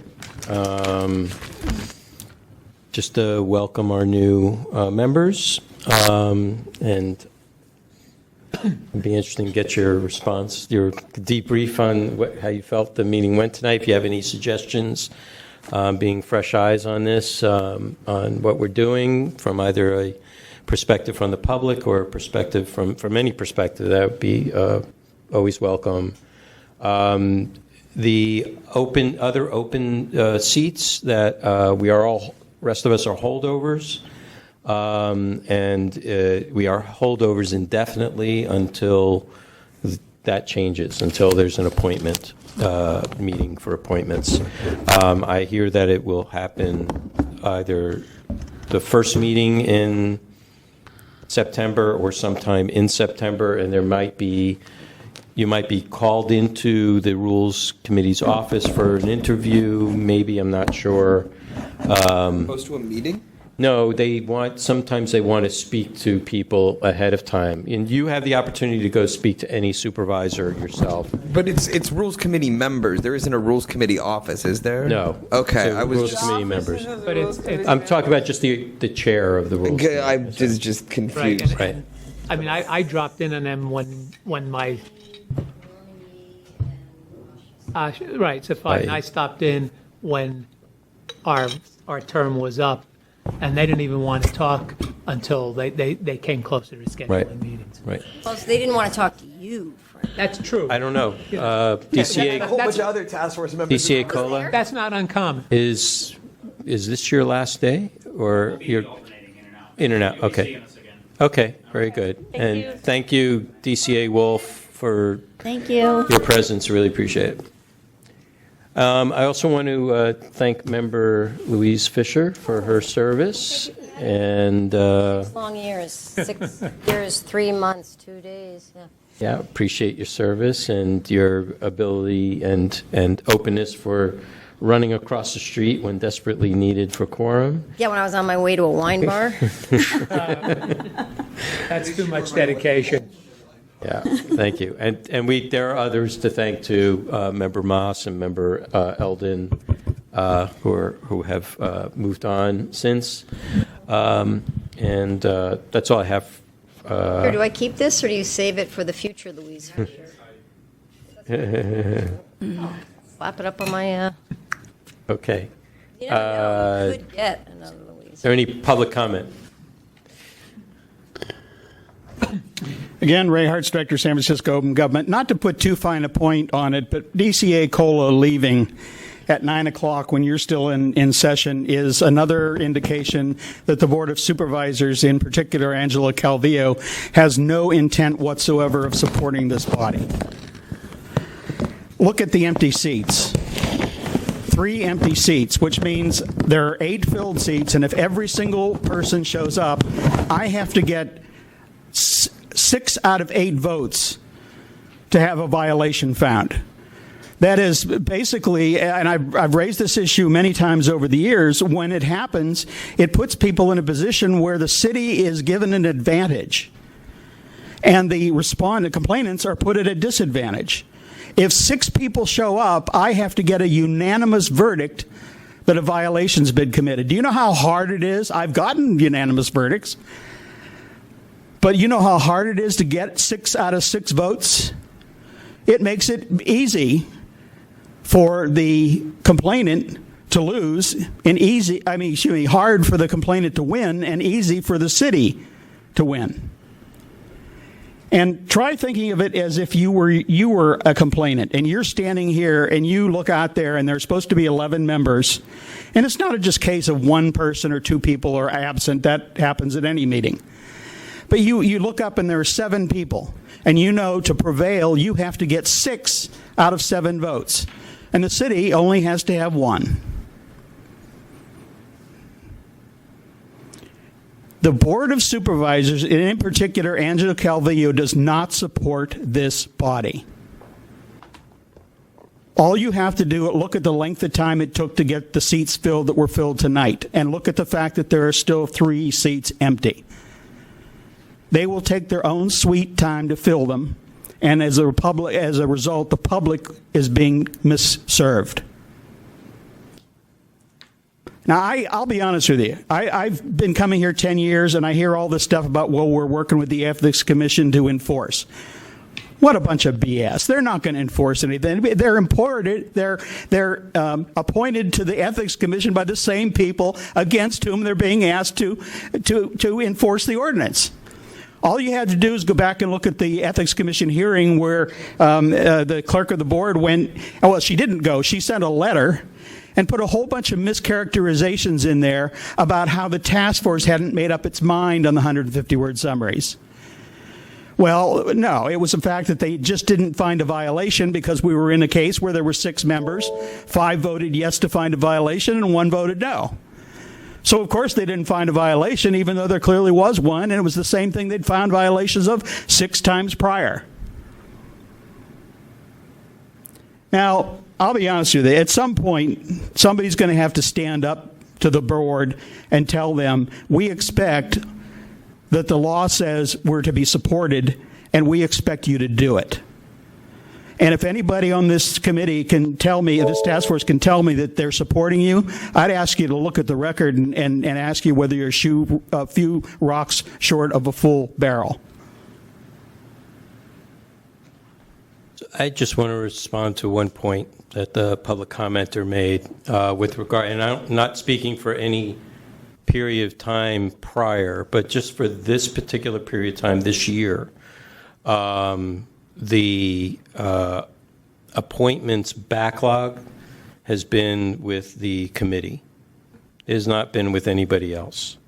The responses for applications were not coming in that fast, and whatever was came in had been forwarded to them. I had, in order to get just the 2 new members here, I had to make several phone calls and make it of some extreme urgency because of the conditions that the public commenter, Mr. Hartz, had mentioned with regards to the number of people, and that we could lose quorum just by one person not showing up.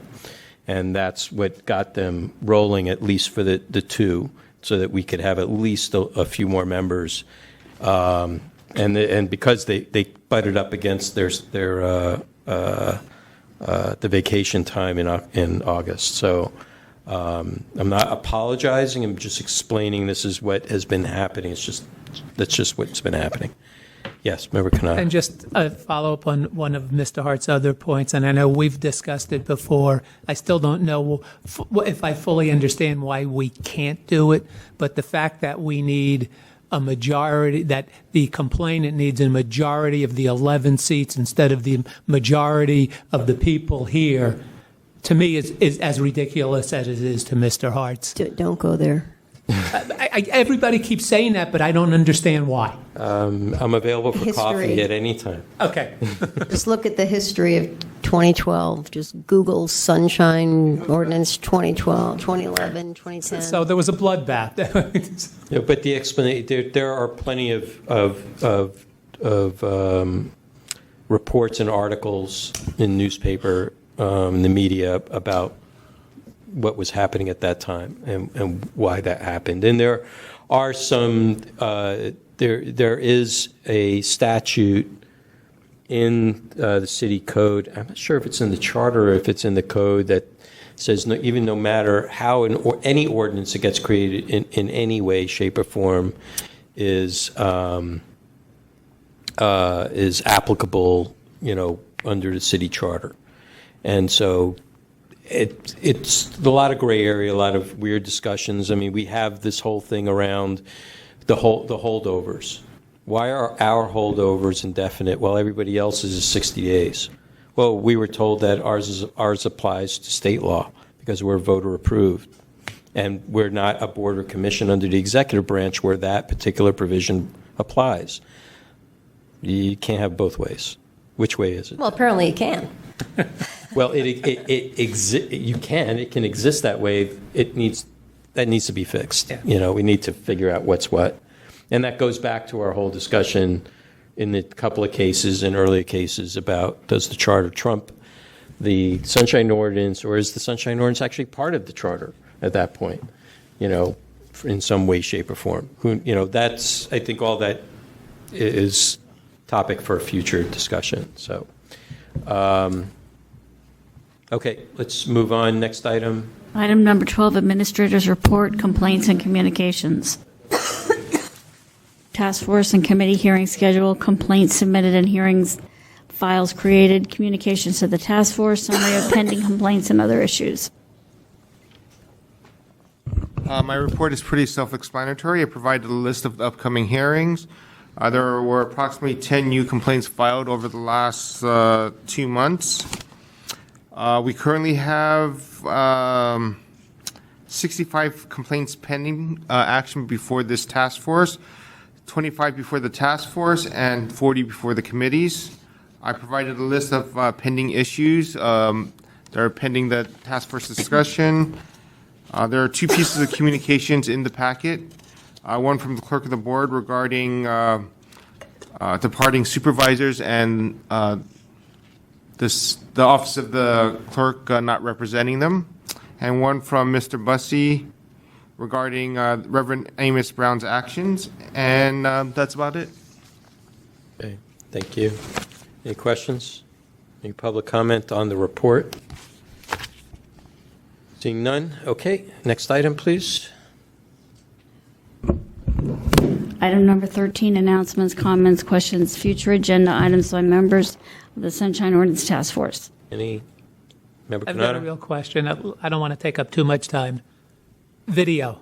Are we ever? I mean, budget to get us on TV. Already on video in the building, yeah. But yeah, I don't have an answer for you on that. I mean, it's something. You know, it's part of the budget. If I don't know if we're beyond add backs yet, but maybe we are. Okay. Well, if we can find the money somewhere else or find a friendly supervisor that's willing to. How about the Friends of the Library? Yeah. Those people that have $3 million, maybe they could get some of that. Okay. Ray and the friends can work together. All right. Okay. Any other? Let me keep 90%. I'll raise funds for you. Anything else for the good of that cause? Okay. Seeing none. Next item, please. Item 14, adjournment. Public comment on the last item. Oh, I'm sorry. So public comment on the comments. Since this says consideration for future items, I'm going to use this time to make an official immediate disclosure request. I would like Mr. Young to send me an email telling me all complaints I have which are still outstanding and what their status is. The complaint we talked about earlier tonight about whether the Sunshine Ordinance applies to the Friends in entirety or only that one paragraph is still floating out there, and I don't know where in the hell it is. And I have to wonder, honestly, whether you do or not. And one case with the mayor, I have a real question as to whether or not somebody has been putting pressure on somebody else to delay certain of my hearings. To be honest with you, when it's a year and I have to be asking where is it, what happened to it, I have to question whether there's something nefarious going on, not just a matter of, well, we lost track of it. I've had a number of complaints fall through the holes, and I don't appreciate having to contact Mr. Young and then have to go over his head to you and make all these requests because I get the feeling like I'm being, I'm being unreasonable or something. I don't think it's unreasonable for people to want to know that if they filed a complaint, when they can expect to have it heard. And to wonder why complaints that were filed at least a year after the complaint you're thinking about is getting a hearing when yours is still not heard. What's the priority? Is it whoever yells loudest? If so, then I already yell loudest, I'll yell louder. No, that doesn't work. Believe me, I tried with the library. I tried being polite, and I tried being this. They don't pay any attention until you start to stir the crap. The library fought me for years to keep what I had to say out of their minutes. Although it was a violation of my First Amendment rights, they refused to put my 150-word summary in the minutes. Instead, they would put in their summary of what I supposedly said. And you can go back and look at their minutes over the years where I've written and said, in this month's minutes, you wrote something that was exactly the opposite of what I said. Or you wrote something that I never said. And their thing, when you get up at the minutes and you say that isn't what I said, is to ignore you. They do it with Mr. Warfield as well as me. If they don't like what you have to say, the library has no problem at all doing what they need to do, abridge what you're speaking. I mean, even at the Ethics Commission, Quentin Kopp didn't like the fact that I used the word bullshit. Even though our current mayor, who was with the Board of the Supervisors, used that term on at least 2 occasions when I was present, and another member used the same term, all of a sudden when Mr. Hartz uses the term, he used a word that's not proper. As far as I know, the First Amendment says I can use whatever words I want. Can I verbally attack somebody? No, there are restrictions on it. I understand that. But as far as my free speech and that of any other citizen of San Francisco, if I think that the word bullshit is appropriate for the circumstances, the First Amendment gives me the right to use it. Does anybody disagree with that? And yet I have been told on multiple occasions by different board members. Very first complaint I filed was a police commission. And they said, you can talk about this part of the agenda item, but you can't talk about that part. And that guy was an attorney. Thank you. Is there a motion to adjourn? So moved. Moved by Member Kanata. Is there a second? Second. Second by Member Kate. All those in favor, say aye. Aye. Opposed? We are adjourned. Can you turn off the microphone? Yes. Nice to meet you. I'm glad. I'll give you this.